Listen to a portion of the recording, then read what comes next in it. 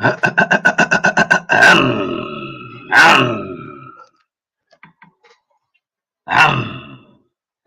hello there. How are you? I'm a little bit rushed at the moment. Certain circumstances, so I'm a bit flustered. But welcome to what might be a bit contentious for some, particularly those that take things personally. So welcome. Thank you for joining me. Platster, how you doing, my friend?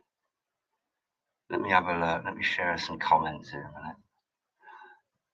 Firstly, I'll share that comment there. Welcome, angels. It's a blessing.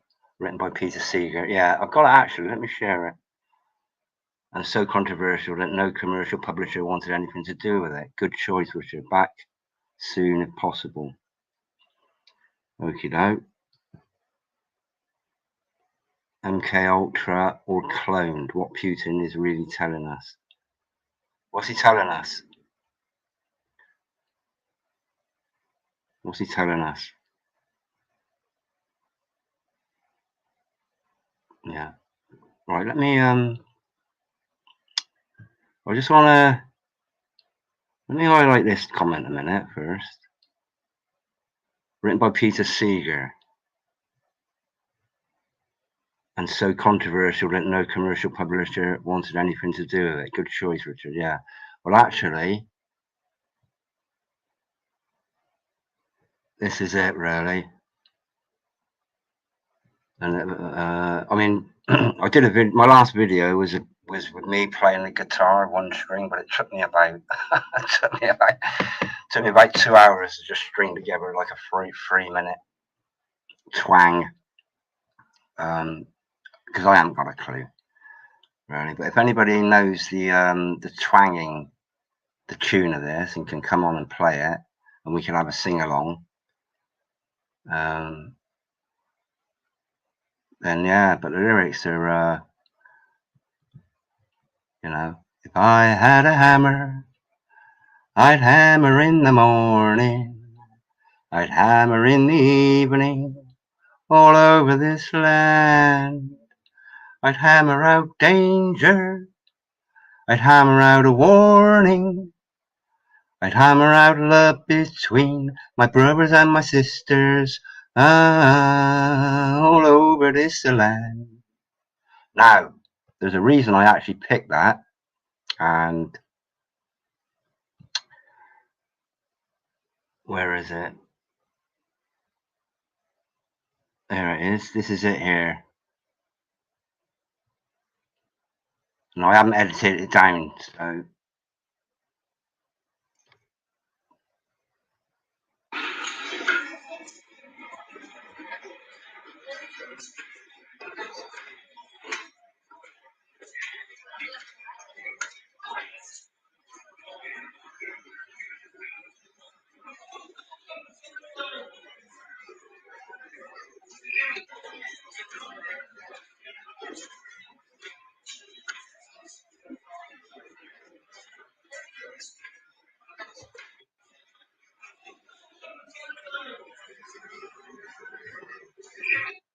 right.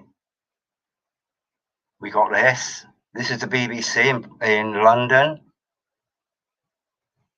and this is why this is where I got the idea, or not, or the inspiration for if I had a hammer. Okay, and there is a it's quite a horrific story actually to do with this. The BBC. This guy here is actually shouting out more pedo protectors, and he's referencing the BBC here. But this is when I sort of come across this, I've seen it before a few times. There's another guy that did it, got out there and started trying to demolish this sculpture.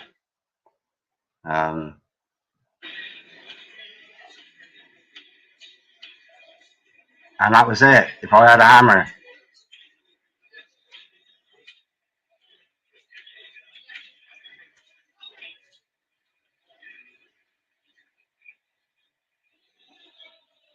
More pedo protectors, and he's on about them.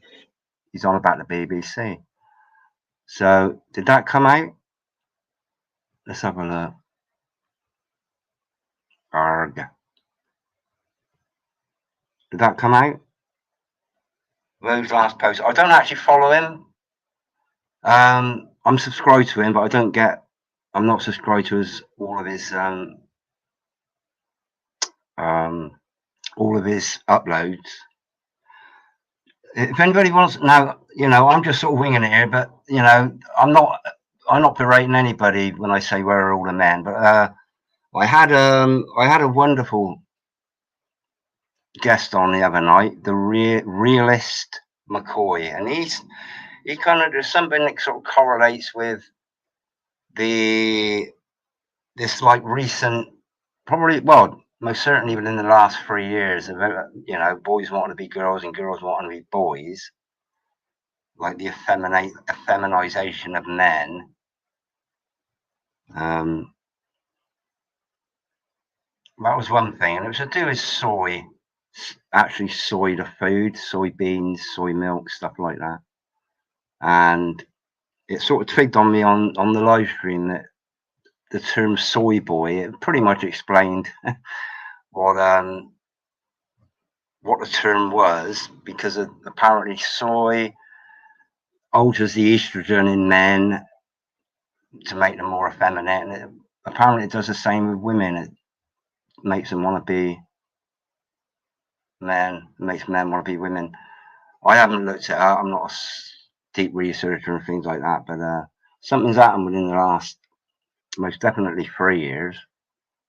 But with the advent of all this, I'm vegan, so, and I'm not promoting it to anybody. It's your body, your choice, your conscience, your choice, etc. So I'm not berating anybody for eating animals, but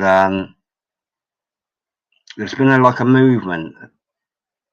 I mean, Bill Gates has been involved in it very heavily about Beyond Meat, fake meat, and use soy products. So it kind of got my cogs a turning. Just when you put all these little ingredients together, and with the end result being the effeminization of the men. Let me remove that a minute. But yeah, I'm not surprised that comment there was, because it's a very deep. It's deep. It's deep. If I had a bell, I'd ring it in the morning. I'd ring it in the evening.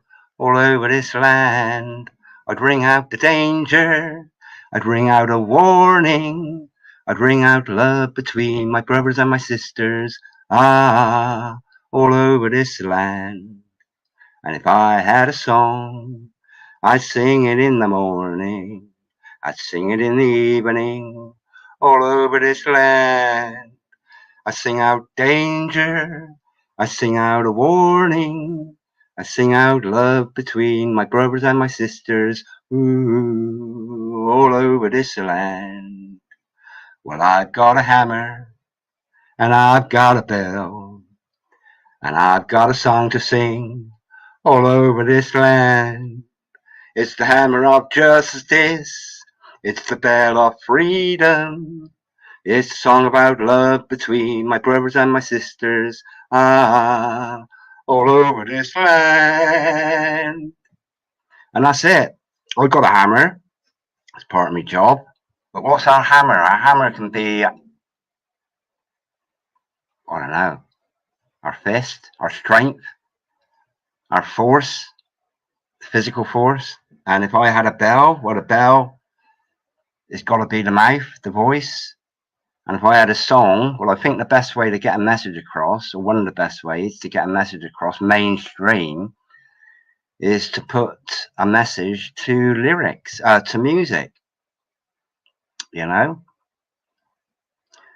So, yeah, and this is the first time I was aware of it. I got a hammer in the morning, if I had a hammer, but looking at it today, and it was only a few hours ago, and I thought, right, I'm going to do an impromptu live, really, just because I'll be honest with you, I'm incensed. I've been involved in um, child abuse protests, etc., for at least 10 years, and I've heard some horrific stories um, from people in their 60s and 70s that have had like half a decade of living um, after being the victims of paedophiles. So this is why I say, where are all the men literally standing around? And this dude here, who's actually doing a criminal act, that's criminal damage, you know, but he's prepared to put his freedom on the line to highlight what this is all about. And I'll go through this in a bit. I was going to do a video about like a correlated little short video about it, but I will do it, but I'm going to, and I'll run through some of the newspaper articles that sort of explains this better than me waffling on. But yeah, where there's one man, I don't know, there might be 2 million people live in London, but this is outside the BBC. Up there, the BBC is down here. That's the entrance down this way here. Okay, and you've got to ask yourself, what is this all about?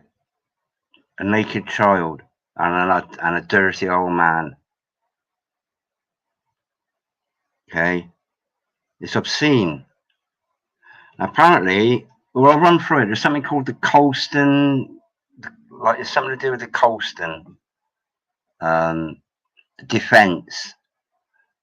And when through the Black Lives Matter thing, when all that was going on, they were tearing down all these statues, etc., across the world, really, mainly in America, but it also took place in Great Britain and in Bristol, which is my home city. I don't live there anymore, but there's the Colston Hall, which is like a massive venue, and it was named after somebody that benefited off of the slave trade. Okay, apparently, and there was a statue, and a lot of the residents there got up and tossed this statue.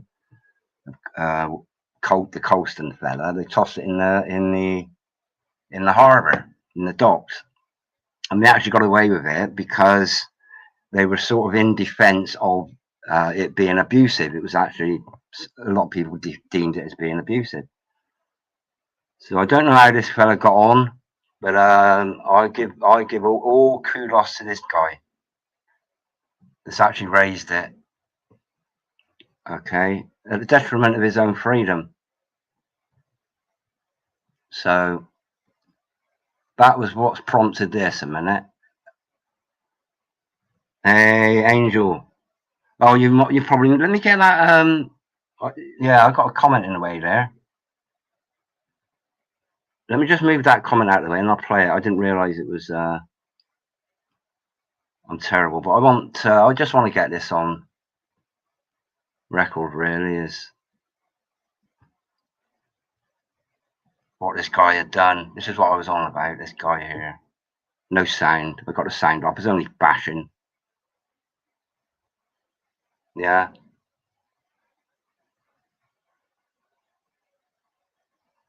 Bang, bang, bang. If I had a hammer, I'd hammer in the morning. I'd hammer in the evening. All over this land.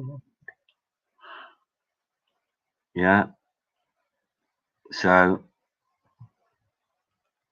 that's that. Okie doke. But that's what it's all about, really. It's all about that.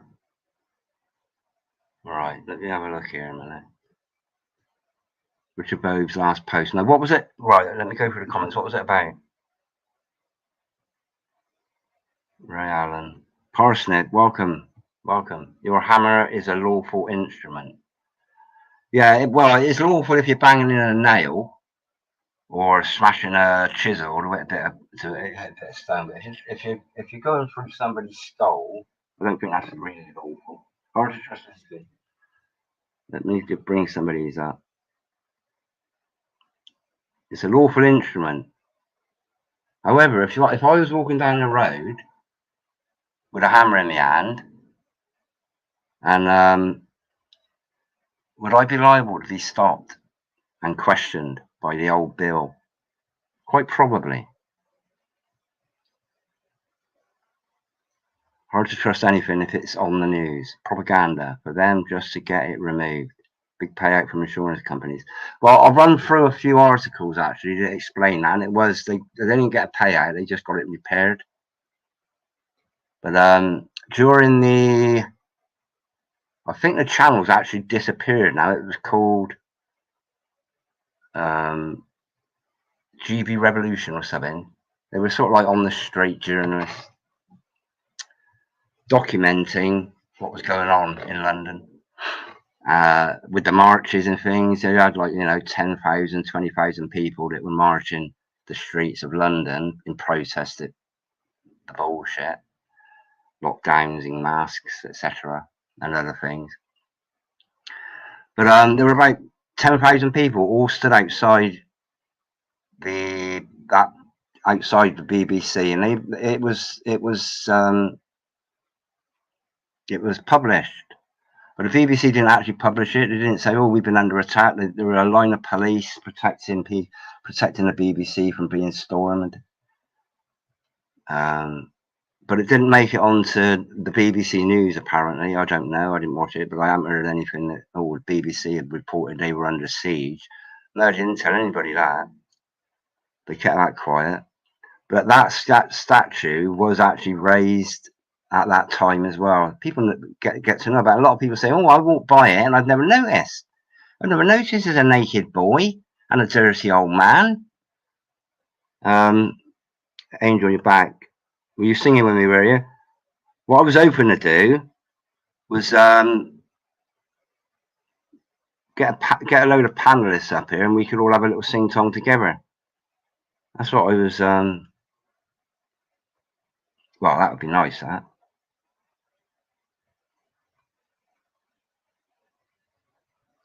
Yeah, Putin's MK Ultra or cloned. What Putin is really telling us. Yeah, has that got anything to do with paedophiles?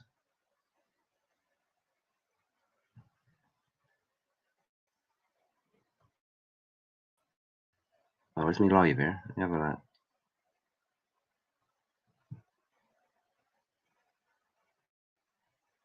Let me have a look. Just so I can have a look at the comments.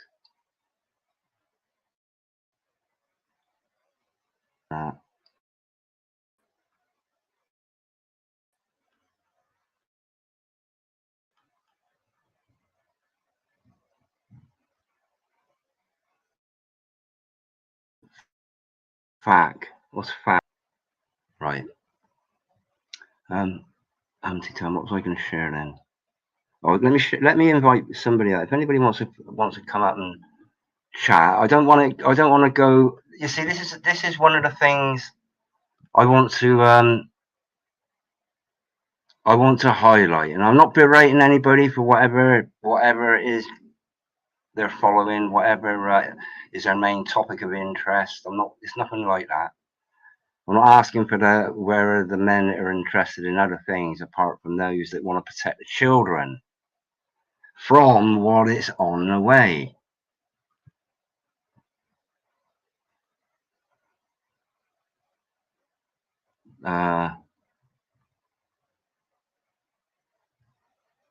No, it wasn't like that. Would you bet that? Is that a bet? Or is that a possibility? Listen, Firstly, the guy has just gone out there with a hammer. Now, if I had the nous to go and do that, I would have gone out there with a hammer and a chisel, because with a chisel you can be precise in what you do. And I could have probably maybe in, I don't know, maybe say between half an hour and an hour, I could have removed that child from the face of that sculpture. I could have removed him. Yeah, it was a him, wasn't it? Yeah. You come for he's smashing at the feet just here. He was smashing at the feet. If you went there, and the ideal tool to have a bash with this is, okay, so all he's doing is tapping the feet. What's he hoping to achieve? If you want to remove it, if you come in here with a punch, it's called a punch. It's a bit like a point. It's just a pointed chisel. You come here, take the leg off. Come here, take the leg off. Or what's called a pitcher, a bit like a bulldozing chisel. And you just, there's a weak point there between the child and the fella. There's a weak point because it's thin. You know, the lad's body goes around and then it comes back out. So that the stone between the man and the boy is thinner there. So if he knew what he was doing, he ain't got a clue what he's doing. You go in between these weak points, and you just pitch in the side, not, you know, the points where it's attached. So I don't know. They've either sent an idiot up to do it if it's some sort of programming thing. They either sent an idiot up, or he ain't got a clue what he's doing. He's just enraged. But if he'd have come and spent half an hour with me to learn how to do stonemason, and he said, "Here, Richard, what can I do to get this boy out of trouble here?" And I'll say, "Well, get a punch. Here's a punch. Here's a hammer. Pitch it in there. Pitch it in there. Pitch it in there. In all these joints here, and all these shallow undercuts. We'll call them undercuts. And then the boy will just fall off. And then the old man will be there on his own." Yeah. So this guy ain't a professional. He's just gone up there with an idea, without knowing how to approach it, and probably not knowing what he really wanted to achieve. So there is that.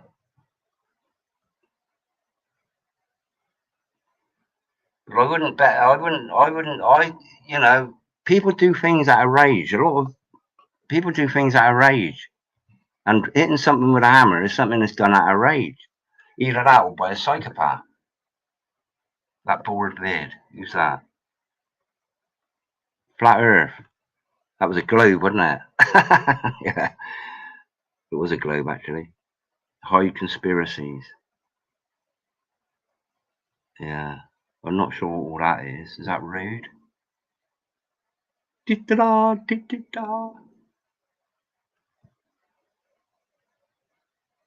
Even the protesters are risk assessed.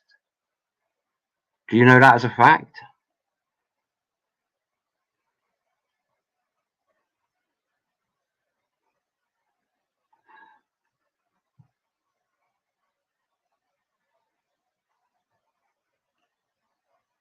I'd have had a longer ladder to knock the head off. Well, primarily my fault would be getting the child out of harm's way, really. And then, you know, once that child's out of the way, the whole meaning of the thing, and I'll run through a few newspaper articles regarding it, and it gives a little bit of history about the actual sculptor. And they're actually, I think they're actually in the video description. So if you want to have a look at them yourself, they're in the video description as it is now. But yeah, why knock the head off? Priority is getting children safe. That's what it's all about. And then, you know, You know, if the police are negotiating with somebody that has a hostage, the first thing they do is they want to make sure that the hostage is safe before they address the hostager, not the hostagee or the hostage. So it's all about risk assessing, right? If I knock his head off, that his head was above the boy, that could have fallen off and hit the boy. But let me.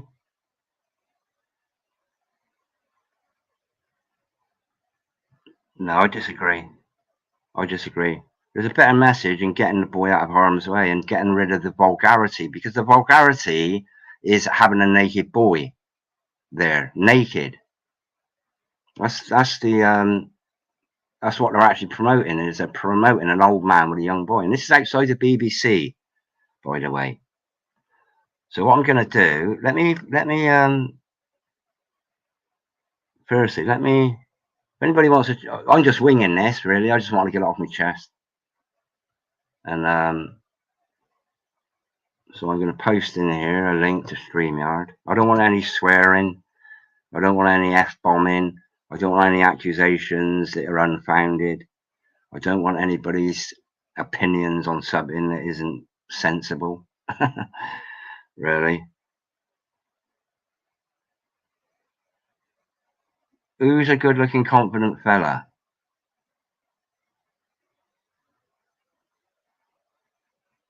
What, the old fella? Let me get up. Right. I've got. I think it's this one here.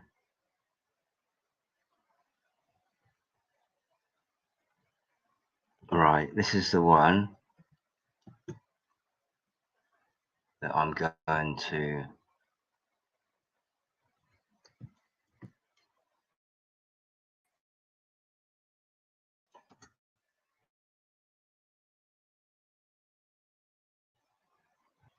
Bring up first. Let me just check. Yep. Right. This is. Oh. This is the Metro.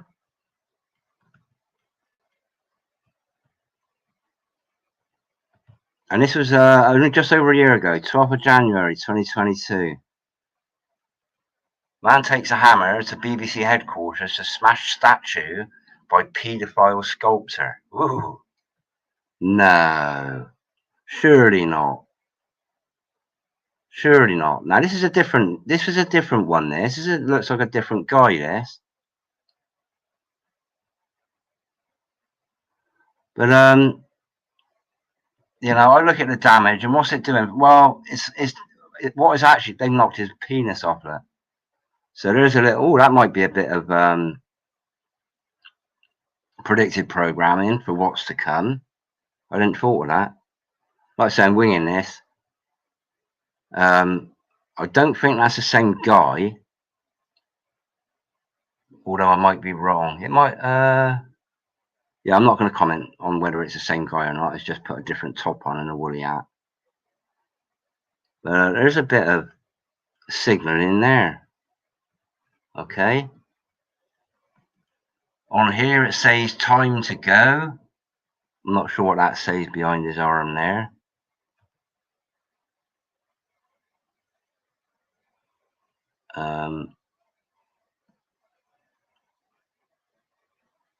Yeah, but this is a main street down here where it's lit. This is where the BBC entrance is, down here.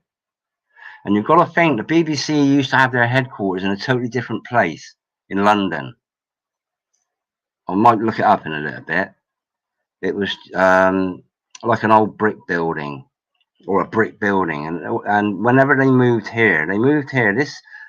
It'll explain. This is a Grade 2 listed building. This, and so is the because of the sculpture is part of the building. This is also listed, despite the connotations of what's being portrayed, and just this disgusting topic of it.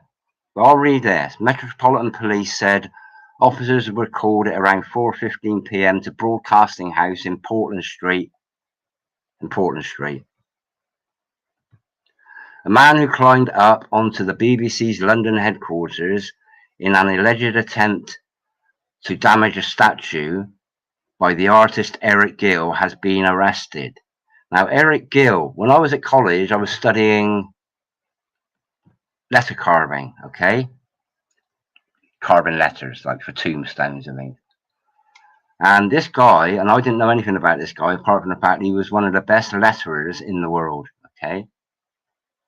So I was actually using one of his books to educate myself. Yeah. So he was high, oh, he probably still is, highly regarded as one of the best letter carvers in the world, Eric Gill. So when all this became apparent, I was again, I was mortified, because it's the same as Rolf Harris was a massive inspiration on my development in creativity, because I was brought up with Rolf Harris and his artistry and his creativity.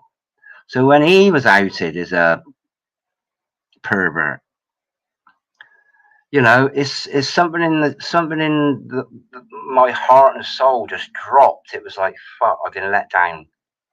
I've been let down. And that was just Rolf Harris. Again, I've been let down by this guy, Eric Gill.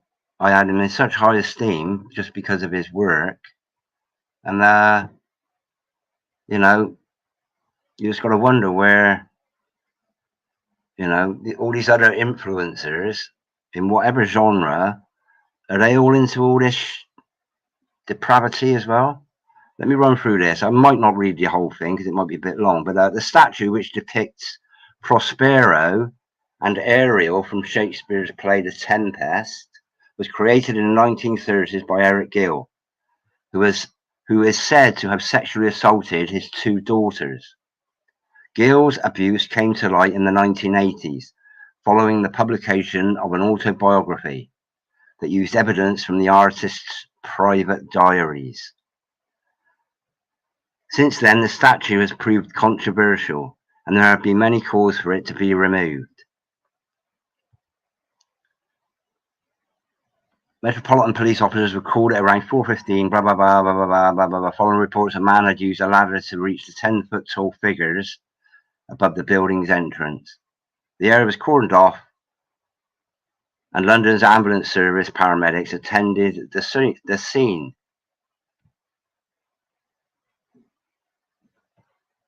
The footage of the incident shared online. A man could be seen repeatedly hitting the leg of the smaller figure, the child.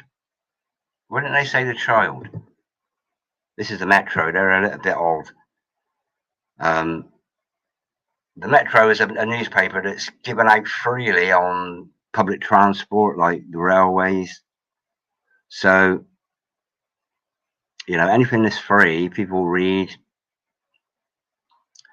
The smaller figure was actually a child.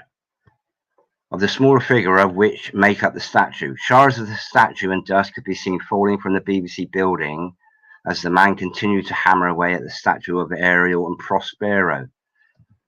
Why they said that twice?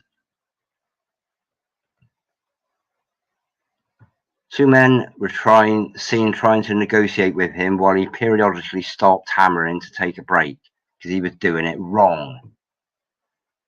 Now, let me play this in a minute.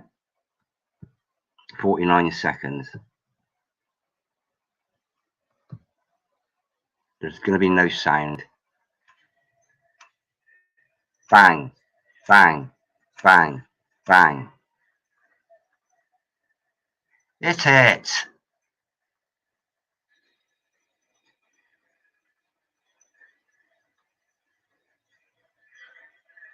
It might be a bit juddery.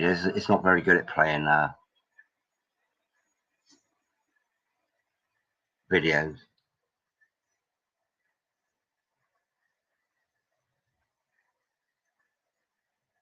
You don't know what he's doing. He's hurt his arm. He's hurt his shoulder.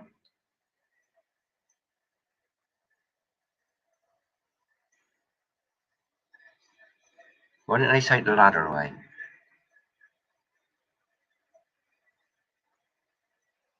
Okay. So that was that.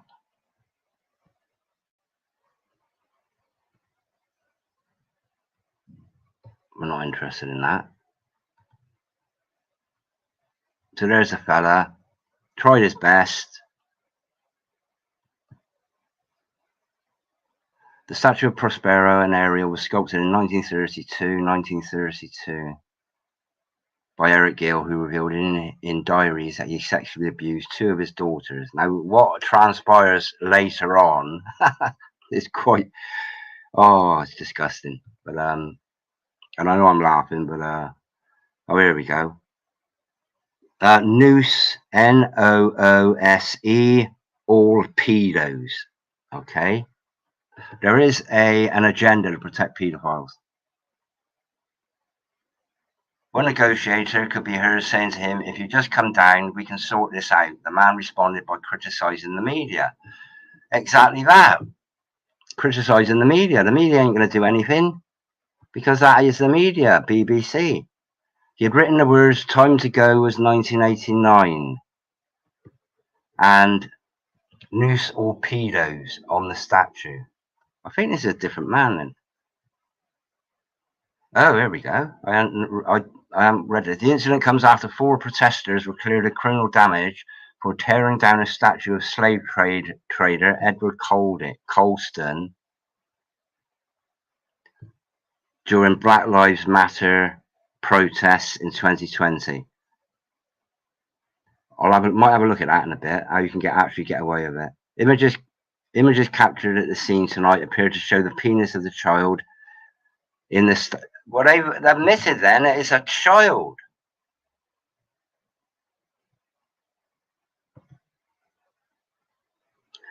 They must have about 8 different people writing this article, and they all put a chip in a little bit. They don't have a proofreader. Images captured at the scene show what appears to show the penis of the child in the statue has been removed. So it is a child, and they are on about removing children's penises. The spokesman for the Met Police said police recorded approximately 4:15 on Wednesday, January the 12th, reports of a man damaging a statue on a ledge outside a building in Portland Place. The man came down with assistance from London Fire Brigade at about 8:45, so he was there 4.5 hours. And what did he manage to do? Not a lot, apart from raise the issue. And then what happened? Nothing. In fact, quite the opposite. He was checked by London Ambulance Service before being arrested on suspicion of criminal damage and taken into custody. The property owners are examining any damage to the statue and building.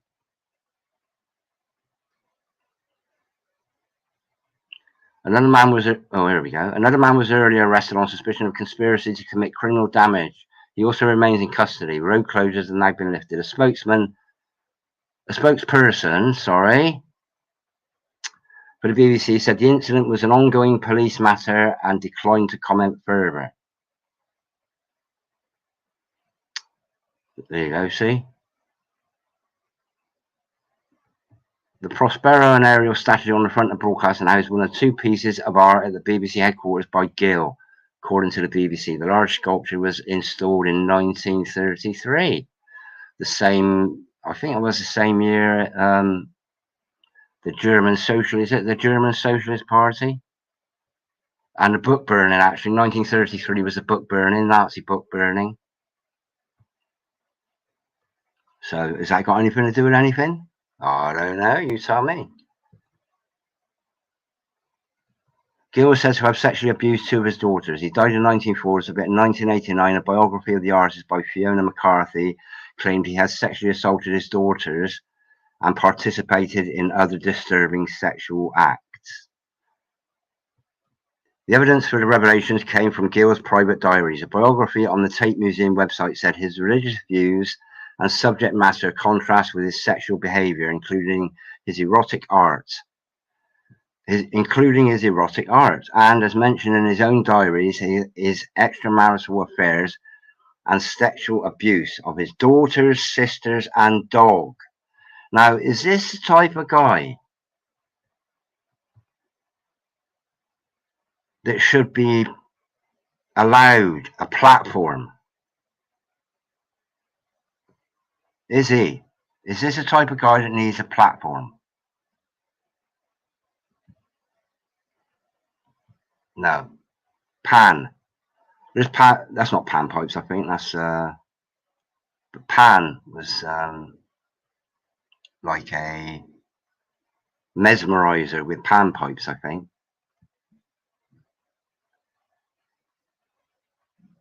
Since Gill's crimes came to light, there have been repeated calls for the work to be removed from Broadcasting House. Broadcasting. Well, we know what broad is. It means wide. And casting is the sort of thing you do with spells, like the things Aleister Crowley were up to, casting the spells, and that's what this is.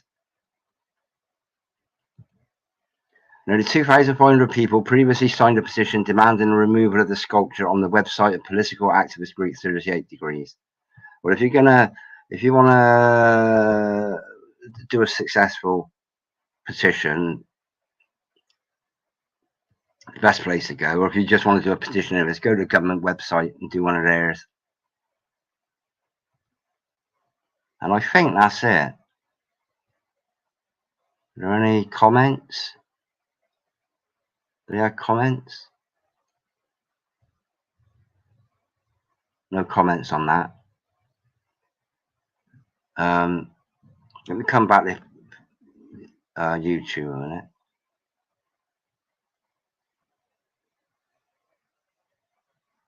There was a link, wasn't there? Somewhere. Is there a link I want to click on? That there. Let me click on that. I'll come back to StreamYard in a minute. Yeah, I missed all the chat. I do apologise for that, but I can try and catch up. Did I post that? Did anybody come in and out? Hello, Phil.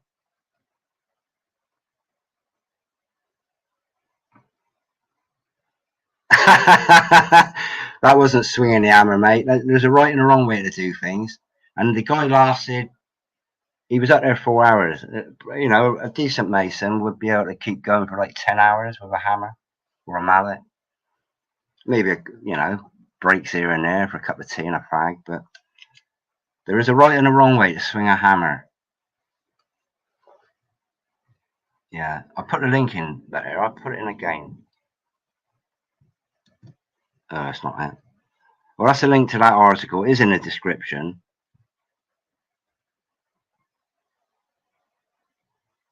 If anybody wants to come up and chat, and you know, it's a bit of a beta, really. Where are all the men? Because we haven't got much time left to do the things that need to be done to address what they're doing to the children, be it in the schools, be it in with the food and this soybean stuff, you know, just trying to effeminize men. You know, we ain't got long, so entire statue in 4 hours, absolutely. Absolutely. All you need is the right tool. There's a right tool for a job. You know, it's like, you know, if you wanted a, you know, you don't use a hammer to peel a potato. You use a potato peeler. I don't know where that come from, but you know, there's a right and a wrong way, and there's a right and a wrong way to use a hammer. There's a right and a wrong way to dress. We call it dressing stone. Is when you shape stone, you dress it, shape it. And there's a right and a wrong way to demolish something.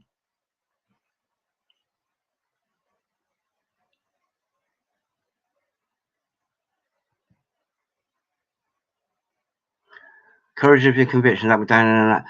Well, you need to know what you're doing. You need to know how to approach it. This is, you know, yeah. And I found this out the other night, Phil. I think you were on that live stream as well with the realist McCoy.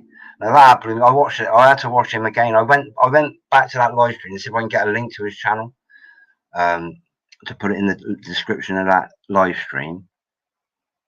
And I started watching when he came on, and I was just riveted. That was, you know, that's pretty much the top the top, yeah, pretty much the top guest I've had on. There are, it's one of the top, number one, shared with a couple of others. But I was absolutely riveted. But at the end of the day, he was on the same page about upbringing children, defending children. But when he pointed out about the soy and what it does for the estrogen, etc., the skin flute. What's a skin flute? Is that rude?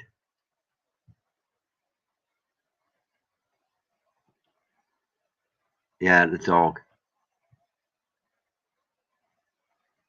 Yeah. And 33, yeah, we know 33. Um,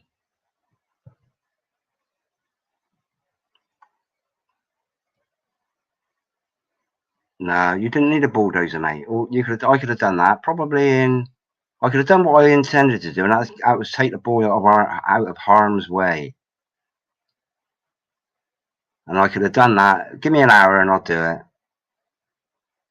I'll do it. You know.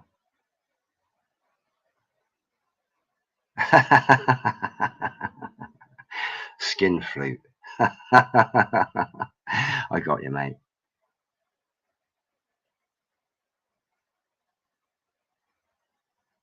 Which has been cloned and made, MK'd. Well, we've all been mind controlled to a degree. I'm Zayd now.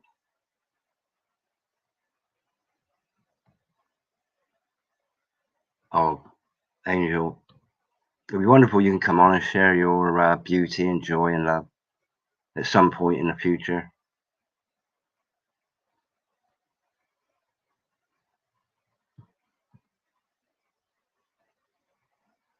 Yeah, I'm just going through these comments a minute. Musk, that literally proves flat Earth.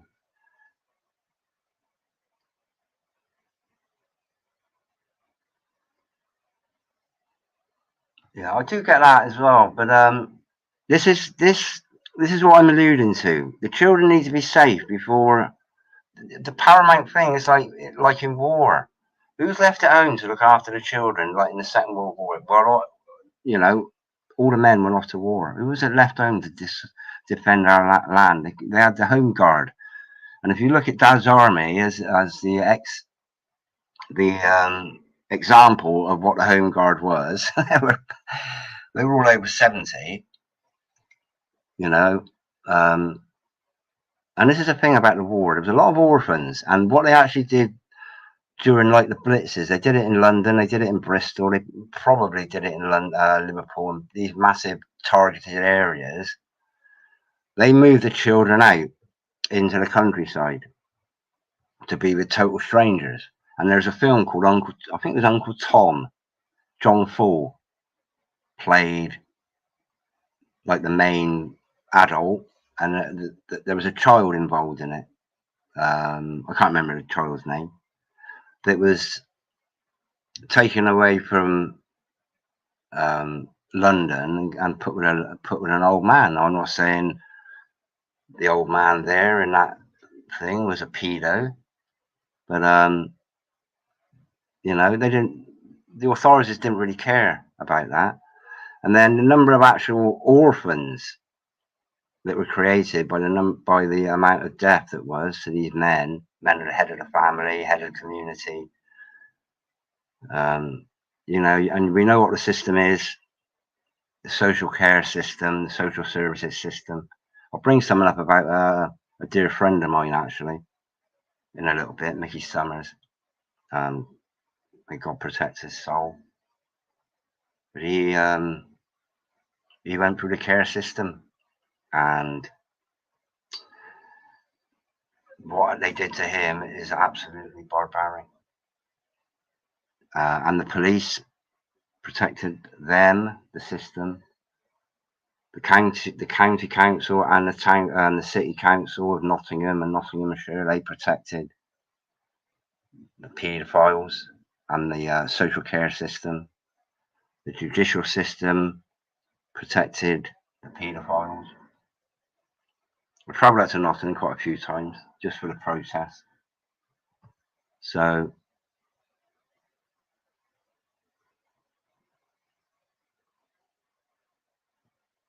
white and black checkerboard, yeah. It's all there. But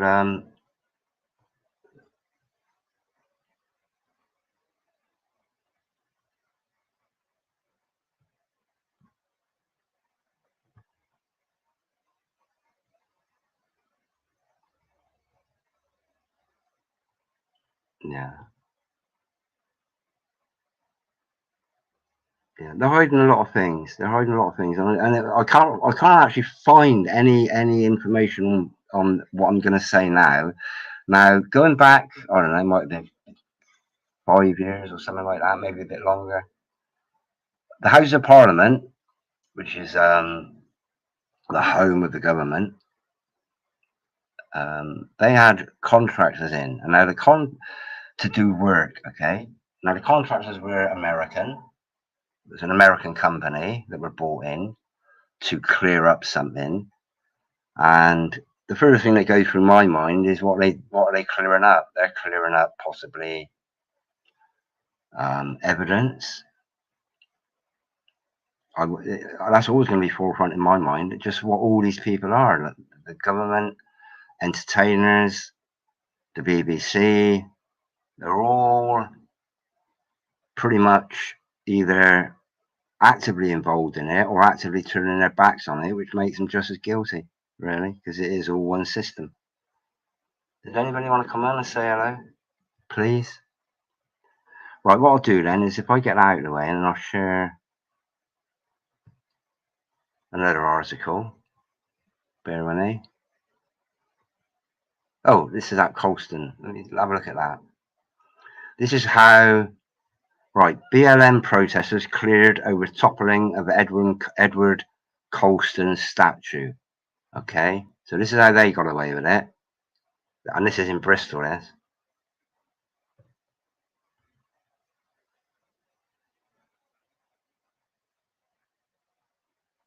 Right, 4 protesters have been cleared of criminal damage for tearing down a statue of slave trader Edward Colston during a Black Lives Matter demonstration last year. These people walked free from Bristol Crown Court after the bronze memorial was dumped in Bristol Harbour in June 2020. It came as protests against racism and police brutality erupted across the globe, not around the globe, across. You go across a flat plane and around a 3-dimensional object, so it's across the flat Earth. In the wake of George Floyd's murder. The defendants laughed with relief as the verdicts were returned, prompting loud cheers from the gallery. So there's an agenda there that, it's probably one of these like Antifa mobs that are involved in it to raise the profile of BLM. I think the George Floyd thing was pretty much a setup. Again, at a time when the world was in turmoil after being locked up, etc. And it did create chaos across the world, across the flat Earth. I've got somebody in, just hang on in there in the basement a minute. Let me just whiz through this and then I can give my full attention. It came to protest, blah, blah, blah. The defendants laughed with relief as the verdicts were returned, prompting loud. All they had admitted their involvement but denied their actions were criminal, saying the statue itself had been a hate crime against the people of the city. A hate crime. The statue had been a hate crime. They later hugged masses of well-wishers waiting outside the court for them. Ms. Graham was tearful as she thanked supporters for making sure we were never alone in this. Bullshit. She said she was overwhelmed and ecstatic, adding that the jury was on the right side of history. Right, so if they've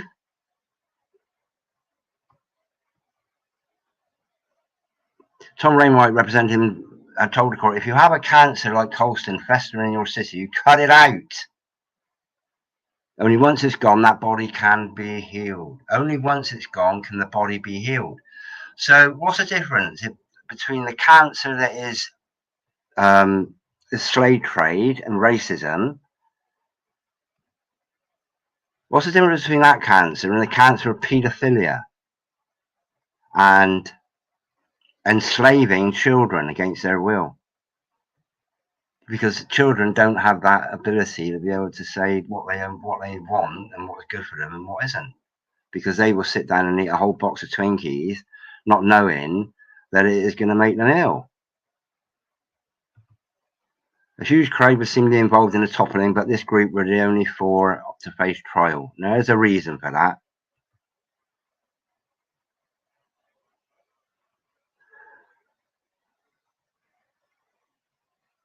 It was right. The statue was retrieved by Bristol City Council and put on display at a city centre museum in June last year. It's a load of bullshit.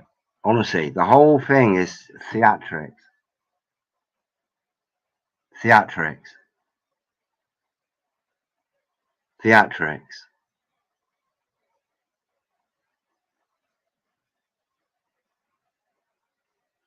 And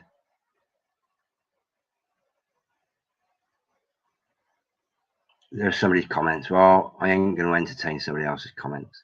Right. My apologies, who's in the house. Phil! Hold it. Hold it. My apologies, my friend. Oh, what have I done? That's just me there. There Phil. you go. Mic check. Mic Mike, check. Yeah, Mike's all well. Your check's in the post. Okay. Where's my brain?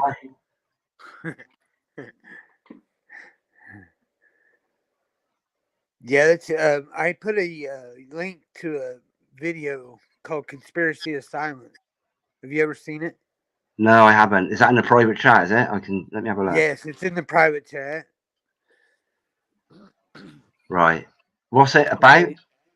Now, this took place at a place called Boys Town in Iowa, in the United States. Yeah.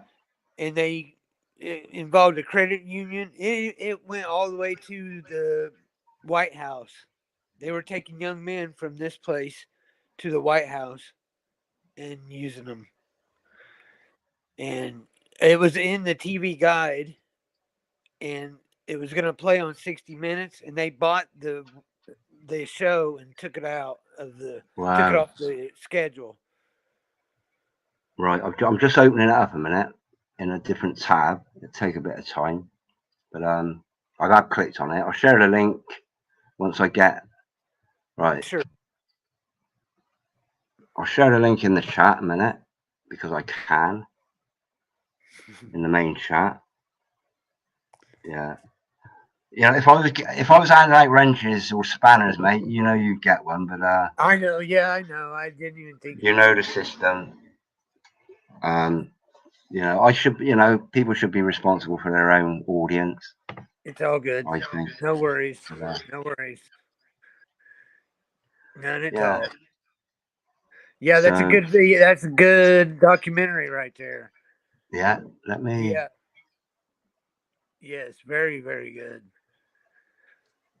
I've just brought it up. It's an hour long, so I can't play it. But what I will do, bro, is if I share the screen a minute, let me just share the whole screen. I'll share the screen, the whole screen, and nothing but the screen. So help me God. To help you screen. The screen. Yeah. If you just bear with me a sec while this loads, let me boot this up a minute. I was playing. It's playing. Hold it. It was playing. Yeah. Okay. How you keeping, Phil? All right? Yeah, I'm doing okay. I did something to my eye. I got it patched up so I don't get light in it. But yeah, other than that, I'm great. Good. Good. I got some debris in it. Say again? I've got some debris in it. Oh, right. Yeah. So have you sought medical advice? No, I've got it covered. I'm good. I was a medic and a firefighter for 9 years. Were you? Oh, hats off, mate. Hats Yes. off. Yeah, hats Oh, off. thank So you. you know you know what I'm on about when I'm saying where are all the men? Yes. You know, Yep. I was pretty pushed to make me 9 o'clock deadline because I nipped down a shop. Now on my way down, there were two cop cars racing up the road. They must have been doing what was it, 70 miles an hour, two of them in a row in a 30-mile-an-hour limit. They were going at between 60 and 70 miles an hour, but they were closer to 70, I reckon, zipping up the road. And I sort of looked at them and shrugged, held my hands out. What? Why you know, this is a residential area. And then probably about 5 minutes later, I'd actually made it to the shop, but another one went by it. Exactly the same speed. And I thought, why? What are they going to? Well, the only thing it would be some sort of violent thing, because there weren't any fire engines or anything like that, or ambulances going up. There's going to be got to be some sort of violence, and it's got to be a big one. And there aren't any pubs up that way, so it's not like a massive pub brawl or something like that. But it's another thing that hammered home how much or how little the authorities really care about child abuse. Because I've been a witness to the police protecting paedophiles. Not so much the person that is a paedophile, but the institution that was covering up paedophilia. So, and you've got to look at the police and think, well, what have they been doing for the last 3 years? They've been victimizing people, beating people up, beating little old ladies up, beating children up that were out playing in the park during the lockdowns for not wearing a mask or for just being out. These coppers were actually hell bent on they were enraged to a point where they would actually beat somebody up for not wearing a mask. Whereas these dirty, dirty, dirty bastards that are abusing these children, and they're getting away scot free. Oh, Phil's gone. Yeah, it's pointless waiting. Yeah, I get that. I do honestly, I do get that. Most men are waiting in the wings, but me personally think unless you're ready to kill, nothing will change. You're coming back in, Phil. Yeah, but this is a thing. We're all waiting. If we're all waiting in the wings, we're all waiting in the wings. How long are we all going to be waiting in the wings? Because we probably at the most got about a year left before they push a button that means we ain't going to dare go outside because of the radiation or because of some nasty thing they've released on the earth that's real. They're laughing, these people, because they know the lack of cohesion and the lack of coordination and the lack of organization that the human race has got. And I can't remember who it was. Somebody berated Britain First, okay, the political party. Now, they've been pretty much outlawed across the world, I think. They might have they got banned from YouTube and Facebook and this and that. But primarily what they were interested in was highlighting grooming gangs, okay? Gangs of men that were preying on young girls, girls under the age of 16, okay? That's what they're most famous for. The same with Tommy Robinson was up against grooming gangs and child sexual abuse, okay? Now the whole world, the whole media of the world has outlawed Britain First. They've outlawed Tommy Robinson. Now, if you look at any Tommy Robinson footage of protest and support when he was banged up, these are like, you get like 10,000 people marching for these Tommy Robinson because there are very few people that actually stood up against the establishment, and he was one of them. That's why has been outlawed. The same with Britain First, Paul Golding. were outlawed because they actually stood up against the establishment. And the whole, you're popping in and out, Phil, you're like a yo-yo. You're on a yo-yo. You're on a bungee. And those people that talk about doing research and say, "Oh, Britain First were racist." No, if you have a look at the members of Britain First, you've got all nationality, you've got all skin colours or skin shades within that group. So how can it be racist if they allow different coloured? It's not all about white people. It's just that no, it wasn't just about anything. It's people that were up against the establishment, and that's why Britain First and Tommy Robson got shut up. So people over there in America saying, "Oh, Britain First. Oh, you support Britain First. They're racist." Nah, they ain't racist. No, they're protecting children. They're protecting the future for the children of this country. You know, it's as simple as that. It's as simple as that. So it pisses me off when people start getting involved in British politics. This is why I don't get too involved in American politics, because I don't know. I'm not living on the streets in that system. But I'm living on the streets in my system in Great Britain. And knowing the roots and the roots of child abuse as well. You know? Let's have a look. You're crackling a bit there, Phil. What does that mean?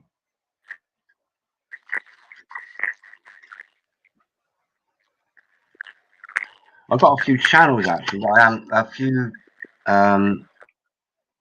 what's the word? A few websites exposed, like judges, police officers, teachers, not just police officers, police higher up, politicians. I'll get that up as well in a minute, just so it's out there. I'll share something else briefly in a minute.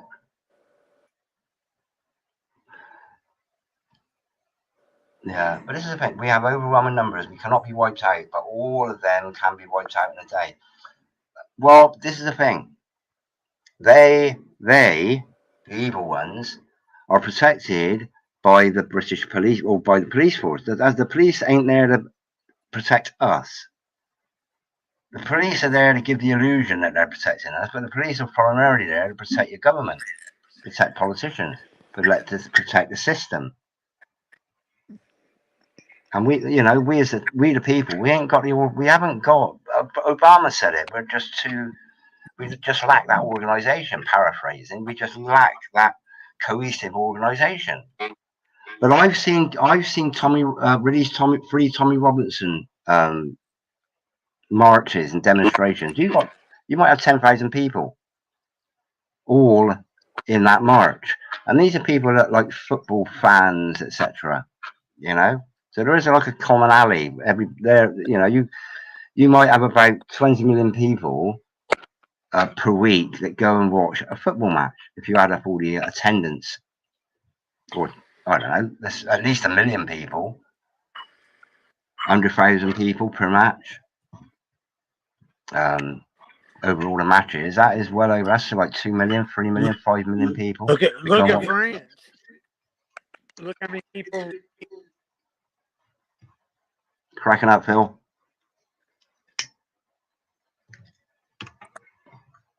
I said, look at France. How many people go protest there? That's it, France. But that is inspirational to those that can see it, isn't it? But it's not something that I haven't got to tell you, so I don't know what's going on. But if my mum comes down, I say, "Well, do you know what's going on in France?" It's like, no, she's not really interested in it anyway. She knows what the news is all about. She doesn't really watch that. She look at the local news, but unless it's put out there that this is how the world are waking up and making a stand against the evils, people aren't going to have any idea of the. It's like being isolated with your own little truth in your own little room, being fed bullshit by the BBC and your CNN and Fox News, or whatever your mainstream media is. It's part of that. It's all part of the system. I'll use the BBC. as a prime example. It's probably the most notorious broadcasting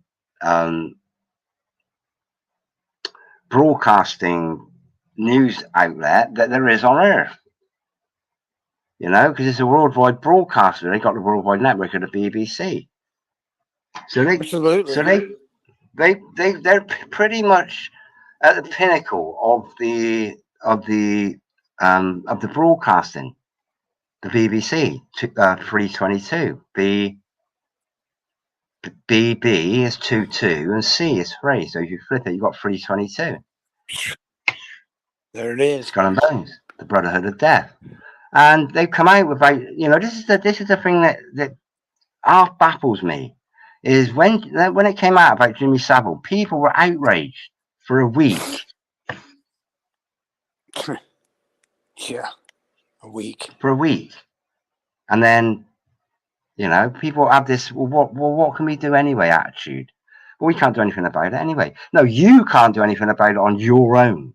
But if we could collect together, we can do whatever it is we want to do, because we're the majority.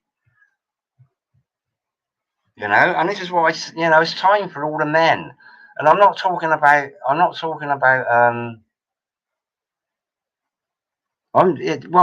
one question is, what is the definition of a man, really? And I'm not going down that, gender issue, and it's nothing to do with that. Well, I was born with this and I was born with that. Your man is your man that goes to the pointed end when there's shit. And all we got to do is look at wildlife. Now, if we were evolved from, let's say, a monkey, okay, I'll use gorillas as an example.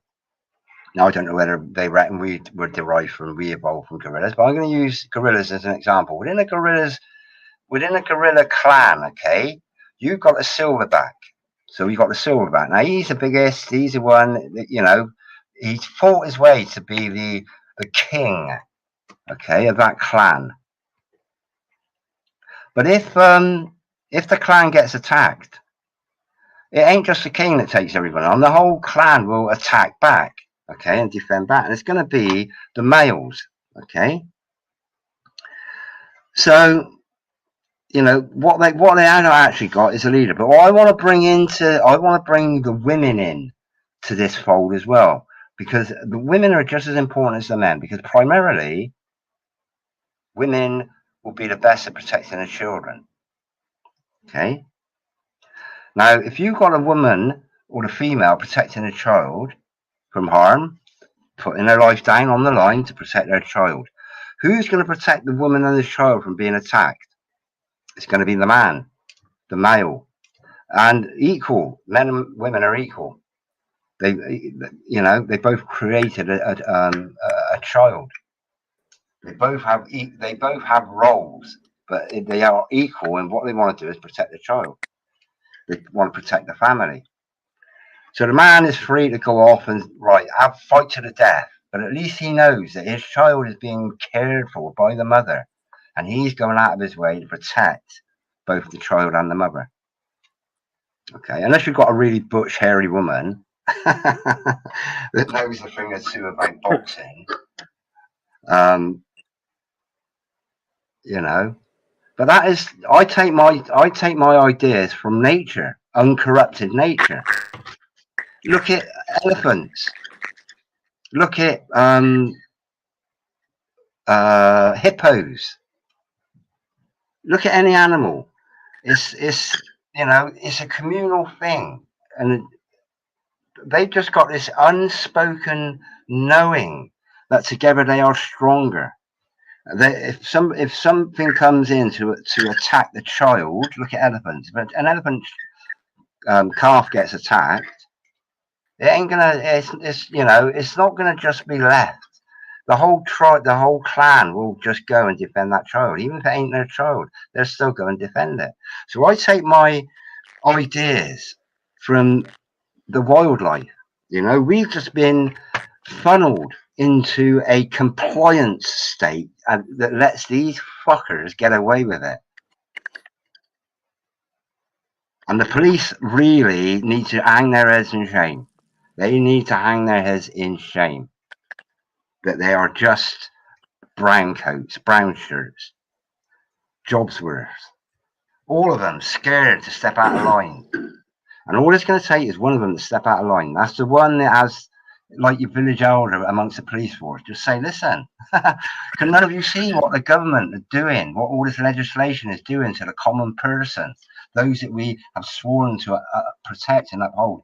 And how many of us have got children that they're targeting? How we are being used to protect paedophiles. How can these people sleep at night, these policemen and women? How can they sleep at night knowing what's going on? You know? Yeah. So where are all the men? Where are all the men? That's it. Policemen, women, even police women. You're doing the role of protecting. That's right. You know? I'm sorry to whitter Protecting on there, and Phil, serving but the wrong one. say that again. Oh, go public. Protecting and serving the wrong people. Well, they're part of the corporate system. The police force, as an organisation or a corporation, they are. It's just like a business. Yeah. And these police people are employed by a business, and there are rules to that business. You cannot. The number of coppers that I've actually asked about, well, do you trust the government? They say, oh, we can't answer that. I'm not allowed to talk about that. I'm not allowed to give my opinion on that. No camera. I've got no camera. I'm not recording. They are. But they say, Right. well, I can't comment on that. I say, what about paedophiles? What about Jimmy Savile? What about when I was up in Nottingham? What do you think about poor Mickey Summers there getting hung, drawn, and quartered by the very ones that are meant to be protecting him and other children? No, I can't comment on that. I'm just there to beat you up if you if you say something.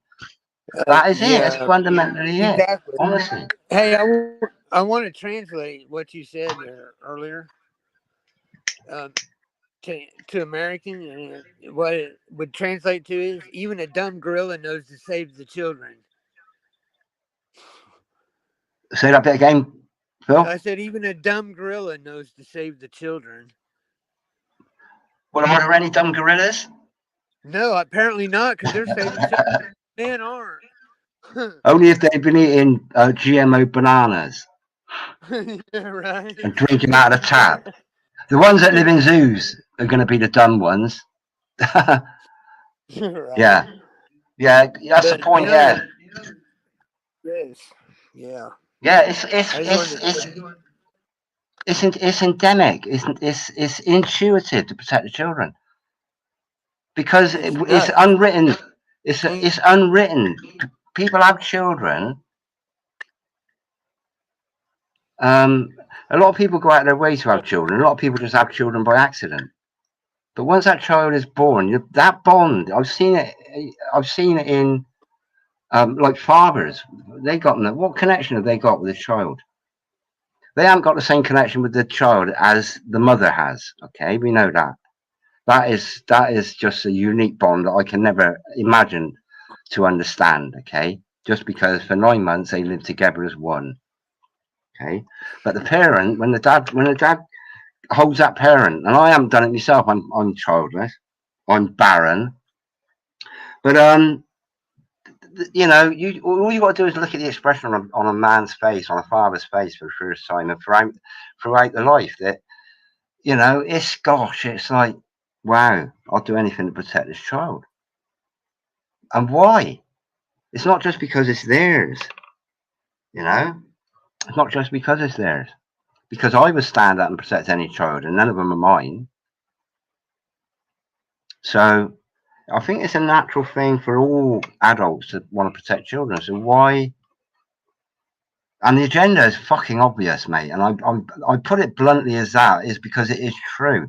The agenda is obvious. What has gone on at least the last 3 years with the change in the education system, the changing of attitudes, the introduction of story time by people with their balls hanging out, dresses men, dresses women, all these things, they're getting away with it. And I know there are communities. I think Canada. He's gone again. I think in Canada there's quite a lot of uprising by students and by members of the community, adults that have congregated together to stand up against it. And it's not a widely known thing in this country. I think I said to somebody, "Oh, have you heard about?" It was my sister actually, and I haven't spoken to her for quite a few years. And I said to her about 3 weeks ago, we had a really long chat. And I said, "What about this drag queen story hour thing in the school?" She said, "I haven't heard about that. I haven't heard nothing about that." Well, she's like an avid telly watcher. Um, there's a lot of people that ain't got a clue about it, but it should be the responsibility of the BBC to say, "Listen, um, did you know this is happening?" Exactly what I'm telling people now, talking about now. Did you know that they're after your children and they want to sodomize them? You got the mic there, Phil, if you want. Yeah. Mic check. Is that better? Yeah, that's good. Yeah. Okay. My signal's dropping in and out. It's funny. I can get on and I can be on Sir Drop TVs live and no problems. And I come in here and start talking about this, or maybe I'm just paranoid. Well, I think I might be paranoid as well because I seem to have a lot of occasionally get spats of problems with my broadcasting. Yeah. Like I get Well, kicked out, shut down, etc., and the sound goes odd. And yeah. Well, call us paranoid, but don't call us from jail, right? call us paranoid, but don't call us what? From jail. From jail. Yeah. Oh yeah. Don't call us paranoid, but don't call us it from jail. Yeah. God's little helper. Yeah, Joe Public. I follow him on Facebook, and I haven't used Facebook for years, but I met him a few times up in Nottingham. Yeah, but like I say, I haven't been in contact. He's got a channel on YouTube that I follow, but he doesn't put a lot up very often. But he's on the he knows Mickey Summers. He knows of Mickey Summers and Nigel O'Mara, the Shatter Boys, and people like that. These little groups that have come out of the shadows of shame.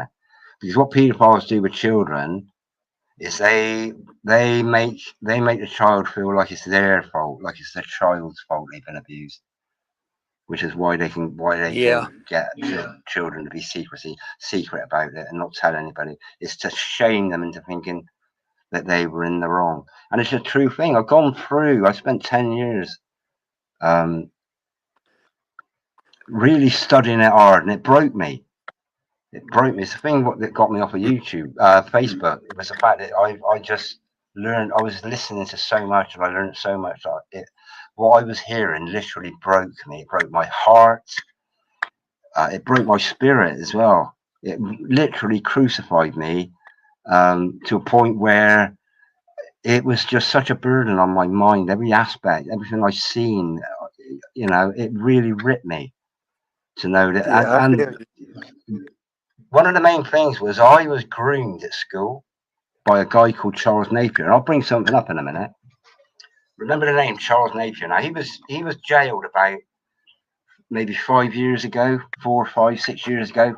16 years he got in Britain for historic paedophile, historic child abuse. Okay, Charles Napier, remember it? But he was a teacher at my school. He wasn't my teacher, but anyway, he sent a letter home with me one day to my dad. I think Richard needs extracurricular activity. I invite him to my home, okay, for this extracurricular activity, which is and he wasn't a teacher of mine. And I've recited this quite a few times, this story. But anyway, my dad stomped down. This is why I feel guilty that I got away with being abused by this foul person. Okay, as my dad's seen it. I said he ain't a teacher of mine, whatever. So he stormed down the school and complained to the headmaster, and that was the end of it. Now I haven't spoken to my dad for years, maybe at least 15 years. So I don't know whether he still got a letter or that he handed the letter in. But if he did, if he'd still got that letter, I need, it's one of the reasons I need to speak to him before I die or before he dies, is to get a copy of that letter, because I can get this teacher banged up yet again for a bit longer. But Charles Napier, remember that name? And he disappeared for 3 years off the radar because I've researched him. In fact, what I'm going to do now. Oh yeah, Joe Public. Yeah, he was. He probably actually. Yeah. I think he followed me for a bit, and then if you follow somebody back on Facebook, they sort of like they lose their following of you. It's a really weird system. But let me go back up here a minute. Yeah, it's not about that. 100,000 police or more. Someone knows where every one of them lives. Yeah, but this is a thing. This is a thing. They are trained to work as a unit and to work as individuals to disarm. And I remember we used to call the police back in my day. I was born 1964. I'm 58. Now, when I was growing up, we used to call the police plod, okay, because they used to plod around.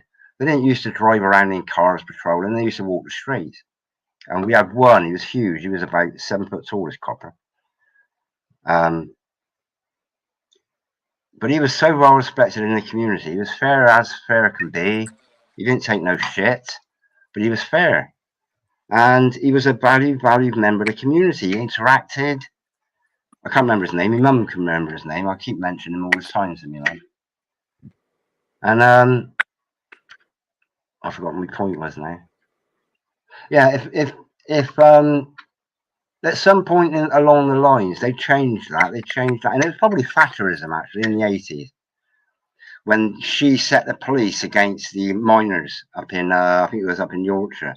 She set the whole of the police force up there on these miners that were just standing up because they wanted to keep their jobs in the coal mines. So she sent horses in. There was police brutality, etc. So I think everything changed with Thatcherism. Margaret Thatcher was in bed with Ronnie Reagan, which is when the introduction of American-style capitalism, which is sort of like cutthroat, literally. That's when everything changed back in the 80s. That's when everything changed for the worse. But the police, this is why I say we need them on our side. We just need them on our side. And I speak with loads and loads of police. Well, I speak with a lot of police in my town and wherever I go. And it's like they know what's going on. They know how bad the police force is. And I say to them, well, one day you're gonna have to pick a side. You're gonna have to be on our side, or you're gonna have to be on their side. And a lot of them sort of like in the past, in the distant past, have shrugged it off. Oh, I don't know what you mean. Now it's coming to a head. They got to pick a side because most of them have got children, most of them have got families, most of them have got neighbours and nephews and nieces, and once the government are going to treat them exactly the same way as they're going to treat us, which is you will own nothing and you'll be happy. The police are going to be the ones that are going to probably be the ones with the biggest regret, really, that they made the wrong choice. Yeah, who's going to protect their families when they're out here protecting the pedophiles? That's it. And I know a lot of people say, well, there's a lot of police are paedophiles. Well, there's a lot of police there's a lot of paedophiles in every walk of life. Sadly so. Sadly so, yeah. But the thing about power and having this kind of this authoritative power where a copper can go out and smash somebody over the head with their baton or their truncheon. They will lie. I've been witness to lying coppers that have got me a spank in court because 2 coppers have lied, and I know what it was all about, and I know why. Now, one of the coppers, like the main one, I've seen him in the street within the last 2 years. And I said to him, Mr. Beak, do you mind if we have a chat? And he was walking out the road with one of his colleagues. I said, do you mind if we have a chat? And he said, oh, no, I'm in a rush. We got a call. I'm in a rush. He was ambling up he was doing his, like, the police walk. So I shouted to him. I said, you chosen the side of Satan. I said to him, he didn't do anything. He didn't turn around. He just totally blanked me. He can't look me in the eyes, that guy, because he knows he told lies in court. That bloke can't face me up. This is a copper mine. He should be all aloof and with his chest out proud and his fucking taser in his right hand. But he can't look me in the eyes. He couldn't come to me and say, listen, if you carry on like that, I'll arrest you for, abusive language or something like that. He can't do it because that guy now cannot look me in the eyes because he knows that I ain't scared of him and that he is full of shame because he knows what he did to me. That's right. You go. There you go. And this is why I say, if somebody comes to me and sticks a gun in my forehead, the thing I'm going to do is I'm going to look them right in the eyes. And if they can't look at me in the eyes and they look at the ground, I know I've got them. Because it will hit them. What you're doing is shameful. What you're doing is wrong. And that's my hope, is that I don't need a gun to defend myself. What I want to do is I want to turn somebody's heart. I want somebody's heart to be melted to love from that cold hatred or cold just doing as I'm told. It doesn't matter whether I shoot somebody or not. Because it is my job remit. I can shoot you if I want. And my sergeant major just said, go and shoot Richard or go and shoot Phil. So I've just done it because that's my job. But ultimately, what you've done is you've signed up to protect the people. Hey. Unless there's something they're not telling us. I got one for you. You can practice. You have the freedom of religion over there, correct? Just like we do. Say that again. But if you put in, you have freedom of religion. Yes. We do we have freedom. Yeah, we have freedom of religion. Yeah. However, the Church of England is pretty much pure satanic. But yeah, we have a choice. Right. I'm going somewhere with this. Now, if you put in Temple of Justice in Google here in the U.S., it comes up to the United States Supreme Court building in Washington, D.C. Temple of Justice, Temple of Justitia is the Roman god Justitia, but they took it from the Greeks, which is the goddess Dike from the island Lesbo. You can't make this stuff up. And this is a religion. So we have freedom of religion, so we should choose not to practice their religion. That's exactly what's happening. It's a religion. People are following pagan religion. Yeah, oh, absolutely, yeah. I've witnessed the Church of England come out, and I've got the King, Charlie, is the head of the Church of England. Well, the King Charles has dominion over a lot of people. Canada, he's the head of state of Canada, Commonwealth, Australia, New Zealand, places in Africa, I think, Gibraltar, places like that, Commonwealth. Right. And the Church of England ain't just about England. It's he is the head of that. He's kind of like the head of that state church. Right, but the Treaty of 1213 put the Vatican in over the monarchy. The Treaty of 1213. Oh, was that right? Yes, sir. Not sir, but yes, Richard. Yep, Treaty of 1213, Papal Bulls. If Phil, you make videos, don't you? I do. Yeah, I'd be interested in like a even if it's just like little snippets of this information that can be sort of collated into something. Even if it's just like because what I wanted to share tonight really was A, that video, B, a little bit of news on that video of the that statue getting beaten up, and then it was going to be going into like the PIE, Paedophile Information Exchange, which was a political party back in the 70s. Mm-hmm. And the agenda really is just it's come to a crunch now where the children are the ones that need people to stand up and defend them, That's right. you know, and that pretty much, I'm ready. yeah. But you're ready there on your own, and I'm ready here on my own. I know.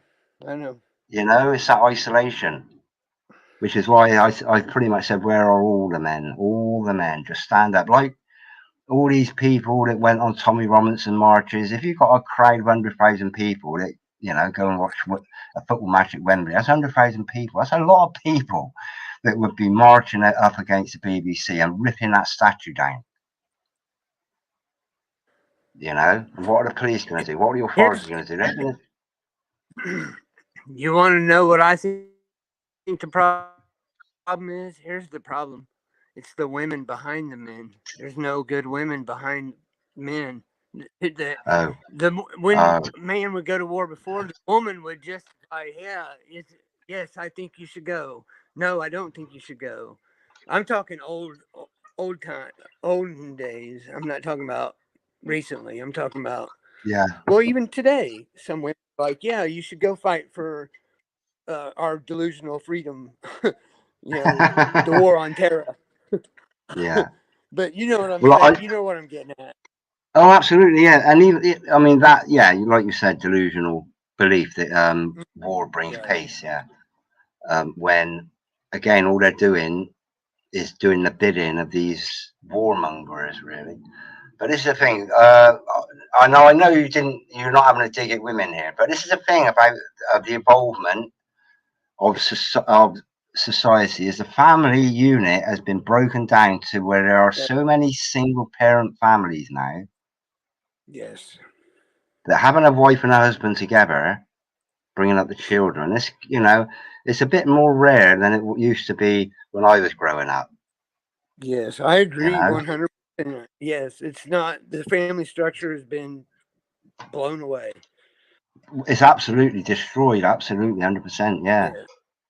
Yeah. But, you know, there's a sister, an aunt, a mom. There's still good women out there. I didn't mean that like it sounded.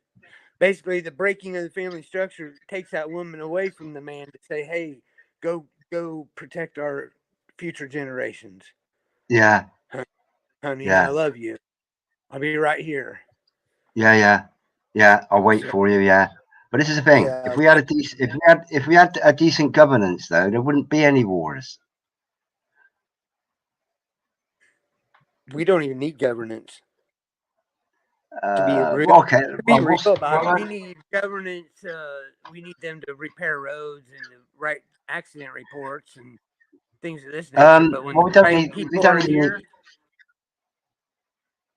we don't even need that. What we need, Phil, is hold a minute. What we need is organisation. As simple as that. Not governance, organisation. Because there's always going to be somebody willing to repair a pothole in the road. You don't have to go through there's always going to be somebody willing to sweep the leaves out from the drains. I've seen videos of people. They kind of enjoy that, unblocking drains, so the flood water can drain away. Yeah. I just watched one today, actually. Oh, did you? Yeah. I like things. I like playing with water and things like that. But we don't need a government to govern common sense. Common sense will prevail. No. And things like litter. Well, control. That's it. Yeah.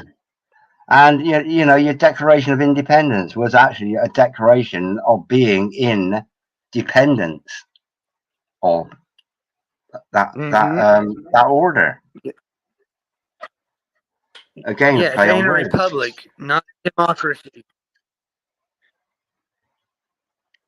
A republic is a big difference from a republic and a democracy. Well, explain that then The republic, briefly. a democracy, one. Okay.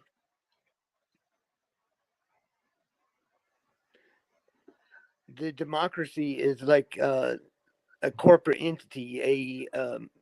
The president's a CEO. A republic is more of a people's an actual vote counts. Uh-huh. Yeah. Whereas the There's some illusion of a difference. democracy, the illusion is that a democracy means everybody gets a say, isn't it? Like one vote. We live in a democratic society. You get to vote, even though they ain't going Yeah, to listen to you. that's right. So, That's right. You're exactly yeah, right. yeah. Yep. And But actually, the thing is, people here they don't think they think that we're a democracy. I'm like, well, it says right in our flag, one it's republics in our I can't even think of the name or what they call it now. This is how disconnected I am from this earth, this world. Our flag, our when we pledge allegiance, when they pledge yeah. allegiance, they pledge it to a republic, not a democracy. So it's right there in Okay, our right. pledge of allegiance. So yeah, there you go. And again, it's all words. When you got words, Yep. it's all words, spelling, etc. This and that is, duality of meanings, innuendo. Like I mentioned about independence, is the same as being independent. Just little It's things like that. And I think it's all gobbledygook. it is, yeah. And like you mentioned about government, Yep. you know, the like the etymology and the intention. It's the intention behind um, the wording in it. But this is the thing about let's use that analogy of the democracy being everybody has a vote. Well, if you've got let's say you got an election and 49% vote yes and 51% vote no, then it would appear to be and no wins with the 51%. So for the 51%, they're of the illusion that they're part of a democracy because their vote counted. But the 49% that lost are actually now part of a totalitarian system because they're being forced into something that they didn't vote for. Well, here's the thing with the politics here is there's a electoral college, so the 49% could vote and win over the 51% because they don't do it like in populist vote. They do it in the representative for that area. Everybody in the district could vote yes, and that person that represents all those people could vote no. Oh, was that how it works over there? Is it? Yes, yes. It's called electoral college.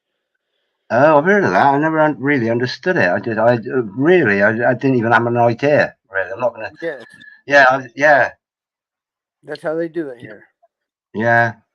And like Americans are bizarre, really. Not you, just the way, just a system. Because the conservatives over here are the opposite of the conservatives over there. Oh, okay. I think like over here, the conservatives would be classed as right wing, Yeah. and possibly the conservatives over there would be classed as sort of more left wing. Would you say that? Yeah. Yeah, I would Yeah, say and I mean, and the conservatives just used to be known as the nasty party, and nasty, nasty, nasty party. But just the word conservative means, what does the word conservative mean? Without me having to look it up, it means like kind of like oh gosh, I'm struggling now. Conservative. It's kind of like in like sort of like relaxed to a degree. humbled, relaxed. Yeah, yeah, just along that, he's conservative. He wasn't in your face. He was really conservative and laid back, and Right. um, Here they would call it uptight. Like you're an uptight person, a conservative, somebody who conserves, somebody who is a hoarder, is what you would classify a conserver, a conservative, a Yeah. hoarder. Yeah. Okay. Here now. There. Yes. Yeah. So, but A do I good. mean, this is A a do good. do-gooder. Yes. Yeah. Yeah. Whereas it's quite obvious, really, that the conservatives over here are just doing bad, really. Yeah. They're Um, pretending to do good. well, it's smoke and mirrors, isn't it? It's look over Yes, there, and sir. we're doing this here. What they've actually, and my mum told me this. That she's seen it on the news. Now, what they've got in Britain is allotments. You've got like the allotment association. It's it's sort of like public land. It's been turned into like little individual gardens. Okay, the plots of land for Okay. growing. Okay, they're called the allotments, and I think it's since about the 1950s. It's been written into law that councils have to provide. Okay, now they've just announced, and I did a little bit of research on this today. They've announced increases in a plot rents from between 200% and 500% up and down the country, including Scotland, including Wales, including England. 500%. What's the point of Now, this? well, and this is an up and down the country, and up and down across the country, countrywide thing. The councils are something to do with money and financing from main source government. Is that councils have been forced to make some sort of cutback. So what they're actually doing is targeting, for one, allotment plots. Now I know what they're doing. They're trying to drive people out of. Eventually, and I keep saying this on my plot, and I've been saying it for years, ever since I've had a plot. The government don't want us to be self-sustainable. Right. Okay, that's a known, isn't it? You know, they don't want us being self-sustainable. Facts. Now what has transpired is they want all goods and services to be centralized. So you're like your Amazons and your Bill Gates farms and your like your major supermarkets and your big outlets of food like Domino's Pizza and all these sorts of things.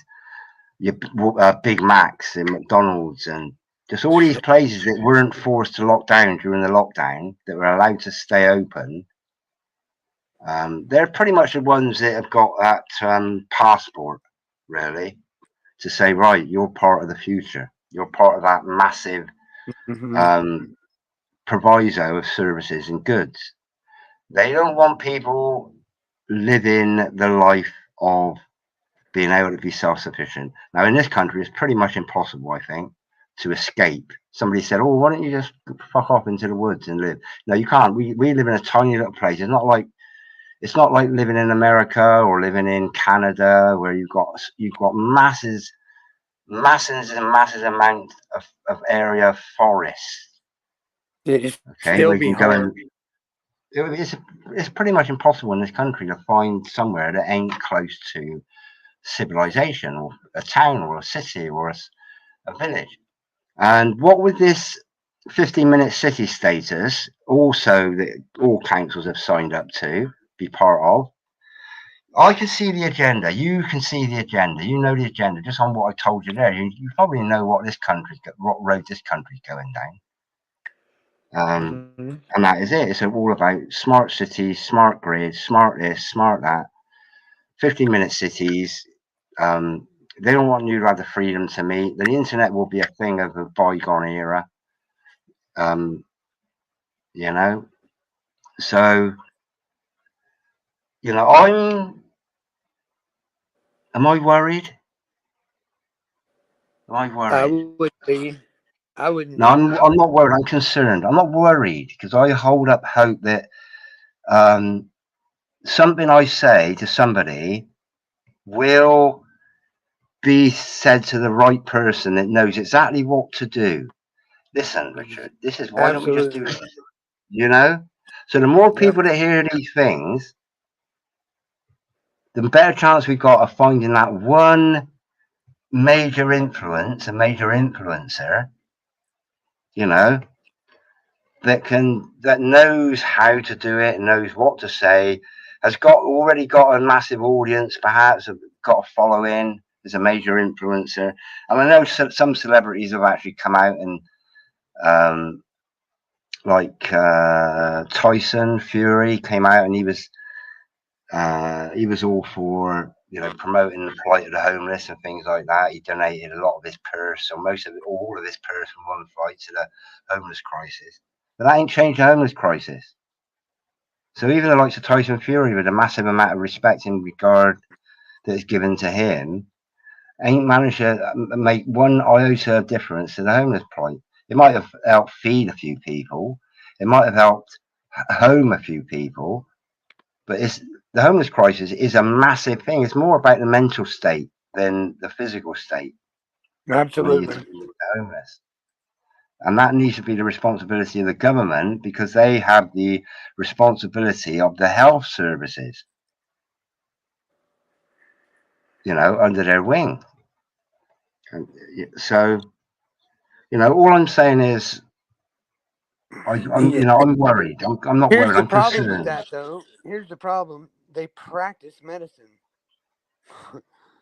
Practice. Practice, yeah, Yeah. game wordplay. Like, boom, everywhere you turn. Right. Let me go through this a minute. There's some comments on here that are, I've Yeah. neglected them really, because I'm a bloke. I can't multitask. Is that Jamila? Jamila, welcome. Switzerland, Geneva. That's the home of the CERN, isn't it? Is that where CERN is? Yeah. Yeah. Wow. Yep. Wow. How you doing out there? If you want to come on and just give us an update on, how the energy levels are there, I'll put a link in there. Let me do that again. Let me put a link in. But all these politicians come up with promises that once they're in power, they're pretty much, they didn't exist, I don't think. But all these leaders. This is the thing about, like I mentioned, Tommy Robinson, and he might be some sort of influencer to drive people the wrong way, etc. But what comes out of his mouth, and that of Britain First as well, what comes out of their mouth and what their actions demonstrate is the fact that they are actually out there highlighting the problem of child abuse, child sexual abuse and grooming, etc. And they are putting it to the public. They are getting massive followings. They're getting massive followings, these people, particularly Tommy Robinson.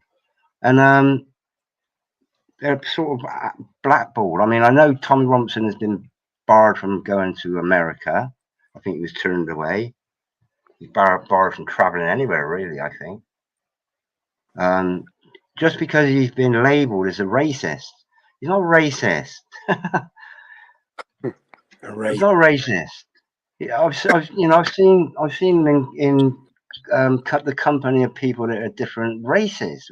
Use that. It's not racism. That's the label they put on people to divide people and to ostracize people and to get them to think, oh, Tommy Robinson's a racist. Oh, Britain First is a racist. No, they're not. They're against paedophiles. So the whole system is governed, owned, organised, and operated by paedophiles. It's without a doubt true.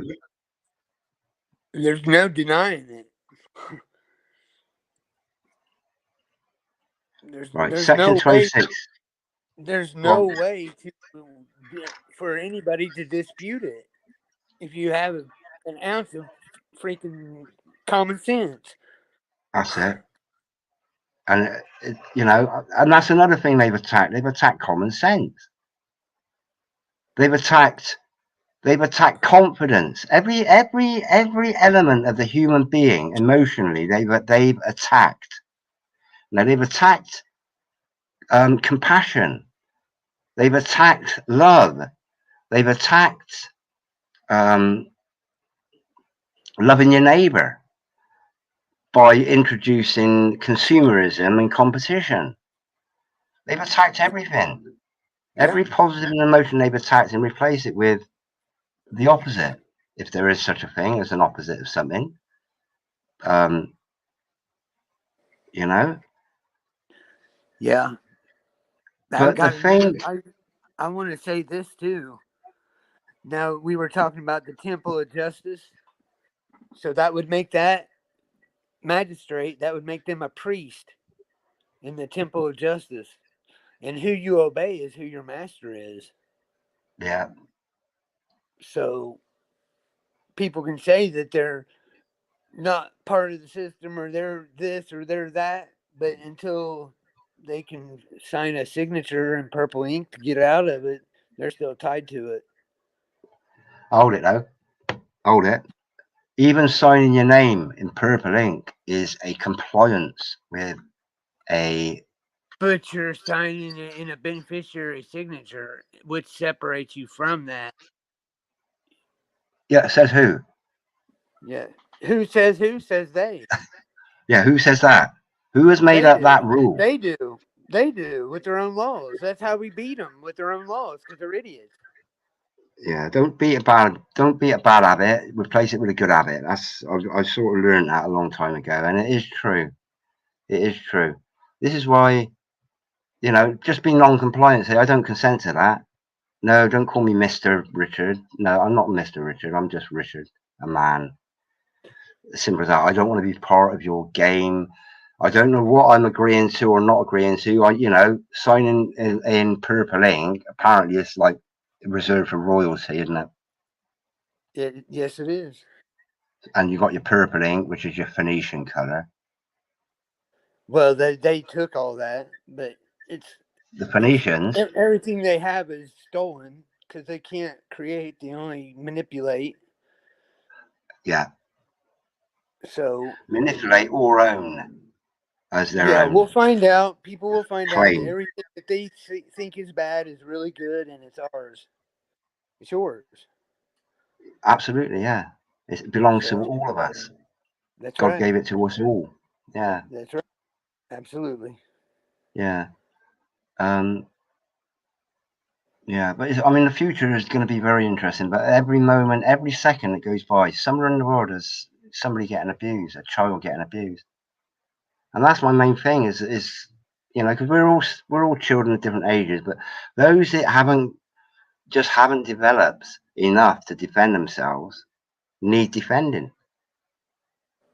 I don't Correct. know how to move. I don't know how to move forwards with like the police or anything like that. All I can do is whittle away at the police I come in contact with, do me a stand in the park, and hopefully they'll meet an off-duty copper that says, right, okay, Richard, um, there is an underground movement within the police force. And I know there is. I know there are police people that are on our side.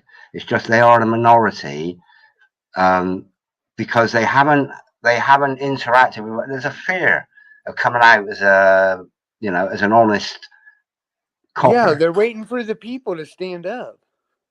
All it's going to take is one copper to stand up and say, listen, like the bully in the class, stand up against the bully in the class. It only takes one to stand up and say, listen, please behave yourself. Come and join us. Be nice. Or they Right. smack them on the nose, Right. whichever Or way it you. goes. Yeah, but you got people waiting on a policeman to do that. But you got a policeman waiting on the people to do it. you know. Um, this is the thing, then, yeah. Where are all the men? So all the policemen. And it's not just about men. I fully understand. I've explained it, but I fully understand the Yeah, most I get that. importance of having men, including women. Absolutely. We are Yeah. one unit. Men and women are one.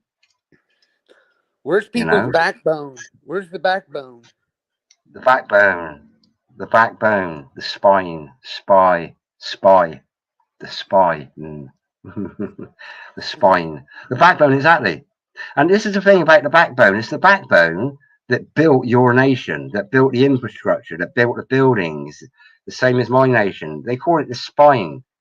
The Ford Transit van was called was they had an advert quite a few years ago, and it was the Ford Transit van, which is like iconic in this country. The Ford Transit van, the transport for the spine of Britain, or for the spine for the like something like that along the lines of the fact. Well, what it actually did is it enabled builders and bakers and just all these businesses that were actually constructing. And it's without the builders, without the bakers, without the carers and the lovers and the gardeners and the farmers and the storekeepers and the road sweepers, without these people, the country would be nothing. It wouldn't exist. It would just be barren land, or pleasant land. Right. But the nations, all these nations, were built by the sweat of the brow, the blood and the tears, and the energy and the time of the common person. And this is what people need to realize. This all this infrastructure belongs to us because it's our forebearers that were the ones that actually built the flipping railways. They built the roads. They built the buildings. That's right. You know. Yeah. So And they ignorantly stormed the beaches, you know. say that again, bro. They ignorantly stormed the beaches, you know, fought in the wars. They made sure that they thought they were doing a great thing, saving Yeah, their you know. It's the intent that it's that needs to be. propaganda, isn't it? It's that propaganda, Yeah, right? it's Let's start a propaganda, war. but the intention of their actions need to be put where they really were, and that's to do good, to do right. They Yeah. were just lied to, like we all were. Oh, absolutely. Yeah. Yeah, that's it. Absolutely. But their Look intentions at. were right. Yes. Well, to be honest with you, anybody that's prepared to put their life down on the line for the betterment of humanity, which was what all these soldiers and all Absolutely. these military people, that was the impression they were under. They were attacking an evil force that was a threat to the peace of the world. And the reality was, Yep. it's it was just a psychological operation, another one of those psychological operations Hmm. that's has such a devastating effect on the world. So yeah, but where are all the men? What are they doing? And this is the other thing. I This was is trying the thing. to think of the word. They were vertebrae. They called them vertebrae. Yeah, Spinal. Yep. They verti, changed that. birds, They changed green. everything. I always try to find the word. Yeah, vertebrae. Vertebrae is like an individual Just let component me of a toss that spine, at isn't you. it? But Yes. this is another thing. Why I felt compelled to just do this is we ain't got much time left, and I think Mm-mm. I appreciate what people are interested in and what they want to spend their time doing, knitting or you know whatever it is they want to spend their time doing. But there don't seem to be many people I, speaking up against child abuse and having a exactly. collective about talking about child abuse. Everybody's talking about uh, nothing is associated with that. I don't know why, but these people, there's some people that have got children that aren't interested in coming together and thinking, well, let's make a better future for the children. How can we do it? You People want to are know why? lot of You want to know why and how they're not paying attention to it? Because who you obey is who your master is, and you're under a spell. You're under their spell, not you, but the people are under their spell because they obey that master. yeah, It's that simple and that sad. yeah, yeah. Spell, yeah, yeah. It's like mesmerizing, I guess. I'm working through these comments slowly. Oh, there's Chuck there. Yeah, Chuck. That was there. about. Gosh, that was half an hour ago. You're fine. You're fine. But Yeah, there's Chuck. yeah, that's what's holding them. That's what's holding them there. That's what's holding them from seeing the truth. Yeah, but And listen, you as know, I've I explained, know.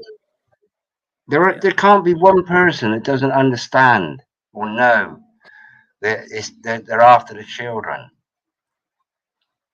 We got a year left of this freedom at the most. Freedom for you and me to say, hello, how you doing? We got a year left at the most. And a year's a long time for them, but it'll fly by for us. But they can achieve so much in a year. They can achieve so much overnight, which is what they've already done. But yeah, you know, what I would like is like I mean, Facebook is probably the best place to be members of groups that are addressing these things. But you know, Facebook is one of those places. It's scary, really. The only way I right, would go back on the Facebook is if I just had no friends that were actually people that I cared about, because you know how the targeting works. You can be blackmailed by somebody knowing your friends list or your family list.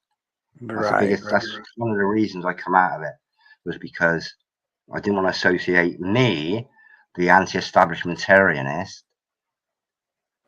with anyone else apart from me, because this is my war, my body, my war, that I choose to be part of. It's nothing to do with my family. Well, It's up to it's them to gonna. say, right, Richard. It's up to them to say, Richard, right, I'm going to be I'm going to be part of your war as well. And I say, yeah, brilliant. But just because you're associated with me, because you made friends with me like 10 years ago, I don't want to drag you into my war and put you Are, under. could you change your mind about that nowadays? Because they're in it anyway. They just don't know it. Um, well, I know how,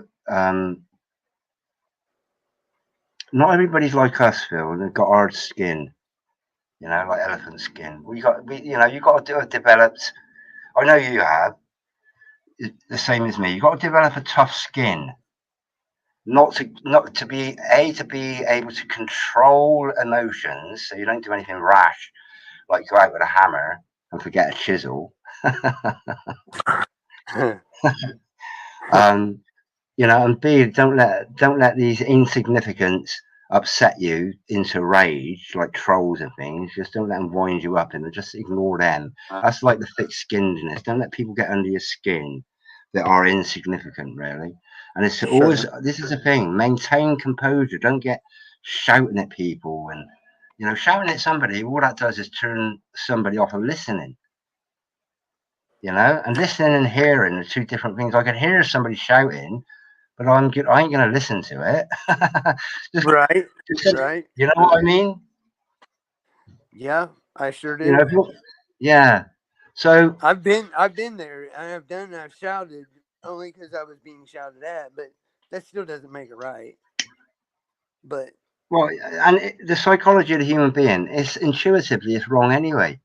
If you want to appeal to someone, and for them to take absolutely. you with respect, what you're saying, because shouting is a force, an element of force, isn't it? It can instill fear in people. It can instill just negativity in people. It can make people, you know, afraid, just because that energy being put out is all fucking aggressive. Like even like the word fucking. I don't like using it. Right. It's, But you you know, know, for me, I know if you raise your tone, or if I raise my tone, that it's neither of those. It's not. It's none of those that you just said. It's compassion. It's love for fellow man.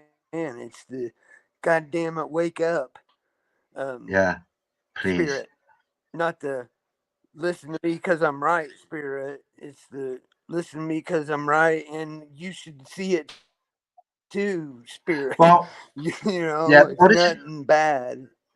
So I would take it different absolutely, from yeah. you. Well, this is the thing.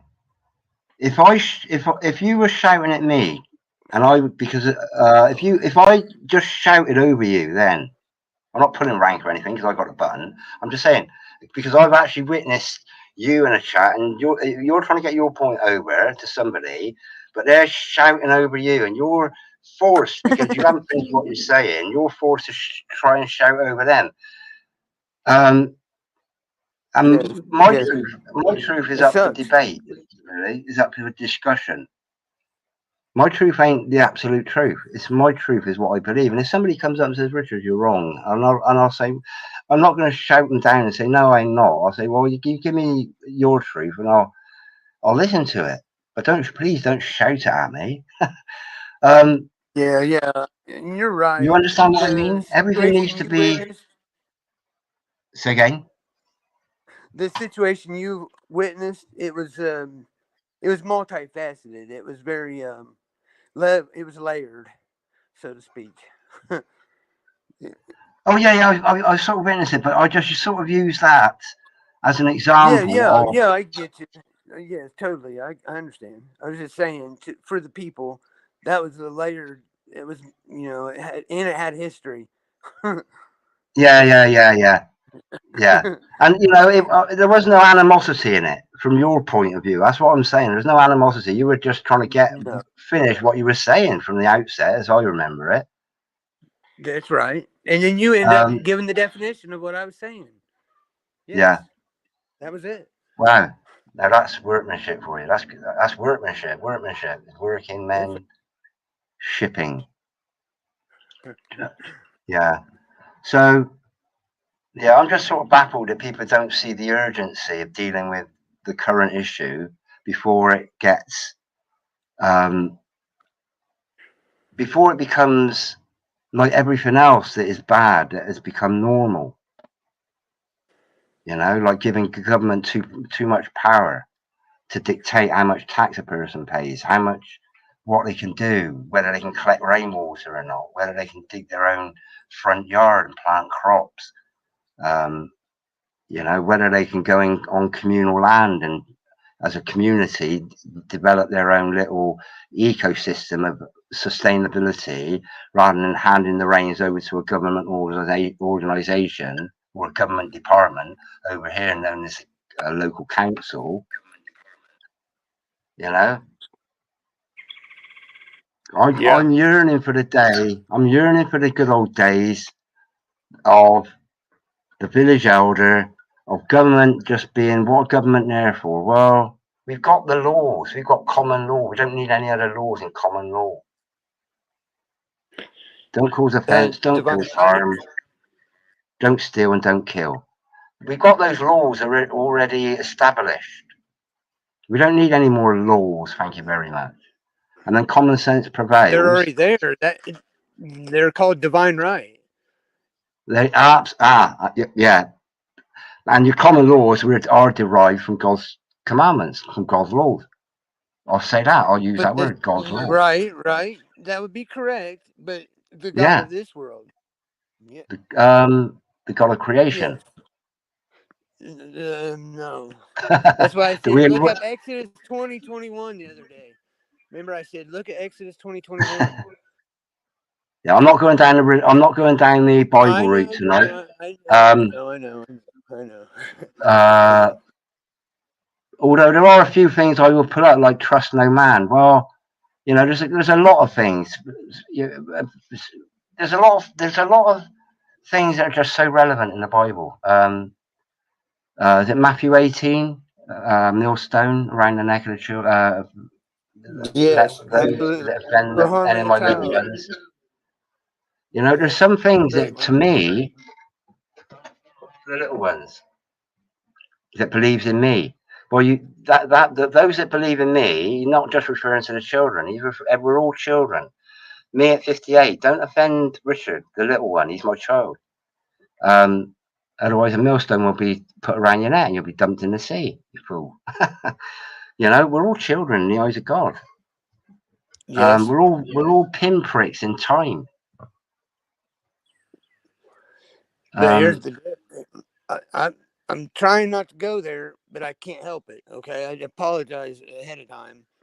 But No, don't you need to apologize? No, no, there's no Michael is to. over the children. Think about this. Michael, Malachi, uh, Malik is in the Bible in the Old Testament 43 times. 4 plus 3, 7. 7 was the number of the evil one in this world right now. Okay. Okay, so you've got him over the children. So he's actually like the saying, "Stand behind me, Satan." You got, behind me, Satan. Well, that's not where you want Satan. He's saying, "Back me up, Richard. You got my back." Yeah. There's a lot of wordplay in the Bible too. I The child over the children. I'm not sure that means to do good over the children. Is what I'm getting at. mm, Yeah, that's this. Yeah, yeah. Yeah. that's what I Which was is trying right. to tell you. There is our maker, our creator. He is in that Hosea 6. That's him. That's all him. Yeah. You can see the difference. He says, "I don't want burnt offerings. I want your love and knowledge of me, and to do right. You know, live by the Yeah. original command." So, yeah, the Yeah. And I mean, I use intuition more than anything. And this, if I read absolutely something and I think, you know what, that makes perfect sense. Using my intuition, using my discernment, using call it common sense, with a foundation being on protecting uh, orphans and widows. protecting everyone, really. Yeah, but the people that can't defend themselves, especially. That's it. Yeah. Yes. Yeah, that's it. Absolutely that. So, I'm just a bit, I just got a bit angst really about listening to, what I would just call at this moment in time things that aren't paramount to talk about as a collective. Right. Do you understand what I mean? I do understand. I understand, and I'm building that way. I'm slowly going that way. I just don't want to do it all extreme, but I'm doing I'm actually going to do. Bex and I are going to do what you're talking about. Yeah, yeah. Yeah. And you honestly, Phil, you coming on here has been like a breath of fresh air, really, because at least I know that somebody else is on the same page as me, and and your input is invaluable. You know how much I adore you, really. You know Well, that you're my anyway. neighbor. But, You're my neighbor, bub. I'm your next door neighbor. Well, I think we're twins, aren't we? Is what I said? We're It's twins. possible. I mean, it's possible. At the very least, we're brothers. But like I say, I could quite happily live in the same garden as you. Let's put it that way. There you go. You We're know, from the same house. that's it. We're Yep. from the same God, Yep. from the same Creator, Yep. as we all are. But We are. um, Well, yeah. I can't say we all are, but Well, what created them he created it. So in retrospect and looking at it from every angle, yes, you're right. Everything was made by the maker and the mother, yeah. the father and the mother. Mother and a father. Absolutely. Mother and a father. Mother and a Yep. father. I always put mother first. I don't know why. Mother and father. That's right. Um, Yeah, I need to get in a better habit of that. well, I don't know where it come from. It's going to be in my upbringing. Yeah, Mother and father. they hit her from and give us a tranny god, and a tranny mom. So I'm not trying to go all Rebecca Broom on you, but yeah, that's what they've done. And That's funny. That despite all it, I mean, this is the thing. Without this sort of the eclectic mix of topics that all the live streamers actually do talk about, we probably wouldn't have this collective energy that is pretty much distilled down to just love. You go on quite a few oh different yeah, live streams as me, And Totally love. yeah, and there's a lot of people that do understand it. Unfortunately, well, there's no unfortunate about it really, apart from the fact that they're just like these. We're pretty much dotted all over the place, and not really making a massive difference on the big stage. If you get what I mean. I do, You but know? it's coming. It's coming. I'm glad you I said that. I feel it. Yeah. Well, I feel it as well, but I'm glad you said it because Yeah. you know I keep the faith that love will win. Yes. As that energy and that force. Because when people see love, then see the beauty of love, you know, true love and unconditional love as well. Um, when people see the true beauty of it, there ain't no going back. No, once it has you, it's got you. Absolutely, absolutely, um, absolutely, yeah. So let me whiz through these comments. I'm so far behind. Blah, blah. Yeah. Well, you're here now. Yeah. Government, right. Well, this is the thing. Government creates societies, people grow communities. Originally, people just created a community and then instead the government. Because originally, communities, and this is why I look at the wildlife. Originally, you know, a gorilla doesn't need a government to form a little community. They just exist. And we ain't no different than wild animals. It's just that we've been tamed. So we're like it's like taking a wolf and turning it into a lapdog. That's what they've done. They've turned us into pets, Right. cattle. So government creates societies, people grow communities. Yeah, that is right though. Yeah, but people grow communities, and then government call it a society. Yeah, I might be wrong there. Come on and correct me if I'm wrong. Yeah, this is the thing. It's all a show. Hello, Mark. It's all a show. Learn, adapt, and grow. Learn, adapt, and grow. Well, where are we going to be learning from?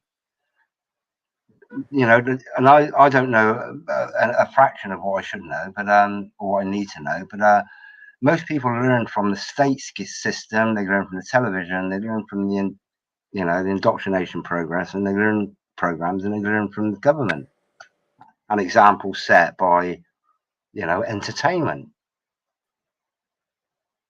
You know, those that are worthwhile learning off of need to be at the forefront. Let's have a go at this. I'm going to work. This is a long list here. I've missed. Work to repair roads.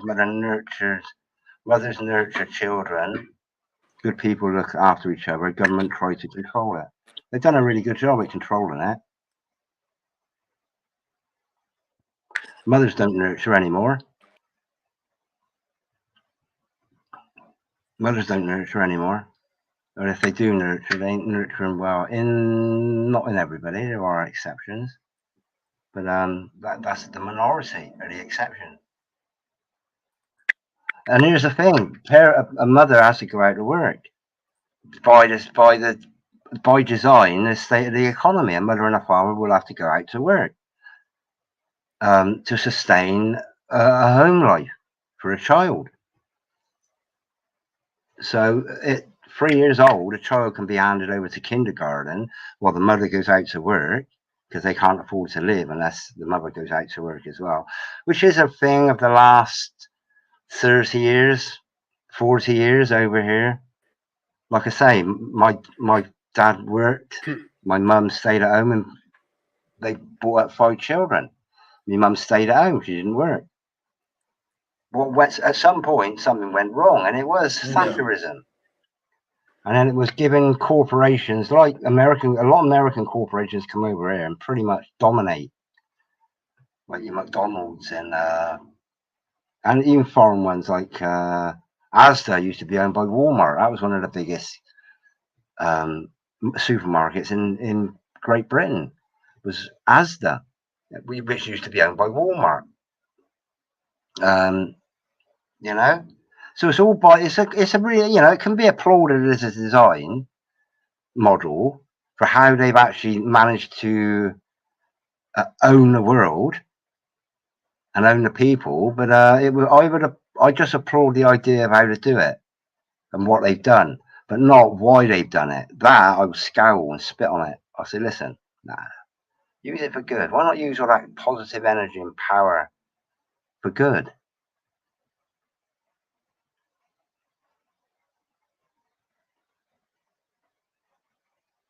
Man's heart is wicked. We need governance for sure. Think about how bad it would get without it. Well, that's because all the bad and ills of the world have come about through governments. You ask somebody that's depressed. Why are you depressed? I'm out of work, or I'm poor, or any other reason. You backtrack, follow the paper trail on anything that is negative, and it will end up in the pocket of the government. Homelessness. Why are you miserable? Well, I'm homeless. Why are you homeless? Well, because I come from a broken home, and I didn't get on with just living with my mum, and I couldn't get on with living with just my dad, because they were angst, because they had the idea of getting married and staying together forever, and something happened, like poverty, that split up the family unit. And because I couldn't live, and my dad became an alcoholic and drunk too much and started abusing my mum, which is why they split up. But he was only angst that because he couldn't get a job, because his job had been taken up by something else. You can backtrack everything back to government, how the world has been governed. Because if you've got a village elder, boom, that's not even governance. That is just an advisor that puts it to the people. What about this as an idea? Oh, that's brilliant. Or nah, you know. Or if they got a really bad idea, they're going to end up getting skinned alive. What do you mean? Let's all abuse the children. You're not the village elder anymore. That's the origination of the human being. We're nothing different than monkeys, gorillas, communal animals. We're no different. Going on to London's ant world. You look at ants, you watch ants. They just, all right. So they might be a bit robotic, and they might not emotionally know exactly what they're doing, but they work together as one unit. They don't need governance. It's a natural thing that they just naturally, I guess, know how to do it. Right, what's that one? We need law of the land, nothing more. Law of the land. What's that? The law of the land. Your common law. Common law. And once you've got anarchy, which is like if you allow murder and you allow stealing, you've got exactly what we've got today. So those two things are commonly known in the intuition.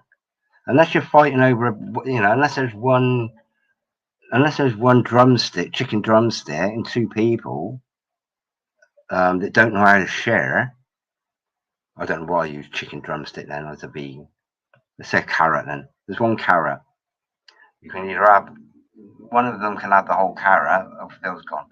One of them can have the whole carrot, or they can cut the carrot in half, or make a broth out of it, and then let's all vote for a new master. Hurrah! Shouldn't need voting. You village elder. It's not voted in. People gravitate to that which is respected.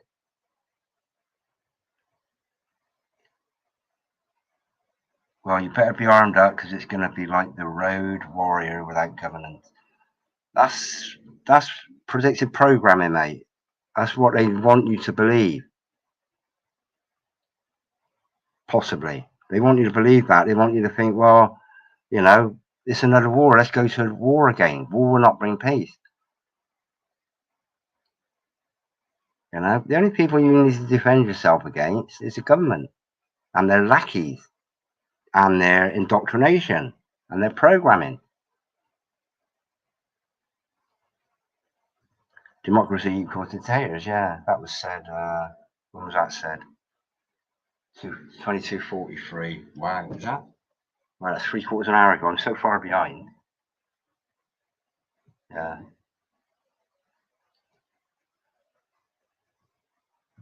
I'm going through these. Yep, the strong will always take from the weak. That's the result of the fall of man. Yeah. But the strong will, what, the strong? Well, I'm quite strong. You're strong, Chuck. Will you always take from the weak? No, I know what you are. You'll offer your hand out to the weak and help bring them up to your strength. And even give away a little bit of your own strength to help somebody up. That's what it's all about, isn't it? That's what a real man does. A real man ain't the best, you know. You could say, right, let's put Tyson Fury in with Mike Tyson and just say the two of them had a fight. Who is the real man out of the two? And I'm not casting judgment on either of them. I'm just saying, right, they're in a fight. Who's the biggest man out of the two? Not in stature, just in being a man. Who's the biggest man? So if let's say Mike Tyson wins the fight, does that make him a better man, a bigger man? Or if Tyson Fury wins the fight, does that make him a better man or a bigger man? It's not about winning a fight against another man. It's about the fundamental role of what a man is. And why would two men fight against each other anyway? Proper men, I'm talking about. Men that are fundamentally there to protect the herd.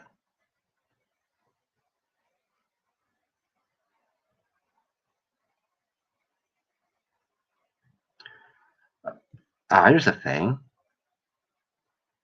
Now, if you take part in a voting system, what you're actually doing is consenting to the outcome of the result of that vote.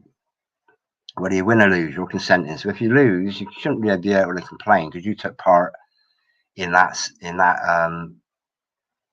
system by signing your name or putting even your cross. A cross was invented on forms, like voting forms, for people that were illiterate and couldn't write. Okay, that's why the cross come in on voting forms, as I understand it. I might be wrong. I stand to be corrected. That's what a cross is. This is your signature. It's representative of your signature. So you have consented to be governed if you vote for the next government representative.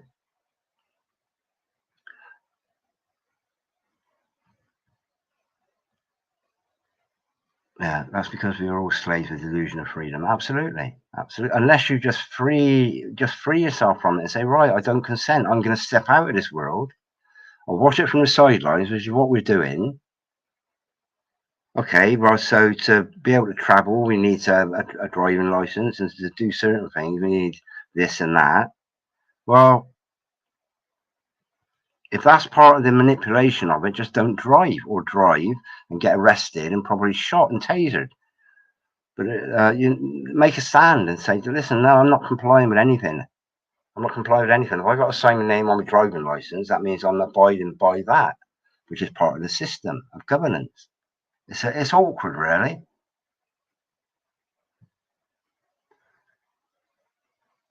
Right, we're all sovereign with the illusion we are all slaves. We are born sovereign, and then we are signed into slavery with our birth certificate, as I understand it. That is your parents signing you over to the government. Birth, B-I-R-T-H, birth. B-E-R-T-H is maritime. Birth is like docking, your cargo. It's crafty as heck. It's crafty. But it's the only way they can. It's the only way they can achieve. The only way they can achieve it is by deception. It's that's biblical. It's to lie and deceive. Absolutely that. Well said. Yeah, I didn't see that, but that is pretty much it. given away. We were given away. Now, your parents don't know that. I only know it because I was introduced to your straw man and maritime and things like that. But I was lucky. I was lucky that I stepped away from the television. Try not paying taxes. Well, council tax over here. I don't pay council tax. They keep threatening me, but I don't pay. I don't pay because there's not. I haven't got a contract with them. It's a weird one. That try not paying taxes. But contribution is voluntary. Yeah, there's some interesting stuff here. Parsnip. Never claim the Crown copyright. And that one, don't pay tax. There are ways around paying income tax, and that has become self-employed and only work with cash, which is why one of the reasons they're doing away with cash for the digital currency is for that very reason. They don't like people's transactions being unmonitored and unaccountable for. You won't be able to give a homeless person £1 or $1 to go and buy themselves whatever it is they want to buy, like a pasty or something, or a pie, or a pint. You won't be able to do it. You won't be able to put £10 or $10 in a birthday card and send it to your niece or your nephew or your granny or something. You won't be able to do that anymore. That would be a thing. That's a thing of the past on the way. A lot of people don't realise what this digital currency is all about. Until there's a guy at my allotments there. He's in his 70s. He's fitter than me anyway. He cycles like 50 miles a day in his little crowd of people. And I said to him, I'm telling him all this shit. I've been telling him for like years since I've known him. And I'm telling him all this stuff. And he said, well, I won't be around to see it. You know, it doesn't bother me. I won't be around to see it. And I said to him, what about your grandchildren? Because I know he's been talking, because I was going to teach before the lockdown. I was going to actually give one of his grandsons who had trouble writing. He didn't enjoy writing, so he didn't do it. So I was going to give him a little chance to do some stone chipping, okay, lettering, going back to Eric Gill, lettering, that pedo. But so I'd offered to give this grandson of his some lessons, just to see if it can instill a little bit of interest in this subject matter of writing. Okay, and it won't be just him. I invited my mate Dave along as well, and his parents, whoever wants to come along. So I knew how much he considered his grandson. I won't tell you his name, but it was Albert, his grandson. And, what I was going to do is say, what I'll do is I'll chisel his name in a piece of stone, but I will leave out the letter A, so that if he wants it, he'll have to come and learn how to do it himself, because I ain't doing it. And he was interested in things like that. Another thing he was interested in was something like, I don't know, Warhammer. I think it was Warhammer, yeah. He's very creative, this guy, this young lad. So I said, or I would do something like I would chisel Warhammer without the first W. So if he wanted it, and give it to him. So if he actually wanted it, he'd have to come and learn how to draw it. It's not writing, it's drawing, really, and then learn how to chisel it. So I knew that my mate had relished, his grandson. So I said to him, listen, all right, well, okay, so you might not be worried about you, but what about your grandchildren? And he shut up. And it was like, he hadn't appreciated what he would be leaving behind. That it would influence his grandchildren more than it was going to influence him. He didn't, until I said, what about your children or grandchildren? What about Albert? And it was like, he sucked I don't know, he just sucked his mouth inside out, really. It was like he was gobsmacked, because he hadn't considered it, that what he was leaving behind.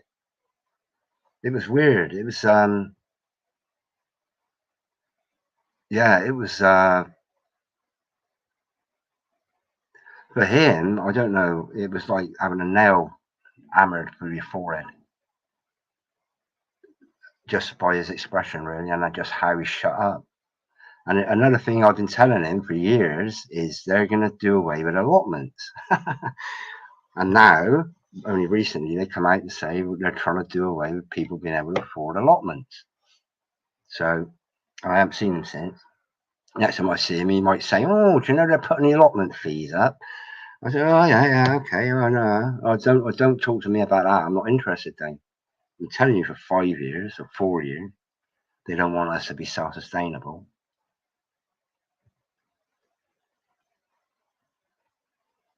Counting our trustees of the land of the people. Councils are trustees of the land. Councils are managers of the land. They've been put there to manage it, and they have pretty much been forced into that position, or they force themselves into that position of managing. We can't say no. We don't need a council. We'll fill our own potholes. We'll empty our own. We'll clean our own drains. We'll repair our own pavements. We'll maintain the parks ourselves. We'll open the parks up to common grazing and things like that again. Yeah, it's crafty what they've done. I don't know how far back it goes, but this modern system, it's got to go back. It's got to go back to, oh gosh, I'd be guessing. Really. Bottom line, the world is only going to get worse until the king comes back and puts his enemies in the pit. It's only going to get worse. It is only going to get worse, of course. However, I'm not relying on the king coming back to save me. I ain't going to just sit down on my arse and watch the children get mutilated and watch parents struggling as they get economically strangled by obscenities, by financial obscenities. I'm not going to sit back and wait for it. I know it's going to get worse. Unless everybody sort of says, "Hey, listen up, listen. Have you ever heard of Jesus Christ? Have you ever heard of him?" "No." "Well, I've heard of him. What's he all about then?" "Well, he's all about this and that." And you just tell him, this is what he's all about: peace on earth and goodwill to all men. Love your neighbour. Love your enemies even, because your enemies have been misled and deceived as well, apart from your Bill Gates, etc. Although I'm presumption as an assumption there.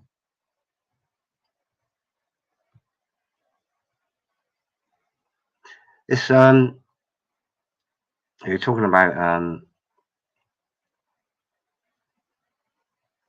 yeah, there is something to that, but we're not talking about King Charles. Trucks in America. We're talking about Jesus Christ, Savior of humanity, to save themselves from sins, to save them from sins. But we need somebody to guide us. We need somebody to show us the way, to be an example of how to be. That's the king. Well, it'd be wonderful if we could, just turn it around. And I know it must come. These things must come to pass. But I'm not waiting. I'm not waiting. There might have been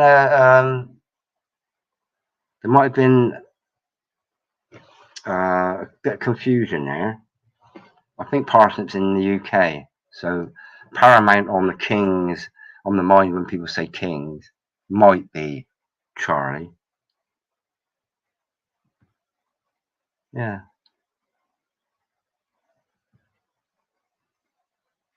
Live birth certificate, not the Crown Court copyrighted name. I'm John, not John Doe. Yeah, live birth certificate, birth. Or live, birth certificate. I just think, well, I didn't sign myself away. Once I get to that age of consent, I make my own choices. Like I was baptized, christened. I was christened as a Church of England when I was 6 months old or something like that. So I was put under the protection of the Church of England. Now I came out of the Church of England, I don't know, 5 or 6 years ago. I denounced it. I said, nah, this wasn't my choice. I didn't sign a contract. You ain't got my name on my birth certificate. You haven't got my signature on my birth certificate. Now I'm in an age of understanding, comprehending, and being mature enough in mind to make my own decisions. No, I'm not owned by, my straw man. Well, keep it. Keep your straw man, but don't confuse my straw man with me. We're one and two. We're totally different entities. You've made up a fictional character. My name is Richard, and my family name is whatever it is. I am a man. I'm not a mister. I'm not a sir. I'm definitely not a madam or a miss. I'm just a man. I'm a sovereign being, created by God, put on this earth as a man.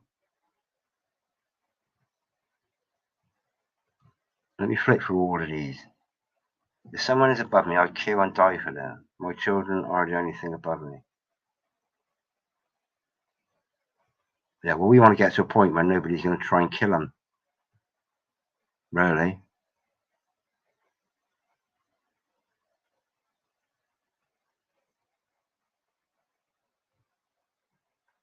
You know? There's so much angst in the world that it's generated this negative, this belief that the only way forward is to kill. The only way that's staying stagnant in this same shitty cesspool. Killing is not the answer to anything. Even taking Bill Gates and killing him, no, just lock him away. Just say, Bill, get over there. Just get in that room. We'll feed you, we'll clothe you, but you ain't having an opinion in this world. You have your opinion in your own little room because it's not conducive with 99.9% of the rest of the well-being of the human race.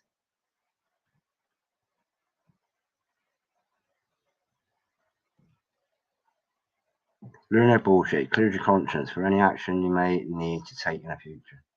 No. Well, learn it, but don't use it. Don't use it. Learn it. Don't use it. Don't adopt evil to defend righteousness, righteous intent. Oh, that. Just in the interception channel. If you're still here, can you send a link? You won't be able to send a link in the chat. Can you make a comment underneath the video when it's finished? Underneath this live stream when it's finished? I'm up to 2 hours 48 at the moment. I can't keep going on moaning like this. Yeah, absolutely that. Divide and rule is trick in the butt. Absolutely. Create competition is divide and rule. Australian man. Was that him?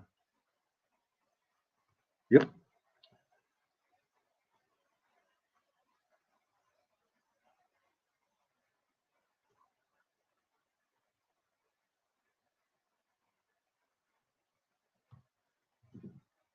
Loving and honour your fellow man until they do you wrong. Well, there's these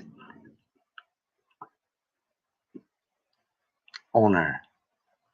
Well, these sorts of things have to be earned. Now, loving, a lot. This is a difficult one for a lot of people to understand what love is. Unconditional love, and how when Jesus Christ said, "Forgive them, for they know not what they do." Every single body, every single mind has been manipulated to be what they are, to be the way they think now. It's the truth of it. But respect has to be earned. Honor or honoring, the honoring of has to be earned. And you know, if you go out with hatred, that's the energy that we would be emanating. Is that energy of hate? It's just common for. It's just common. It's common. It's got to be uh, just like a common sense thing to know that if I'm going out in the world all angry, I'm going to just attract anger. And if you know, that's why I try not to be angry. But what happened today was a lot of it was born out of frustration. Why I'm questioning where are all the men? I'm not questioning anybody's masculinity or anything like that. I just, you know, I just wonder where are the collectives that could make a difference? And you know, probably the biggest ones are going to be the police force, the military. You know, to sort of stand up and say, listen, please, we've had enough of this.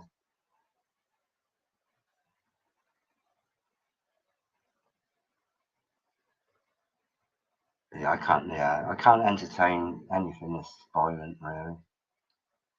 I can't do it.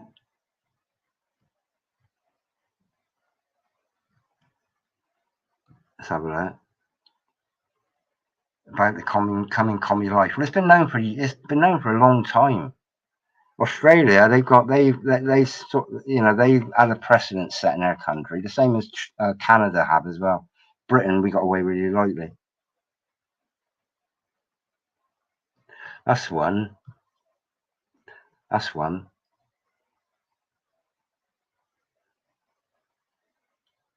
No, they're not alone, but there's nobody's. You know, it's meeting up. People need a meeting space.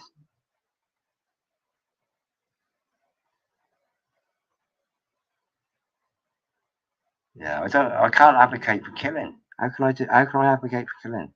If you kill somebody's brother, that brother is going to come out and try and kill you. No matter what the brother had done. Best thing we can hope for is to instill a bit of common sense in somebody. James, hello, mate. Old Pico usually call it intestinal fortitude. I'll have to look that up. Yeah, there's that one. Probably won't be wise to put that up, but that's what it's about, really. Part of it. Yeah, adrenochrome harvesting.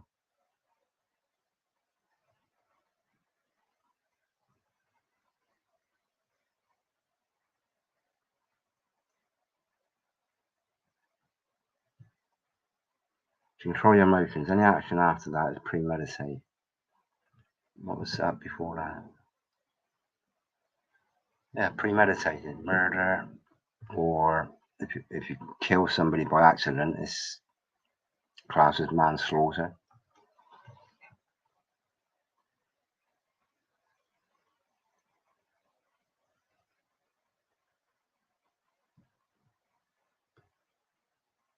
We can only change what's around us, not what is on the TV. You can actually change what's on the TV. There's a knob, it's called on and off. You can either have it on, in which case on the television is what they program in your middle, or you can turn it off.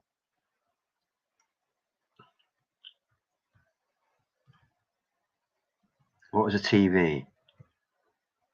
I think it's transvestite.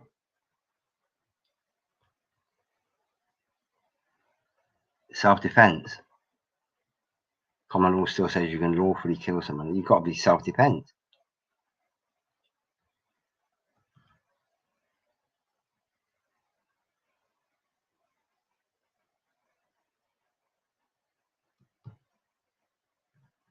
Yeah, yeah. Wow, how long ago was that said? 2320.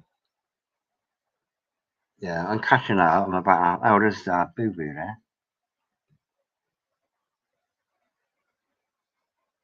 Hi there, Boo. Hope all is good. We're trying to find the men in the world. And I heard this going about. Happy Mother's Day. It's not Mother's Day here. It was, I think it was last month.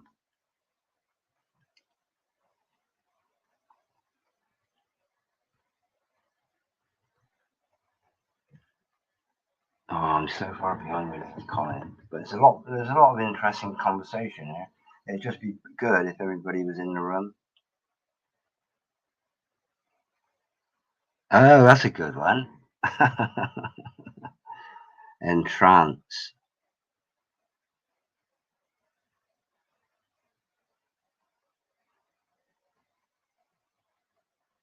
Yeah. Yeah.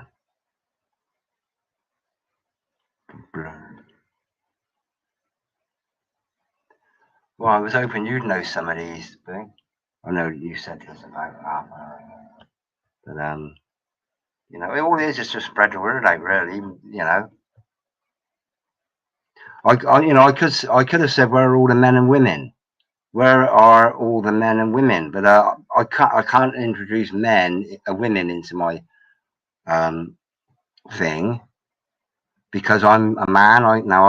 Because I'm a man. I'm right to say whatever I want about men. Somebody's this Phil's back in the New York. Phil, testing. Testing. One. How you doing, my friend? Mic check. You hear me? Yeah, Mike's all right. Checks in the post. Right on. Hey, I'd rather you owe me than beat me out of it. That was this is quite coincidental, Phil. I'm going through these comments, trying to get through. There's a lot of interesting stuff on here, and then I've just come across this one. Hi, Phil. Here's a real man. Appreciate you, Phil. That's from Malibu. So, I didn't see that. Well, awesome. yeah, Thank you. yeah, you know. Nice. That was nice of her. So how coincidental is that? I don't think it's a coincidence at all. Yeah, I'm so far behind my comments that when I was on about voting, somebody's put up this comment: when you vote, you're consenting to someone ruling over you, which is spot on. Western Warrior, welcome. Yeah, I was just letting you go through them. Is what I was doing. Yeah, but there's some I mean, they're all really just really useful comments, actually. Very. Yeah, and like in Britain, we got the council tax. I don't know whether you have council tax. Like the council is like an area sort of governor. So if you pay we have a county tax. County tax, that'll probably be it. You know, and they look after bin collections, refuse collections, and sweeping the streets, and you know, spending the money, delegating how many LED lights they're going to stick out this month, getting the surveillance. Go on. Let's see, what's the date today? Is today the 13th, 14th? Let me have a look. 14th, I think. Tomorrow they're gonna vote to put $1.1 million in the miscellaneous sheriff's. But you know, they're gonna set aside $1.1 million for the miscellaneous account. What, in the whole country? No, that's just for my county. That's not a lot, though, is it? No, it's not a lot, but just the fact that they're doing it is miscellaneous. Miscellaneous, 1.1 million. How many people live in your county then? Not many. I would have to say probably 80, maybe 80,000. It's a rural. I'm in the country. Yeah. It's not close to any large cities. Yeah. Well, my local counts. Yeah, go on. That's probably real high. Probably more like 50,000. To be honest. Yeah. And have you got a representative, say like in Congress or in the government or anything like that for that area? Or in like a bigger. Yes. Yeah, we do. Yes. Yep. Because I mean, as you mentioned, it's all fakely represented. Fakely. Fakely represented. Yeah. I mean, the funny thing was, you mentioned first number you mentioned was 80,000, which was about the same amount of people the local government representative, the member of parliament for my area. That's the number of people that they represent is 80,000. But one person says I or no for. So I just mentioned that because of the number like 80,000. So I sort of appreciate what sort of area or coverage that amount of money Oh was. wow, way off. I'm way off, Richard. There's only 19,300. Well, that Oh was wow! yeah. Oh, Hold that's on, huge. hold on. That's a huge amount then. A million. Should I think that? 19,154. That was 2020. You said 5 million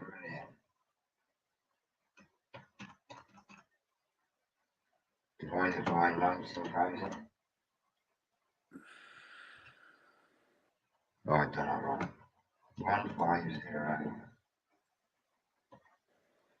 I can't be bothered. I can't be bothered. It's not a lot of money though, is it? I mean, it's not a lot of money. But I mean the thing there is miscellaneous. What is miscellaneous?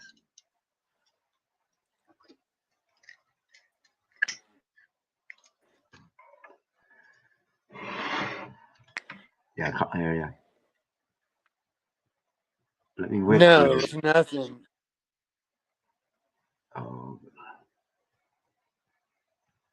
yeah. Exactly. That's what I was wondering. What's That might be for things like little uh, celebration parties maybe for your. you would think that motor pool wouldn't be miscellaneous.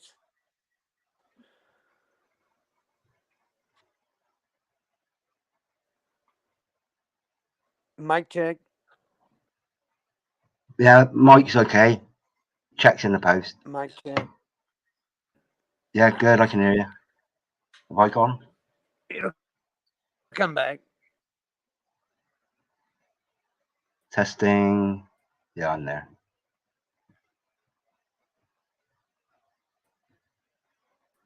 Yeah, I'm right. I think I'm almost near the end of these comments here. Right, I'm right up the end of the comments now. Can you hear me, Phil? Guess not. Yeah, yeah. I mean, something strange has happened to the police. Really, they've been given either there's a specific criteria to get in the police force, which means you need to It's for be. post-it notes. So again, you didn't say anything then, mate, apart from something like post-its. Okay. Yeah. Yeah. No, I couldn't hear anything apart from what you just said. I don't know what miss. That's why I was going to go tomorrow board meeting. Yeah, you're breaking up, Rob. Yeah, you're in and out. Gone. Why do police becoming like military troops? They know people will break the shackles and fight. The police are under orders, and this is a thing about the police. They lowered their standards. Really, I think they lowered their standards of who they take, who they have as police members of the police force. And perhaps they sort of like cherry pick those that do have a violent tendency, that are narcissistic, that do relish having that control.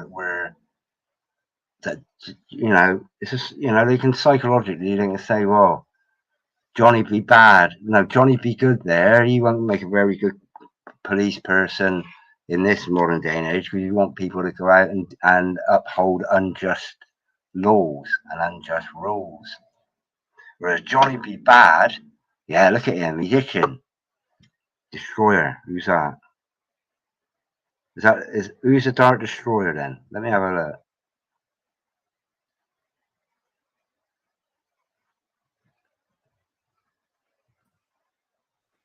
Right, I'm adding you Destroyer. What was your... Oh, Phil, the Destroyer. You frightened me then. Have you had a haircut? No, I have my hair pulled back. Oh, okay. Yeah. But this comment here was about the police becoming the military. That's 100% fact here. They've given Yeah. them all those mine-resistant vehicles, the Yeah. MRAPs. Yeah. Even their clothes are like, even the clothing they give them, it's like, it's like they're wearing a tank, isn't it? It's all very, like sort of like Terminator kind of. Yes. And that other one, what's that? Transformers. You know that film? I never ever watched any of that, but I've seen, when like an entity turns into a truck or something. That, to me, um, I just think, oh gosh, wow, it is militarized, yeah, absolutely, and it's sickening, really. And when boys in blue become black, black means dead. That's who they wish to control, brain dead. Well, yeah, the police used to be known as the boys in blue, and it used to be the thin blue line. Okay, don't cross the thin blue line. Like don't step over the line of common law. Now in Britain, and I know they've got it in America as well. They've got the black Union Jack that police wear now. I know they've got the black stars and stripes that police stitch on their clothes. Some of them, not all of them. You're cracking in there, Bill. Sounds like it's a reverb from me. But yeah, and I did question a copper once. I said, why are you wearing a black Union Jack? And Yeah. he said, Can oh, you understand me? Can you hear me? yeah, you're crackling like a bowl of Cocoa Pops. You're Of crackling. course. Of course. You're crackling like you're Yeah, being tasered. I'll I'll go ahead and go here. I'll come back. Yeah, I won't be hanging around for much, for a huge amount more time. I got to the end of the comments. I've sort of, Yeah. I'll I just will, be there in. is, I'll be in chat. I'll be in yeah, chat I've got later. what there is one more article that it's in the description. It pretty much explained um, this paedophile thing. Where is it? BBC. Oh, it was about them. This was about the BBC repairing that sculpture. Okay, and again, it's what it actually is. It's. I'll have a look at it in a minute, but it just demonstrates how little they care about public opinion, as far as I'm concerned. Phil's gone again. Right, let me whip through this parsnip. You don't chat, do you? You don't come on for a chat. I've not got a violent tendency, but if I see an old woman getting battered by a man, I'm going to kill him as quick as I can. Yeah. Yeah. And the objective for me wouldn't be to kill him. It would be to disarm, disable. Yeah. So I wouldn't go there and say, right, I'm going to kill you. I'd just say, I'm going to go there and stop you beating that little old lady up. Boom.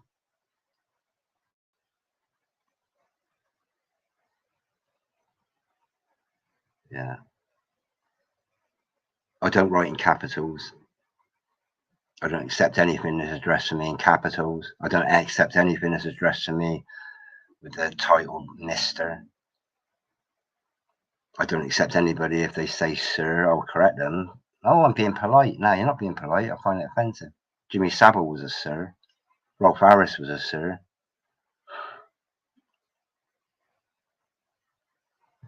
So,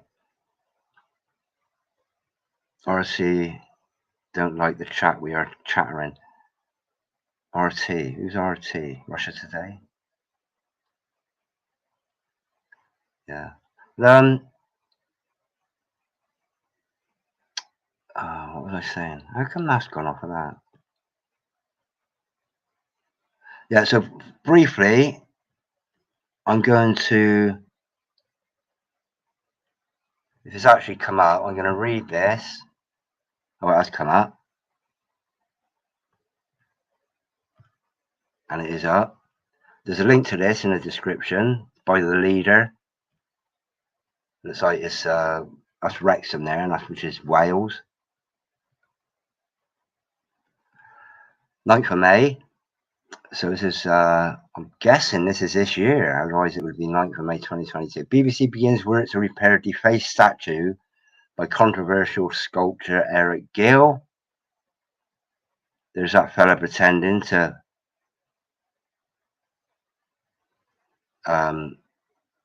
do something there. That, you know, it's no, I don't buy it. I don't buy it. I think that what they've done is they've set that up just like they did with Jimmy Savile and exposed him, like they did with Weinstein. They exposed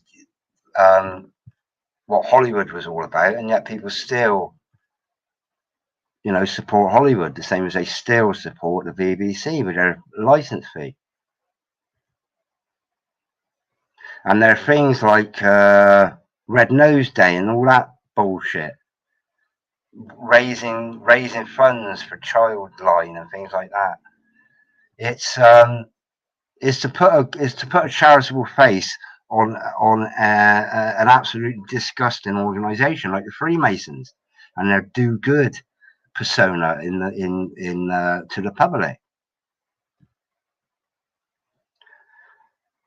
This might be too long, but the BBC has begun repair work to a Grade 2 listed statue outside its central London headquarters after it was defaced with a hammer last January. The depiction of Prospero and Ariel from Shakespeare's The Tempest by sculptor Eric Gill, who is said to have sexually abused two of his daughters, has been on display at Broadcasting House since 1932. Well, the other reports in 1933, didn't it? But was attacked last year amid calls for it to be removed. On Tuesday, the BBC said, after careful consideration, taking into account the historical and cultural significance of the building, and after discussions with leading cultural organisations such as Historic England, the repair work was agreed with all costs covered through the corporation's insurance and not the licence fee. So the moral standing is not there. There's no moral standing whatsoever. In fact, what they're doing is elevating this. This is what I think that was all about, really. This is what I think this was all about. It was to put it at the forefront of people's awareness. They didn't do a huge amount of damage. A little bit of damage here. What good is that doing? A little knocked his knob off. A few little bits of damage here.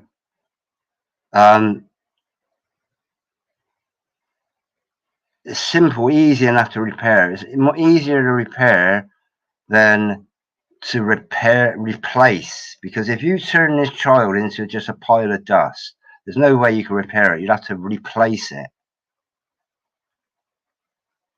Okay? So I think that was a psyche operation because A, they're going to say, right, oh, this is what the BBC are all about, like they did with Jimmy Savile.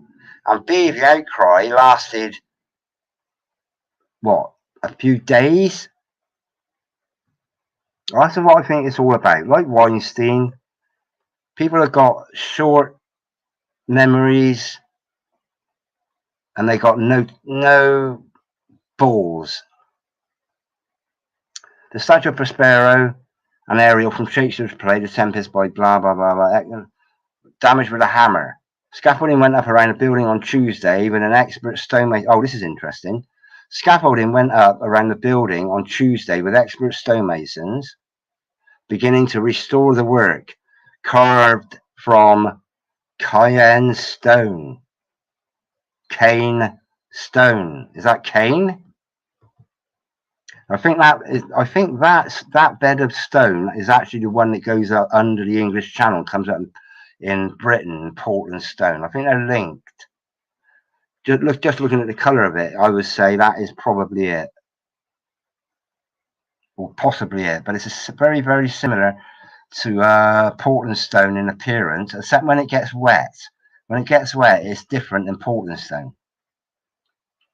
But Cain, this was the thing I thought was reasonably interesting. Is that anything to do with Cain and Abel? A type of limestone quarried in northwest France, the broadcaster said. As part of the process to repair the sculpture, additional context will be offered about the artwork and sculpture guild, while members of the public will be able to access a QR code nearby. There you go.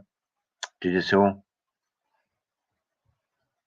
This guy, head of BBC History, said, broadcasting, they're just spelling, casting spells. Broadcasting House is a building of historical and cultural significance and one of the foundations of modern-day broadcasting, both in his country and around the world. Here's the thing. Fred West. Anybody remember Fred West? And what he did, and what they did with his house when they discovered all those dead bodies under his patio out the back, is they actually demolished the house. Just because of the nastiness and the evilness that took place there. And we know what the BBC is. Both in this country and around the world. We have they've said around the world there, not across the world. We have a responsibility to maintain and preserve the building for generations to come. So what generations are they expecting that are going to be accepting of paedophilia? Okay? It's the generations that they are making. So they're putting out there. This is, just read between the lines.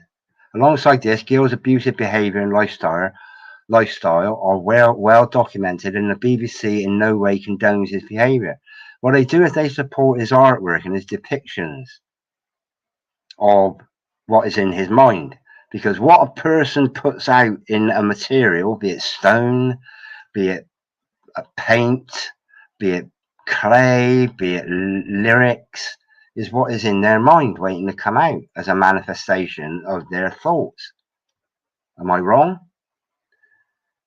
So while it is right that the fabric of the building is restored, we must also ensure people are fully informed about the history connected to it. This repair work provides an opportunity to give important context about the art and the artist, as well as the wider significance of the building. The building is the center for bullshit, news, lies. Look what they've done over the last 3 years. It's a fear porn factory. Bill Gates actually has put money into the BBC. The BBC is funded by license fee payers. So why is a private entrepreneur that stands to benefit hugely if the BBC are promoting certain things that Bill Gates is involved in? How can he go in there and fund something? That means he gets special privilege on what is reported. Is it not? Yeah, it's true. The debate about whether you can separate the work of an artist from the art itself remains. I hope we are taking steps to help inform that debate. Well, why don't they put a pair of pants on this child and put some clothes on it?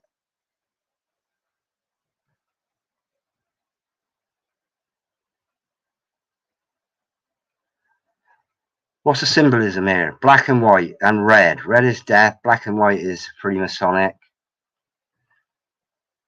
When I've been stonemasonry in, I've actually worn sort of like khaki or buff clothes just because they don't show up the dust so much.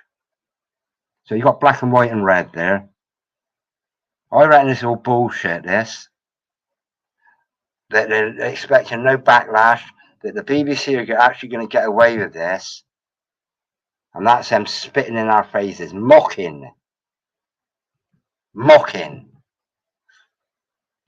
Gill was among the most prominent sculptors of the last 20th century until his death in 1940, but his diaries, published much later, detailed the sexual abuse of his daughters. I'll leave a link to this. Oh, I thought that's the end of it. Oh. A biography on the Tate Museum website says his religious views and subject matter contrast with his sexual behavior, including his erotic art and, as mentioned in his own diaries, his extramarital affairs and sexual abuses of daughters, sisters, and dog. This is what the BBC, this is what the system is protecting. And this is what they're normalizing. More than 3,000 people have signed a petition demanding the removal of the sculpture on the website. The paperwork is expected to be completed by the end of June, the BBC confirmed. Now, that is spitting in the face of all the victims of Jimmy Savile, of all the victims of Rolf Harris, of all the victims, and this is, I'm only specifically dealing with those that were abused sexually, okay? Not those that have been harmed by BBC bullshit. Do we get hard fact? Do we get reruns of Jim Will Fix It as well? There's loads of people just dotted all over the country that, you know, are waiting for that opportunity, and that's that meeting place and that meeting point.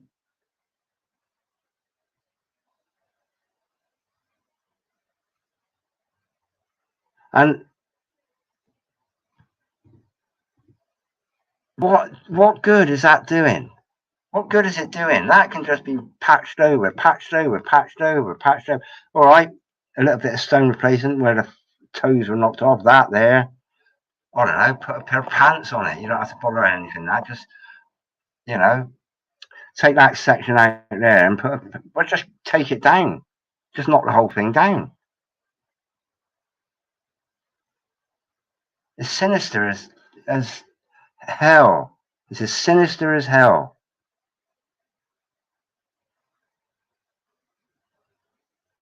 You know, as sinister as hell.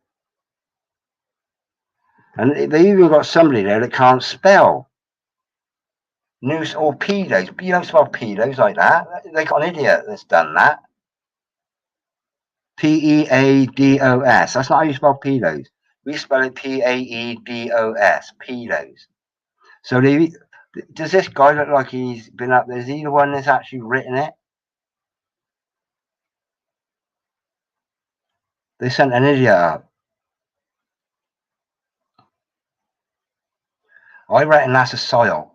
The whole thing is a psyop, a psychological operation to expose what they're really all about, like Hollywood have done, like the Football League when British football came out as loads and loads and loads of apprentice footballers in football teams were being sexually abused. It came out a little while back. The whole that system needs. Let me see what else I've got here. Is there anybody here left? 5 people left. Right, that's that. There's a link to that in the comment. I'm gonna let me see what I've got here.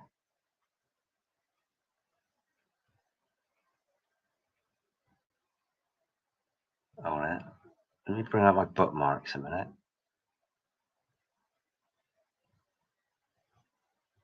Right, bookmarks. Oh, here's Mickey here. Mickey Summers. I was on about Mickey Summers. Brooklands. That's just up the road from me. And Mickey was taken there and abused from Nottingham down to, it's about 30 miles away from me. The ICSA. Now this is a thing that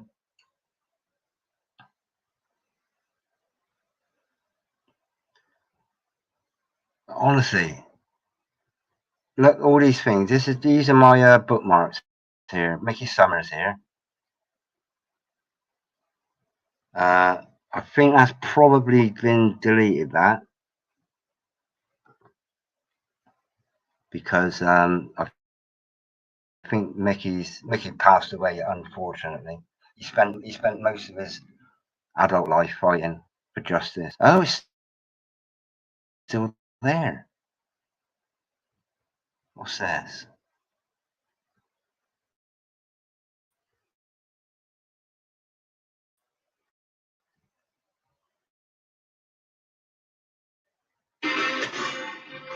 Oh, this is Mark Ceylon, I think.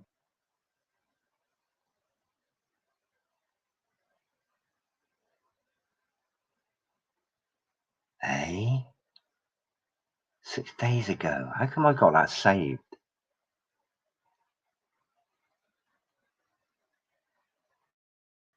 No, how come I got that saved? I won. Oh no, I pushed the wrong one there, haven't I? It's not that. Ah, actually.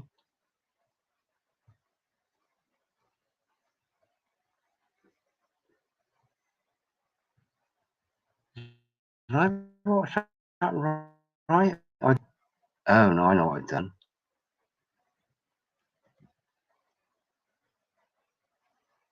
Ah, that's what I've done.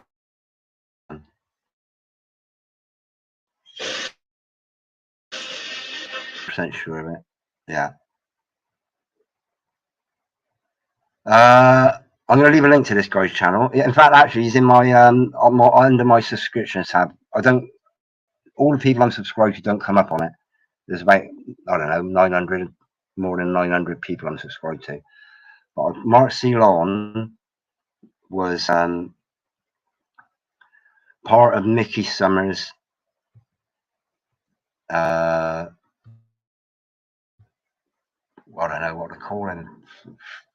Just basic. What's the word?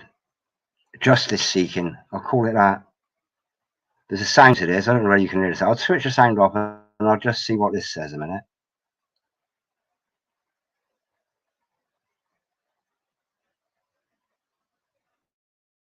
Is that showing up?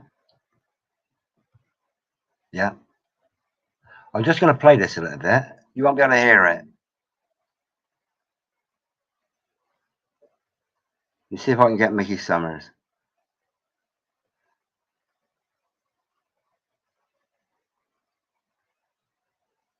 This is a police officer that was involved in it. This one here, what's his name?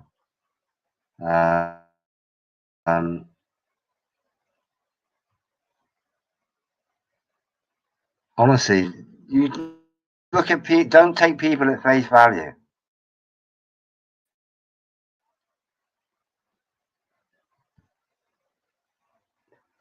What's his name? Look, Operation Equinox. There's so many things. What's this guy's name? Paddy Tippin.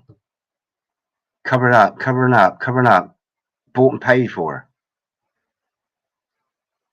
I'll leave a link to it. In fact, I'm going to put a link to this in the chat.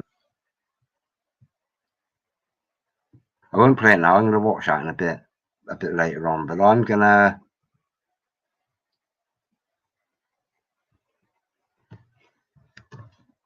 put a link to that in here. There's anybody that's interested in what we're up against. You know, have you ever heard the expression, to live in the hearts and minds of those we leave behind is not to die? Okay. Well, I actually made that one up, but it was for somebody's grave, or anything along those lines. It's pretty much like Jesus Christ. You know, to live in the hearts and minds of those we leave behind is not to die. Okay. Keep it alive. Keep the memory alive. But it's about the legacy. Now, I know Mickey, I absolutely adore him, passed away, but the legacy he's left behind is massive. He's he's brought a lot of freedom to people that were trapped in that victim, in that that state of being the at fault in children being abused. You know, he flips it from being a victim to being a survivor, and also from that, it's not the victim's fault. That's the way paedophiles work. It's the, you know, they put the onus on the child. He was instrumental in flipping that around. He came out of it. He wasn't interested in hiding himself away because of the shame and embarrassment that's associated with, um, you know, being abused. Really, it's not everybody's going to go shouting out in the street saying, "Oh, I've been abused." That's a link to that one. I'm going to put that in the description as well, if anybody's interested in it. Now I know Mark Salon doesn't post much on here, if anything at all. He's on another platform. I think he's on like Rumble, etc. If you want to get out of debt free stuff as well, if it's like how to avoid council tax, how to avoid magistrates, what to know about your common law status, what you can stand on, what you don't, you know, I don't understand, and all that simple stuff, but not everybody knows about it. About your straw man, about your fictitious entity, anything to do with common law, anything to do with understanding the magistrates' courts, particularly to do with things like council hearings. The council are the ones that actually hire the magistrates' court, so it's not really a judicial system. It's just sort of like a hearing. So don't go to court even for council tax, because once you step in the door, you're then at their understanding.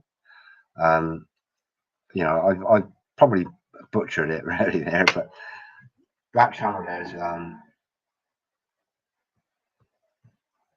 just do it, please. Yeah. And then what else have I got? What else have I got? This stuff. There's Charles Napier there. Now I mentioned that he was a teacher of mine. Christopher Flavin. Oh yeah, James Elephantis. But the older stuff.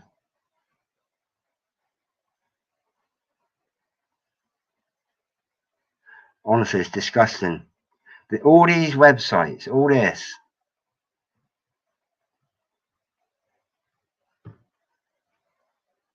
Honestly, on anything. dailydot.com. Let me just have a look at that one. And then I'll make this the last one. But there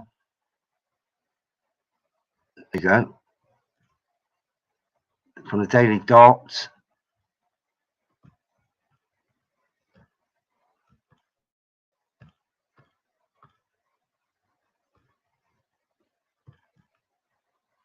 You know, mask wearing, silence of the lambs. Yeah. It's like prison bars. All this spiral shit. This is representative of might be Green Man stuff, but it's pagan. There's some sort of paganism about it. What is here's one then. Operation Death Eaters. This was if you did hashtag, I'll do it in a minute on YouTube. Hashtag op Death Eaters, all one word. OP Death Eaters, all one word, and see what comes up. If you do it on Facebook, Facebook. This is from this January the 2nd, 2015. Disturbing new allegations surfaced this week concerning a handful of rich and powerful men, each accused of abusing underage girls, described in court filings as sex slaves. According to some online activists, however, the recent news is only the scab atop a festering wound of criminal activity. Okay, this is how far back and beyond that goes back over 10 years that I've been involved. Yeah, just involved, pretty much involved in trying to out this.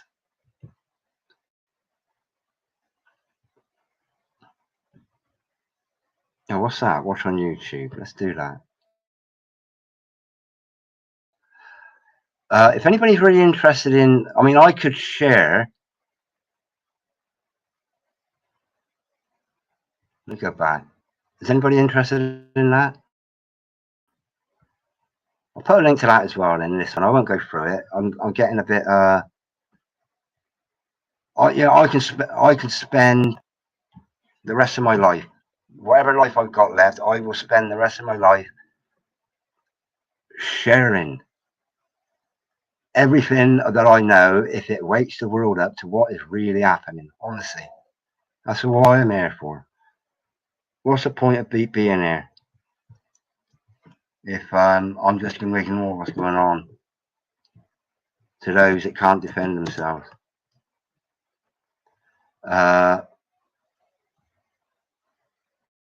That's that. And I wouldn't be surprised. Oh, I've got something else I'm going to show in a minute. That's if anybody's, but I got loads and loads and loads and loads and loads and loads and loads and loads and loads and loads and loads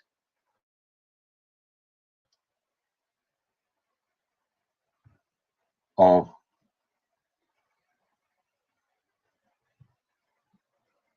right. There is a sound to this, but I won't play it. I'll just play the video a minute. You're a non-central. A lot of people who I've been unsubscribed. This is from 8 years ago. This I've been studying this for so long. This is why, you know, David Yates, he says, and a lot of other people say, oh, the worst crime ever committed against us was like chemtrails.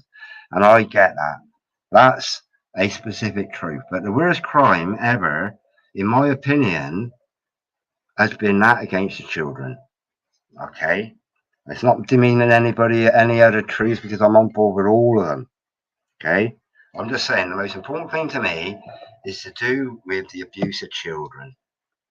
Okay? This is why, and this is why I've been studying for so long.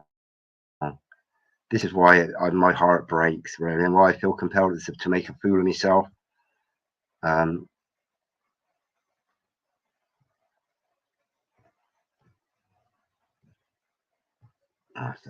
right, I'm just going to play it. It's only 2 minutes long.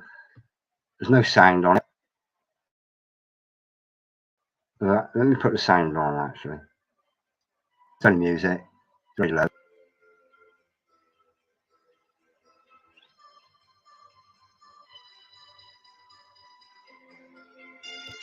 Right. The objective of our OPDEFIs is an independent, internationally linked, victim-led tribunal. See, it's victim-led. Victim-led.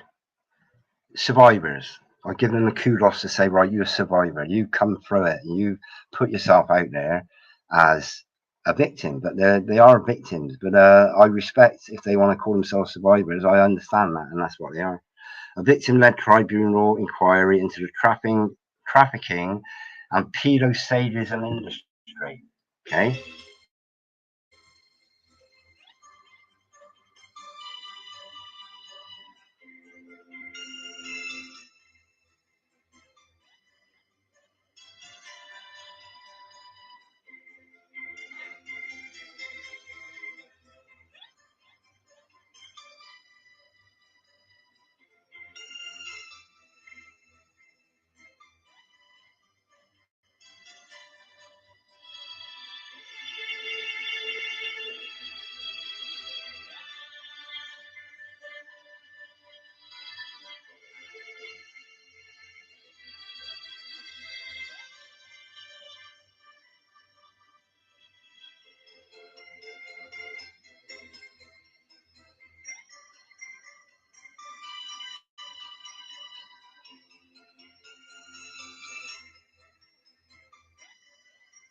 Google Plus is gone now. They took that away for reasons of which I think is they wanted to curtail the amount of interaction for that.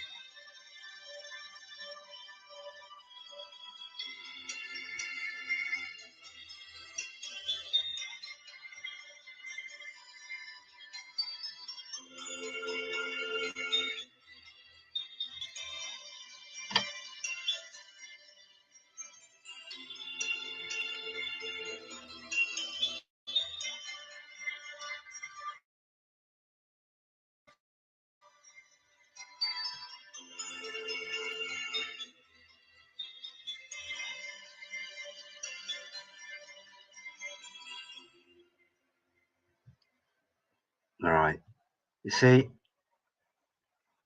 oh fuck it, honestly, it's just been going on for years and years and years and years and years, and literally years. And I mean, a lot of people say, "Oh, anonymous, this and that."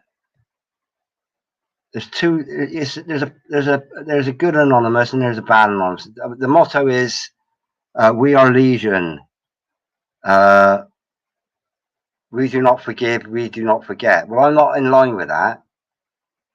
The forgiveness bit is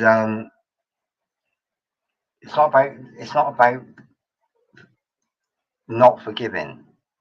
We do not forget. Simple as that. Not the forgiveness bit out the window, really. But oh, there it is. There's a hashtag there. Let me click on that. Show you what happens. This is what hashtags do. If you're hashtagging something, I'll click it, see what comes up.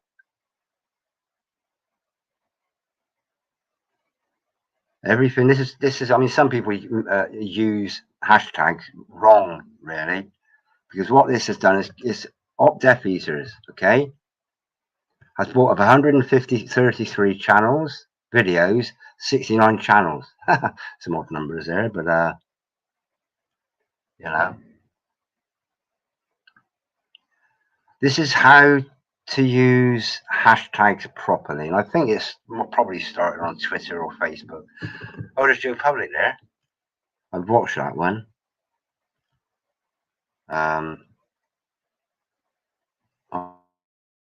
I'm actually in one of these somewhere, in a Nottingham one.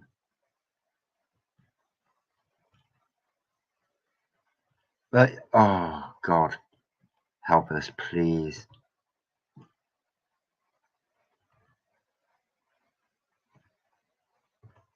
Yeah. So hashtags. It's a way to again, like I say about things going viral.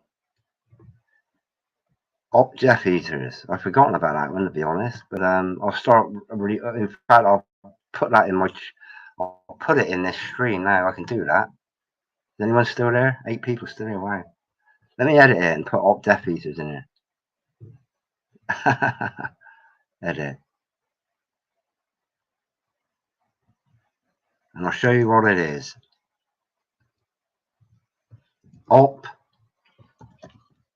Death Eaters. Now, what you can do is, like I like to separate the words with a capital to begin each word, but it needs to be all in one, like that. Death Eaters. Hashtag, no space in the hashtag, and then can that be seen? Ooh.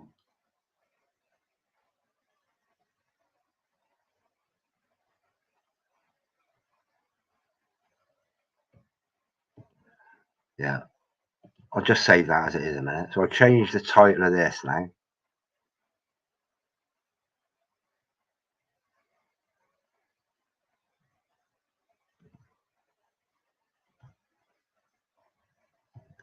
What's happened there?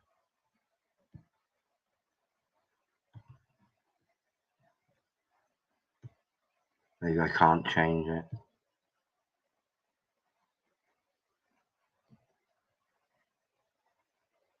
Okay. Well, I know what I'm going to do, actually. So if I copy that, I know it's a bit boring for some people. Look. Cool as, okay? So, I don't know what to suggest really, but honestly, I've been studying this for years and years and years and years and years and years and years and years and years. Honestly.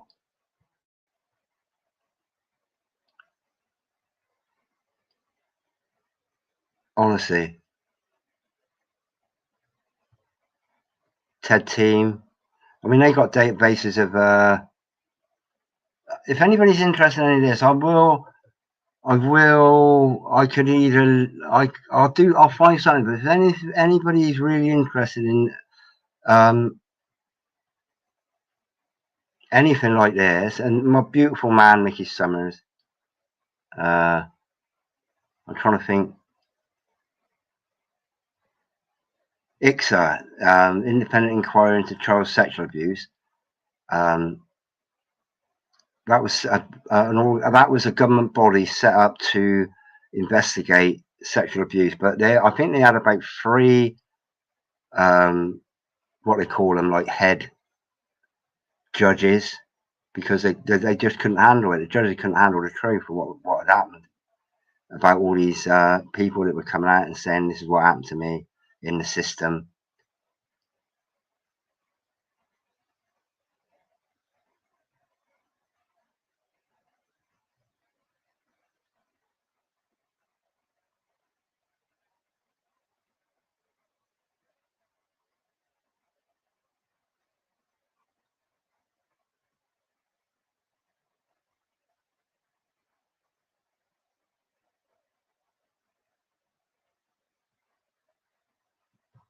I'm just going to pick one and then I'm going to finish with that. If anybody's interested in any of the links I got, any of the web pages, I'll just, go through them or copy the links. I could put it in a post, like on my community thing. That's a big one. Yeah. Mark Ceylon. Again, I'll put a link to his channel actually.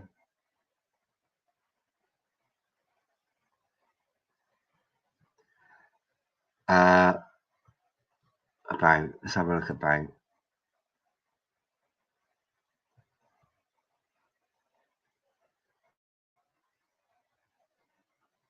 8 days still uploading. How come I don't get any? Oh, I have watched it 8 days ago. Let me put a link to his channel. You can find it on my page. I'm sorry it's so boring now, honestly. Mark Ceylon. But he's yeah,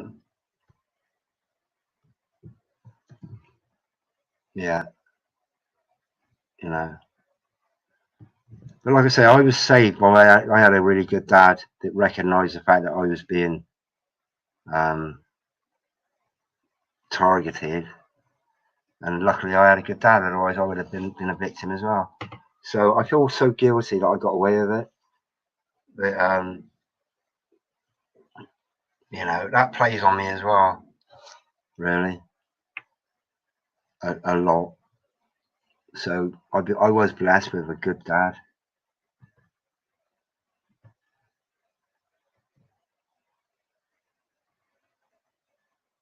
Yeah.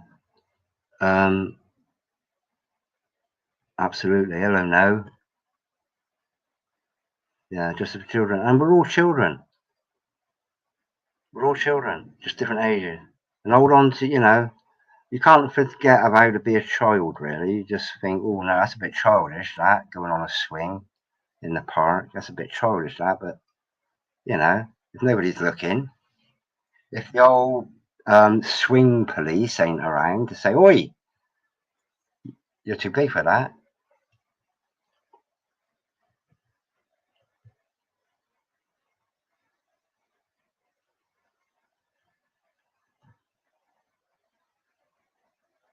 The law will always be used against us as these people move the goalposts to please themselves. Yeah. Well, all they got to do is say this is a law. Well, it's not. It's legal. There's a difference between legal and lawful. And we have been given dominion of the earth to do as we please within the confines of respecting. Really, we have to respect.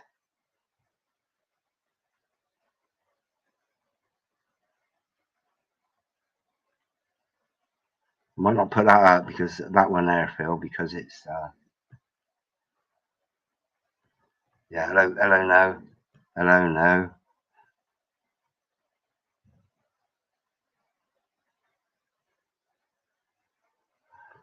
Yeah, that one. That was funny. This that Hemel Hempstead one, because a lot of people were trying to debunk it, and you know, it was really difficult to discern whether it was real or not, or whether it was put there for some sort of reason. So I was aware of that. It's Hemel Hempstead. I was well aware of that when that happened, and that was out. But I've pretty much got involved in real people, and sharing the plights of these things. But I just got involved with real people. It's honestly, literally, I just don't understand it. Personally, thank you so much for your company and time and your input as well. Yeah. What am I going to do now? Well, actually, I'd probably have this up, didn't I? This banner up while I was playing these. There's that one. I'll cross that out. Op Death Eaters. I'll hide that a minute.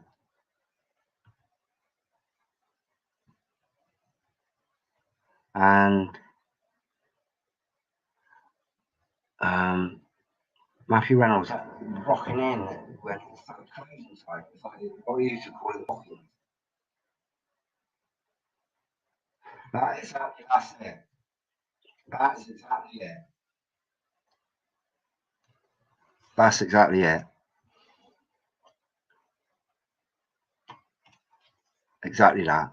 And that, you know, exactly that. That's spot on. That. Now that if you put that in a comment after this live stream is finished, I'm going to pin that. Honestly, that is absolutely what it's all about. It's about exposing. I have nothing to do with the. Oh gosh, I'd be paraphrasing. I have nothing to do with the fruitful roots of wickedness. Rather reprove it, expose it. No, I don't.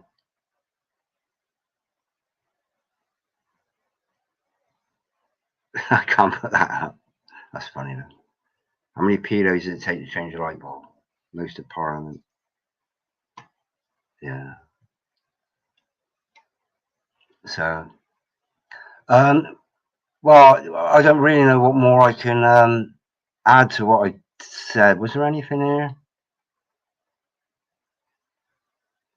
I'm going to do a separate video because I wanted to run through paedophile information exchange as well.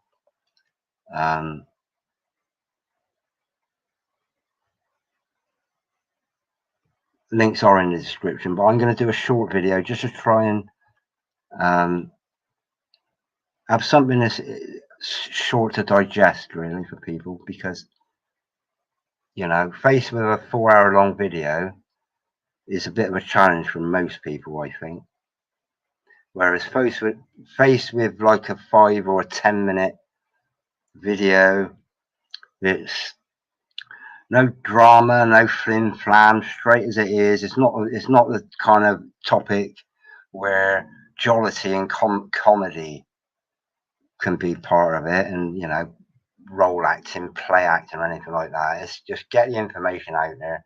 Time is precious.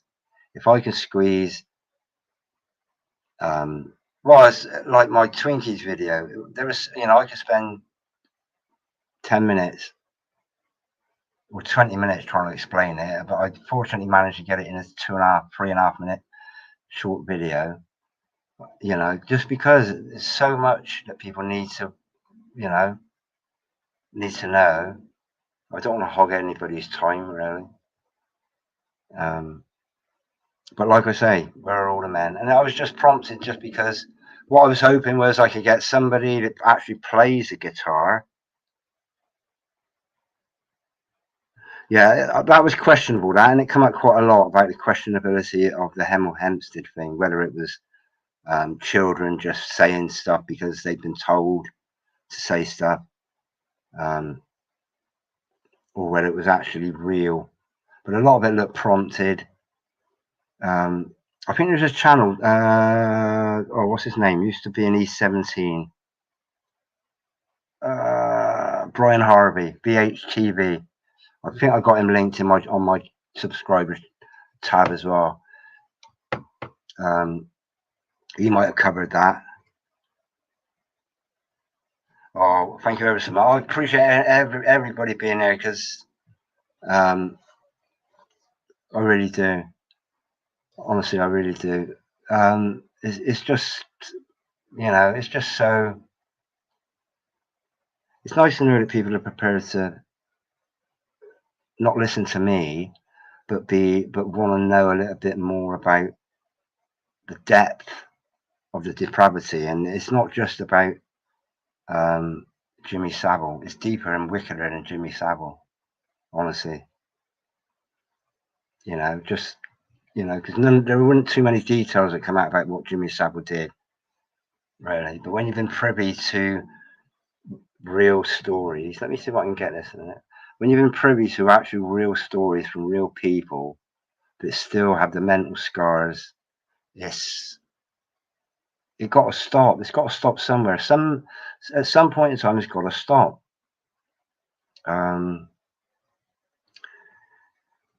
Oh, let me just go quickly through here a minute. I want to show you Mickey Summers. I love him. I might have it on my desktop somewhere.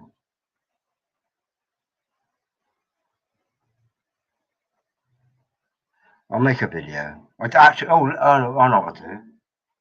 If he's not on his desktop, I can't. It'll probably take me ages to find it.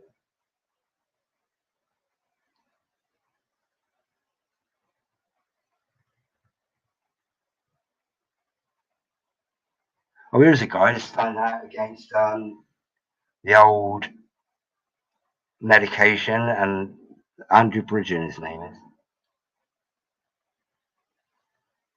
In British, he's about the only one that's actually standing up against the government.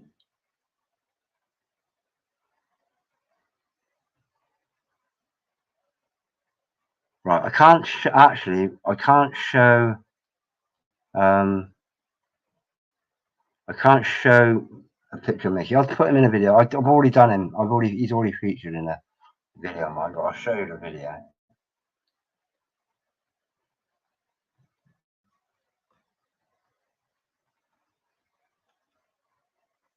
I'm getting overlaid now with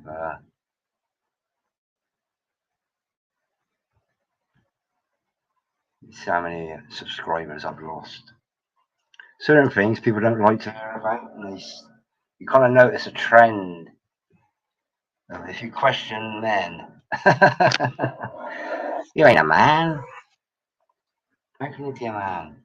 You just got all this shit going on around you. They just unsubscribe. So there's an odd trend. It's either that or trolls thinking, oh,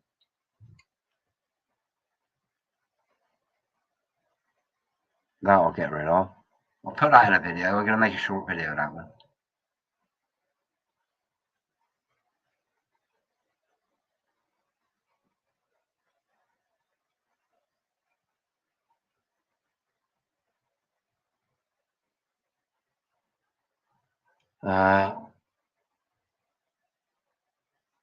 That's a fun hour here.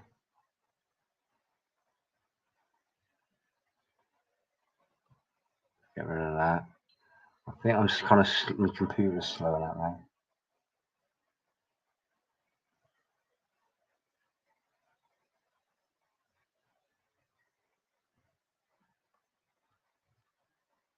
Back on StreamYard.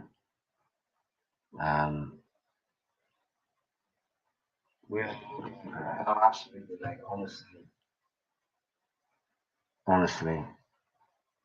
And the deeper it goes,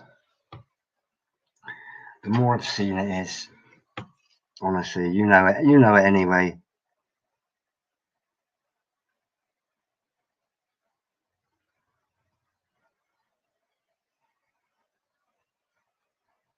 Yeah, some of this stuff is sick. It honestly is.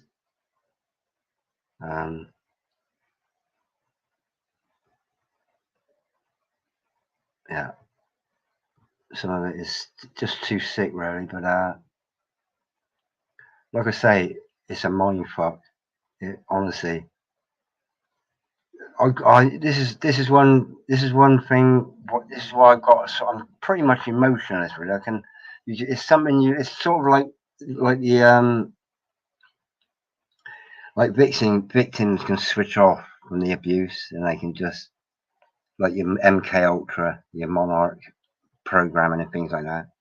Is what they can create is like an escape mind, escape character. I don't know what I can't remember what they call it, but you know, to be effective, we need to be 100% effective at changing the world. We need to be 100% effective in our health, and that includes the mind. Probably most importantly, the mind. So protecting the mind from, you know, it's not caring. It's just um, it is about caring really, and to remain as positive and as we can be is to be of use. There's only one here, and then I just want to share this. What happened to this one? And then I'm going to think I might have run out of things to talk about.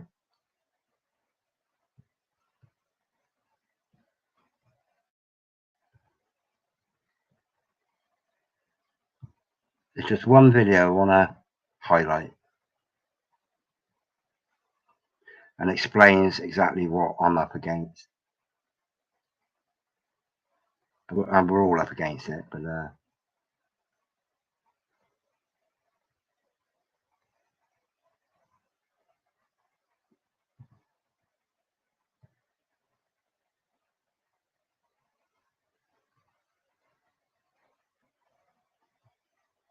this one video.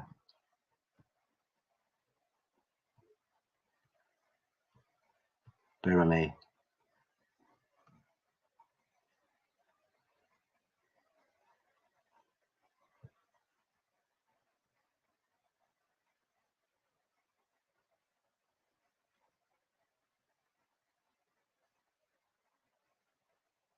There we go. Right, this is the one here.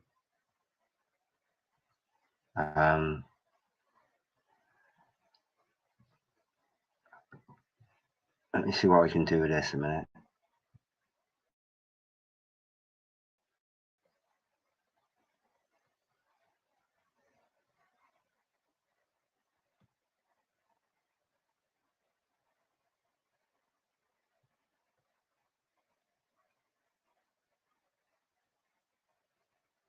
Come on.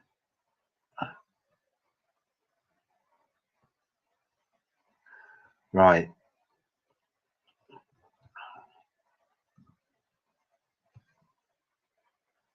Pedos in power. 01. Poppy troll, grooming doll. Pedos in politics. 666. Child sex. QAnon. Pizzagate. Okay.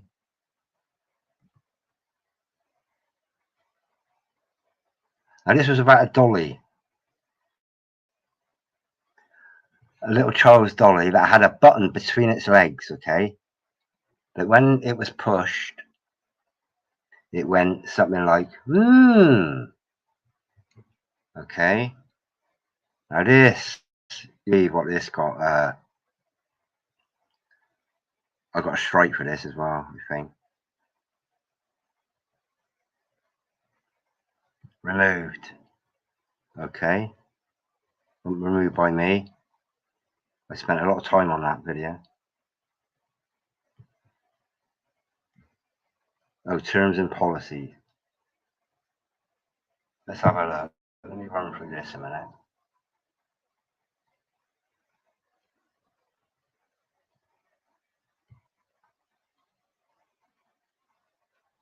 Oh, I didn't get a strike for that. Violated the guidelines. I'll have to go back here a minute. Terms and policies.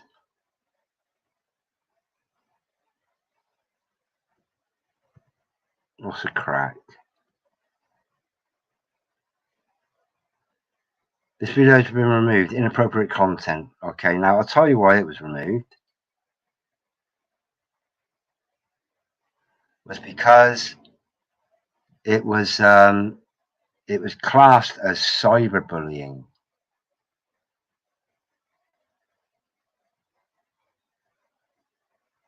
Okay, it did have it up before. In fact, I've actually got it on my desktop.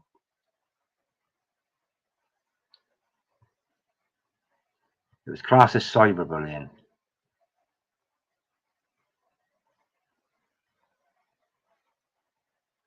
Poppy doll, poppy doll.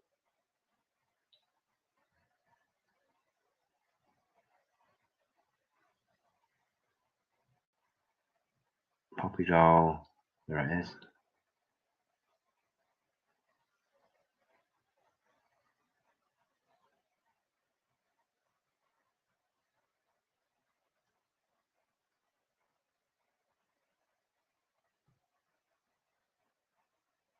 Right, I shan't be much longer with this. Ah, yeah.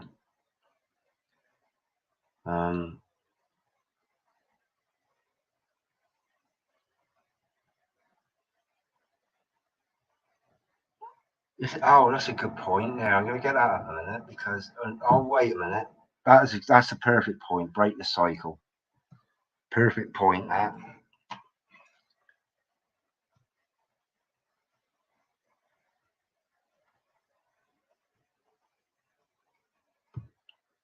Let me see what this is.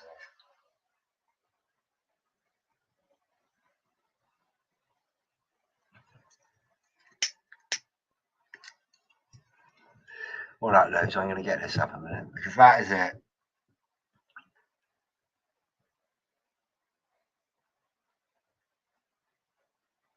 Yeah, that is brilliant. You stick that in your comment as well, and I'll pin that. That's absolutely exactly what it is. It's like war does not stop war. Really, you've got to break the cycle. That is that. In fact, actually, that it was a kind of like a mantra or a catchphrase for that anti-paedophile movement and that big. Well, actually, no, I'll take that back. That victim support movement or survivor support movement was break the cycle because a lot of children think it's normal, even though they know it's not.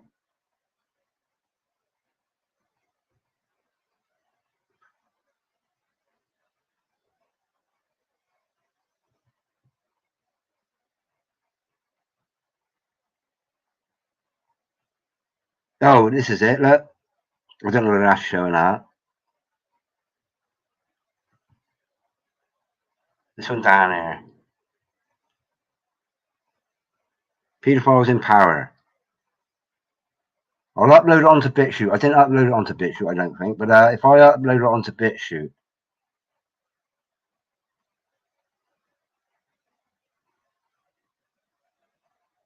this is old. This I can't remember when this was.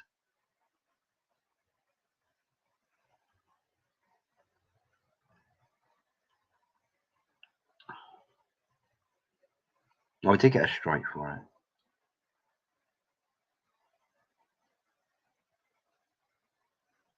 it. Look.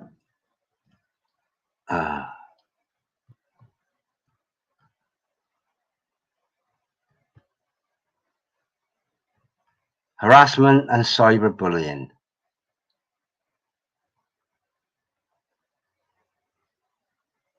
All right, how? This is, you see?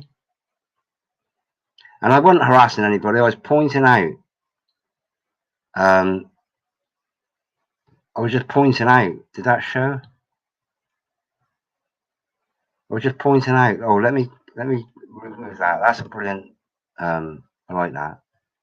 Let me just share this again. This is that poppy doll. I wasn't harassing anybody. I just, it's up to people whether they view it or not. But that's what it got done for: harassment and cyberbullying. What are the, it's beyond. It's just beyond comprehension, really, unless you know that YouTube are in on it as well. That for me, that was nearly an hour long. That 53 minutes, that video, and it wasn't just about a dolly. It was about a lot of you know, I think that's it really. I'll leave it there. That, but yeah. So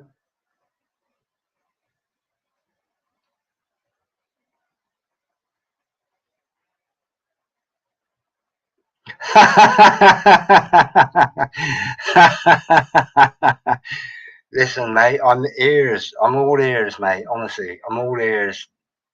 Honestly, I'd rather shut up and listen. You know, I'd rather shut up and listen. I don't know what was said before that, so I'm boring that up, please. I'll probably have to strike myself now for that, chat for that. Let me have a look quickly. I think, well, I can hang around for as long as people are interested. If you want me to find anything, I'll find something. If you want me to pull up any websites that you want to have a look at now, I could do links or all the websites I got links to from the annals of my research.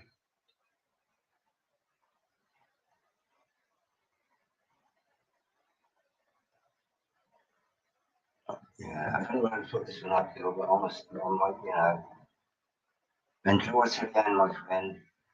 Enjoy it again. I know it's going to get tough. This is the way I think of life is. Um, you're at the point then, mate. You're what I will call a man. You're going to trade up for the benefit of everybody. And then heaven awaits, mate, if you don't believe in that, do you?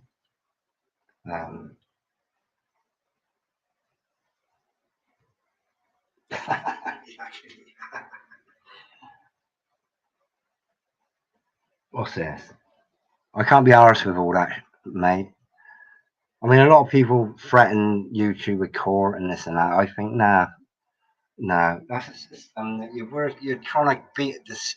Trying to beat a system with a system. It's like having you probably got it in America as well. The police. Oh, what is the board that investigates the police? That is actually the police that investigate themselves. The oh, I can't remember what it is now. Police. I can't remember what it's called now. But it's the police investigating themselves. It's like the Vatican investigating the vicars or whatever they are and their child abuse. It's in-house vetting, and that I don't know Ted, okay, that was like Irish priests put it out in the middle, out on an island somewhere, to live the rest of their lives in isolation on this island. I think that's what I think that's what they do is they just remove these dirty bastards from that sort of attention of that is the Vatican and being like the main vicar in a church, for example. They're not punished; they're just floated off to an Epstein Island somewhere. So I got a feeling that Father Ted was something along predictive programming, um, along the lines of that.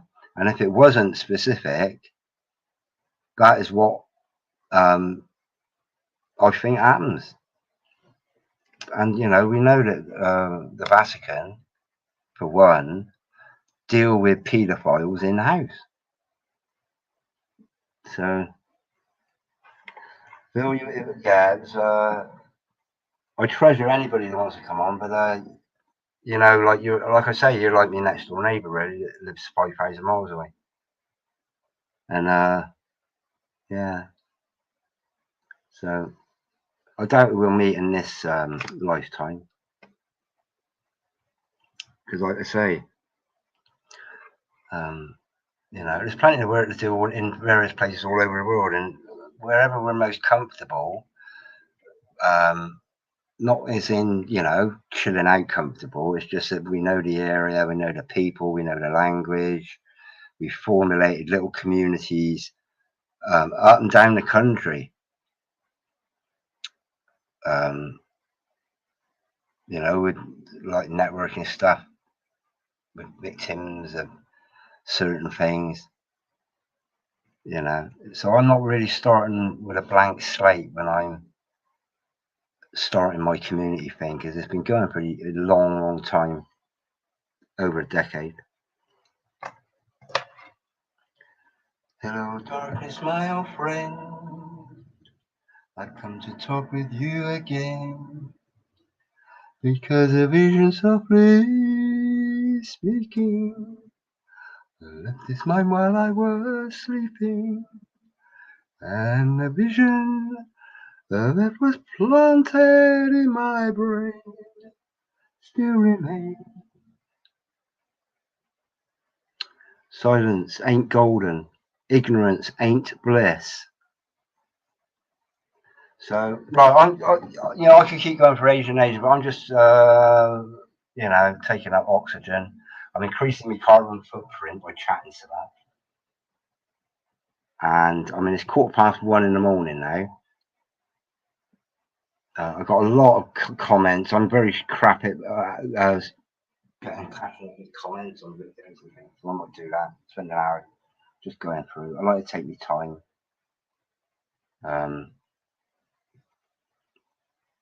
Yeah, so everybody that's contributed, no, thank you for coming here. Phil, thank you ever so much for coming on, bro. Nobody can appreciate how much it means to me to have people to interact with verbally, and B, to furnish me with, thought-provoking information, etc. Pip, you'll understand one day what it really is, brother 616. Pip.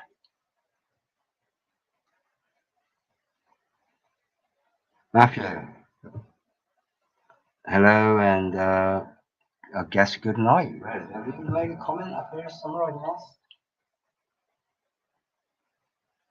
Oh, there you are. Yeah, you're coming on. I'll probably say that though, actually. But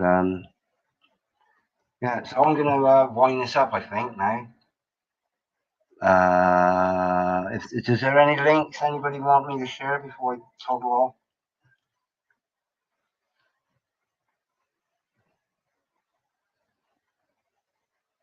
If I had a hammer, I could sing that. As my outro.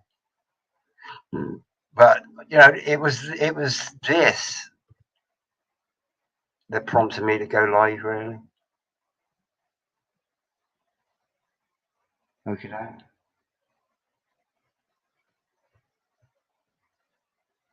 yeah.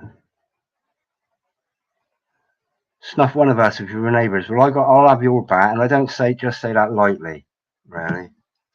I'm a loyal man. If I say I'm going to do something where, I mean, if I said I was going live tomorrow, that might be a bit of a rash thing, because I might not be able to make it. But if I said I got your back, it wouldn't just be your back, it would be your sides as well, and your front, and your top and bottom. But right, I'm going to wrap this up now. I'm on 4 hours 20 minutes coming up to 42. So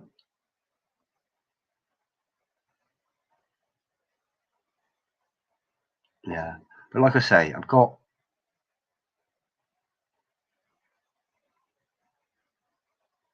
a lot. Brooklands, they actually knocked that down. That was in a place called Brooklands Remand Home. It's really took naughty children. And Mickey was a naughty child because at the age of 12, he had been abused by a school master, teacher. So he truanted. He couldn't handle being abused. Because he was truant, he was put down as trouble. And he was put in a system. I ain't laughing either. It breaks my heart.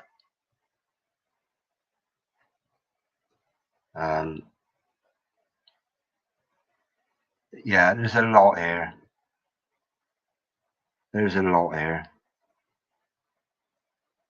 Honestly, it's Just horrible.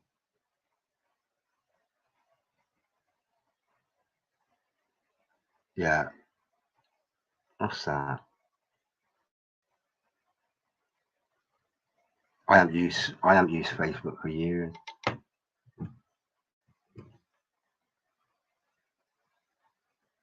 No, I can't do that.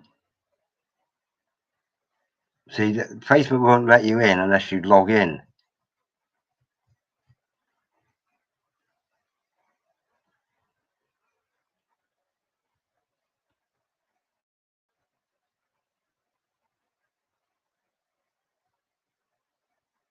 And now it's frozen up.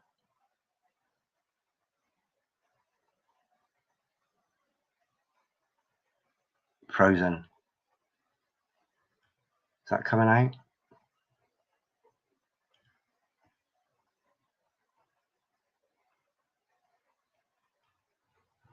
Ah, depressing. Right.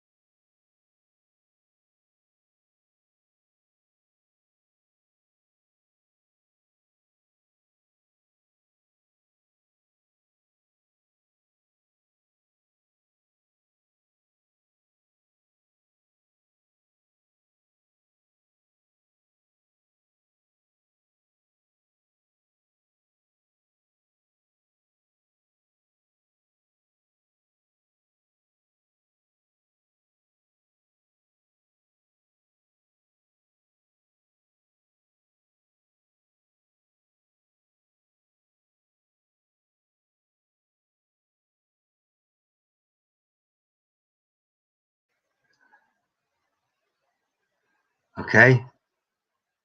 Test. Ting. Test. Ting.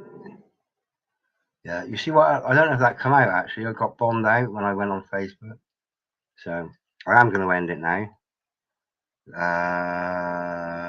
Let me just share my screen a minute.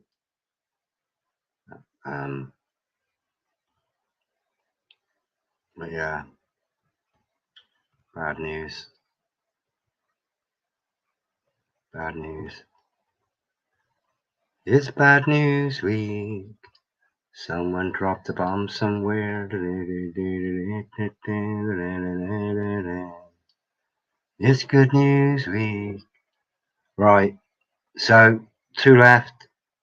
I'll say goodnight to everybody now. But you know, that's what we're up against is sinisterism. All right. I'm off. bid you all adieu, and let's just keep up the good fight, I think. All right, I'm going to end it now. So thank you ever so much, everybody. I love you all. I love you all. And actually, what I am going to share, should do it all the time. Really, am I sharing my screen? Yeah, I'm going to share this just to piss everybody off.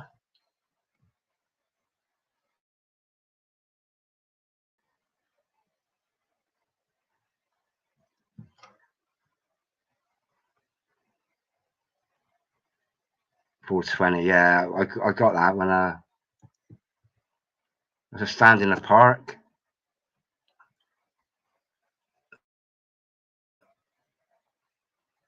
Yeah, that Facebook is pretty much cocked my. If you want to meet like-minded people, okay, this is a stand in the park. Find a local stand. You can start a stand in your area. Just meeting people if you're interested in that. It's a really interesting website now. I've just recently gone through it. It's worldwide. Australia, where it started. Australian guy started it. Canada, United Kingdom, England, Ireland, England, Southwest. That's me there. Let's have a look. Southwest. If anybody wants to come and beat me up, I'll see where I go.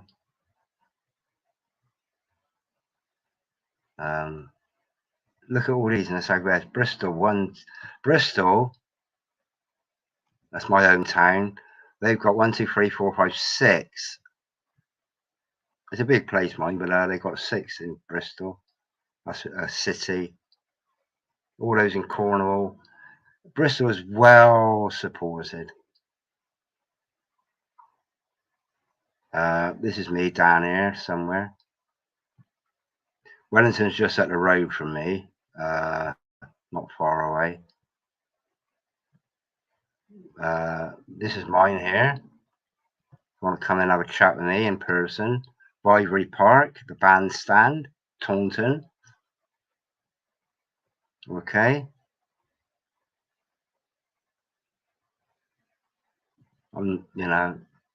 That's a stand in the park, and the other one is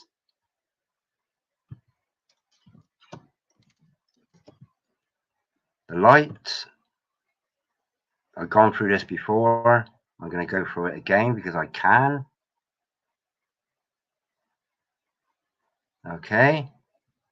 I think there's a new one due out soon.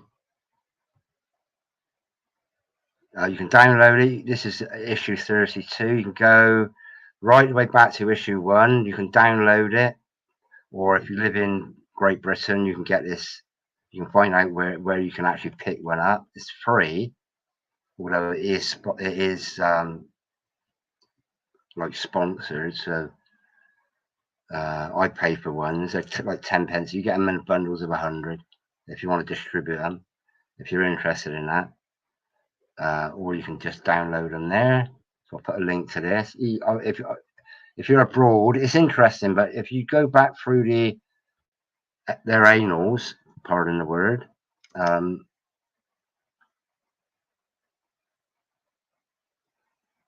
if you go back through their annals, you get information on what's been happening in the last 3 years. I think it started in September 2020. And the last thing I'm going to share has got to be just to support my friend and brother, David Yates, who's actually under a massive attack at the moment.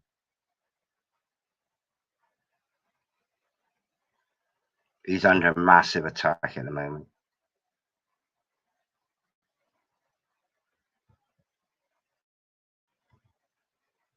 This is Climate Fake by David Yates. Okay. And I'll go on his main site, on his main page, which is what I'll share.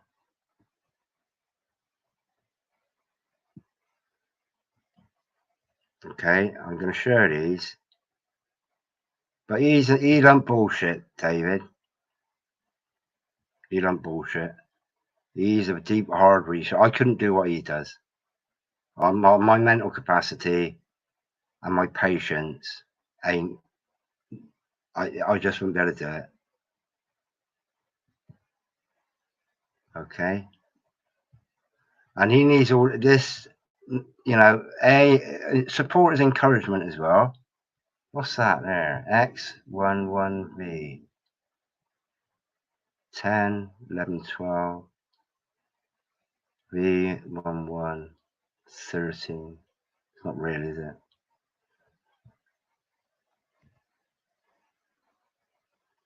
No, it is actually 13. There. Not weird. And then this one, climate fake. I did a video on this. Apparently, Robert F. Kennedy Jr. has got a copy of this.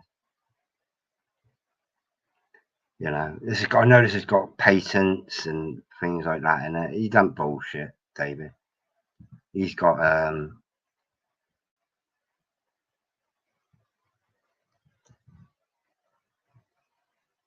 you know, he's got like we all have. We've all got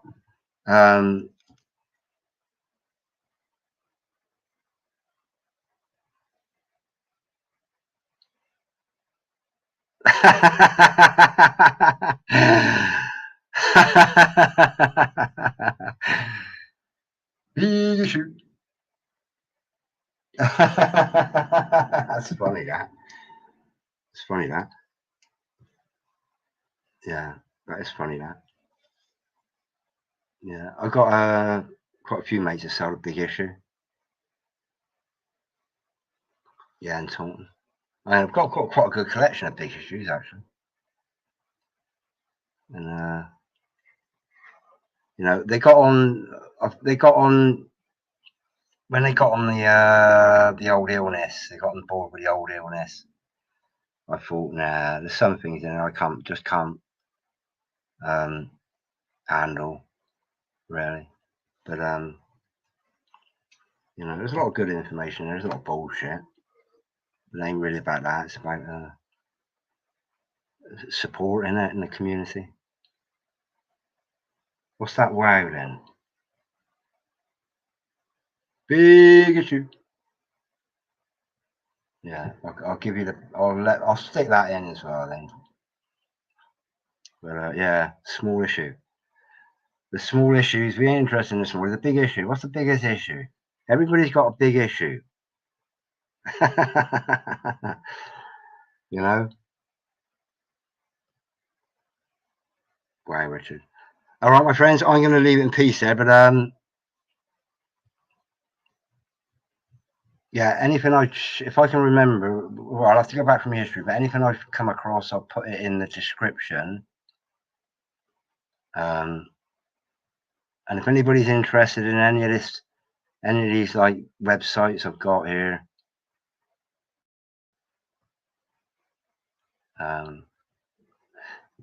then I'll share them. I'll have to go through them again. Yeah. Yeah, there they are.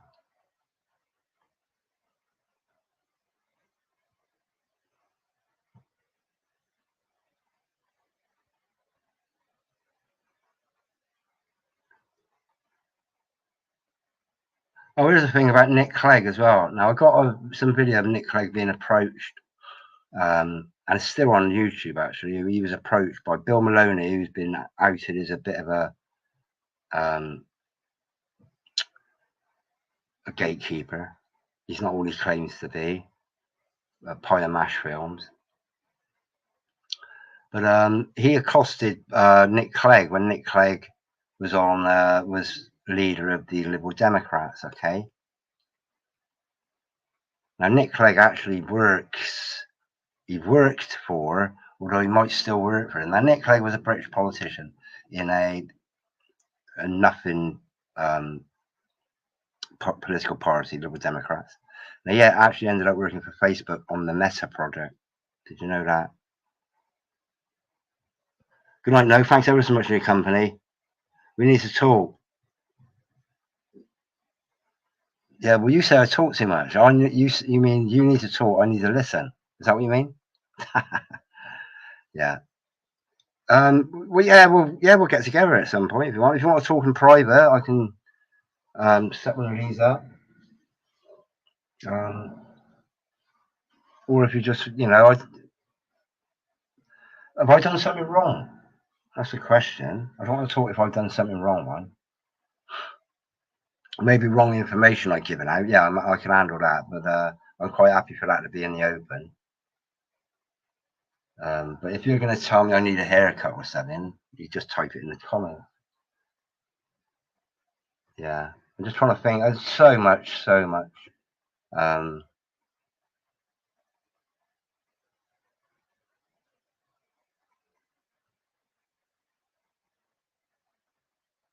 Yeah,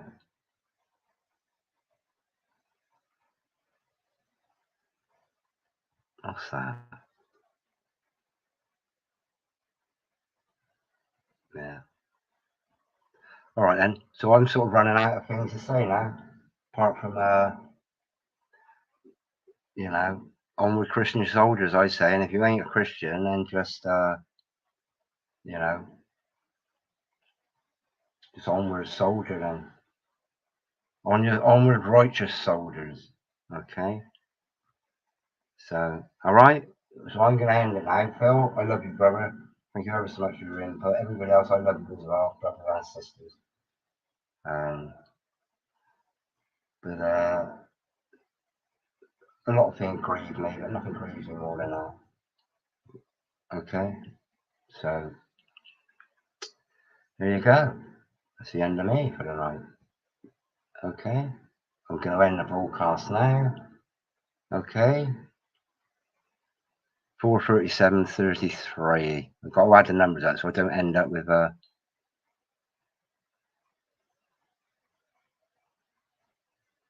let's have a look at that.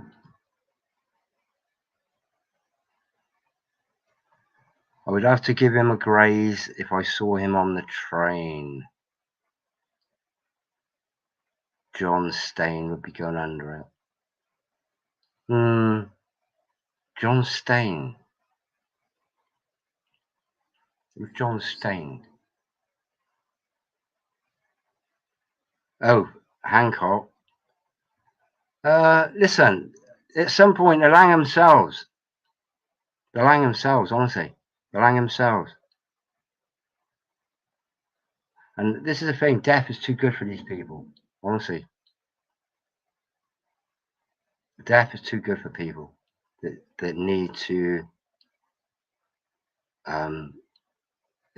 death is too good for people. Some people, death is too good for them. And I'm not talking about torturing people either. I'm not talking about doing, bodily tortures. These people just need their powers. You take a person's power away, and that includes their money and all their assets, and you put them out of influence's way. That is, the biggest fear they got is losing their power, and probably as being exposed, really. But God's what? God is good. Well, capital G God, yeah. All right, I'm going to end it now, otherwise I'm going to get myself into trouble. All right. In 10, 9, 8, 7, 6, 5, 4, 3, 2. If you come on in and you want people are following you, if you make a comment once I finish this, if you refresh it, just make a comment, say hello, or goodbye, or You got me there, Phil. You listened, and and if people, it's just a way of networking with people that have endured to the end of this, anyway. That want to find out a little bit more about how long it's been going on. It's been going on for years, and the outing of it has been going on for a long time. A long time. People have been on this case for years, decades. Mickey Summers, like 50 years, been plotting to get his justice. All right, I'm going to end it now. Love you all. And, okay. What was that? Is that John? Horrid John Stain. Oh, Johnson. Fake PM that lost 29. John Stain.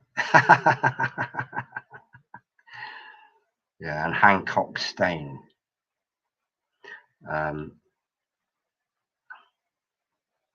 Yeah. All right, I'm going to leave you now. All right, my friends. Bye. Bye-bye. Bye. I hate buys, but I've done it.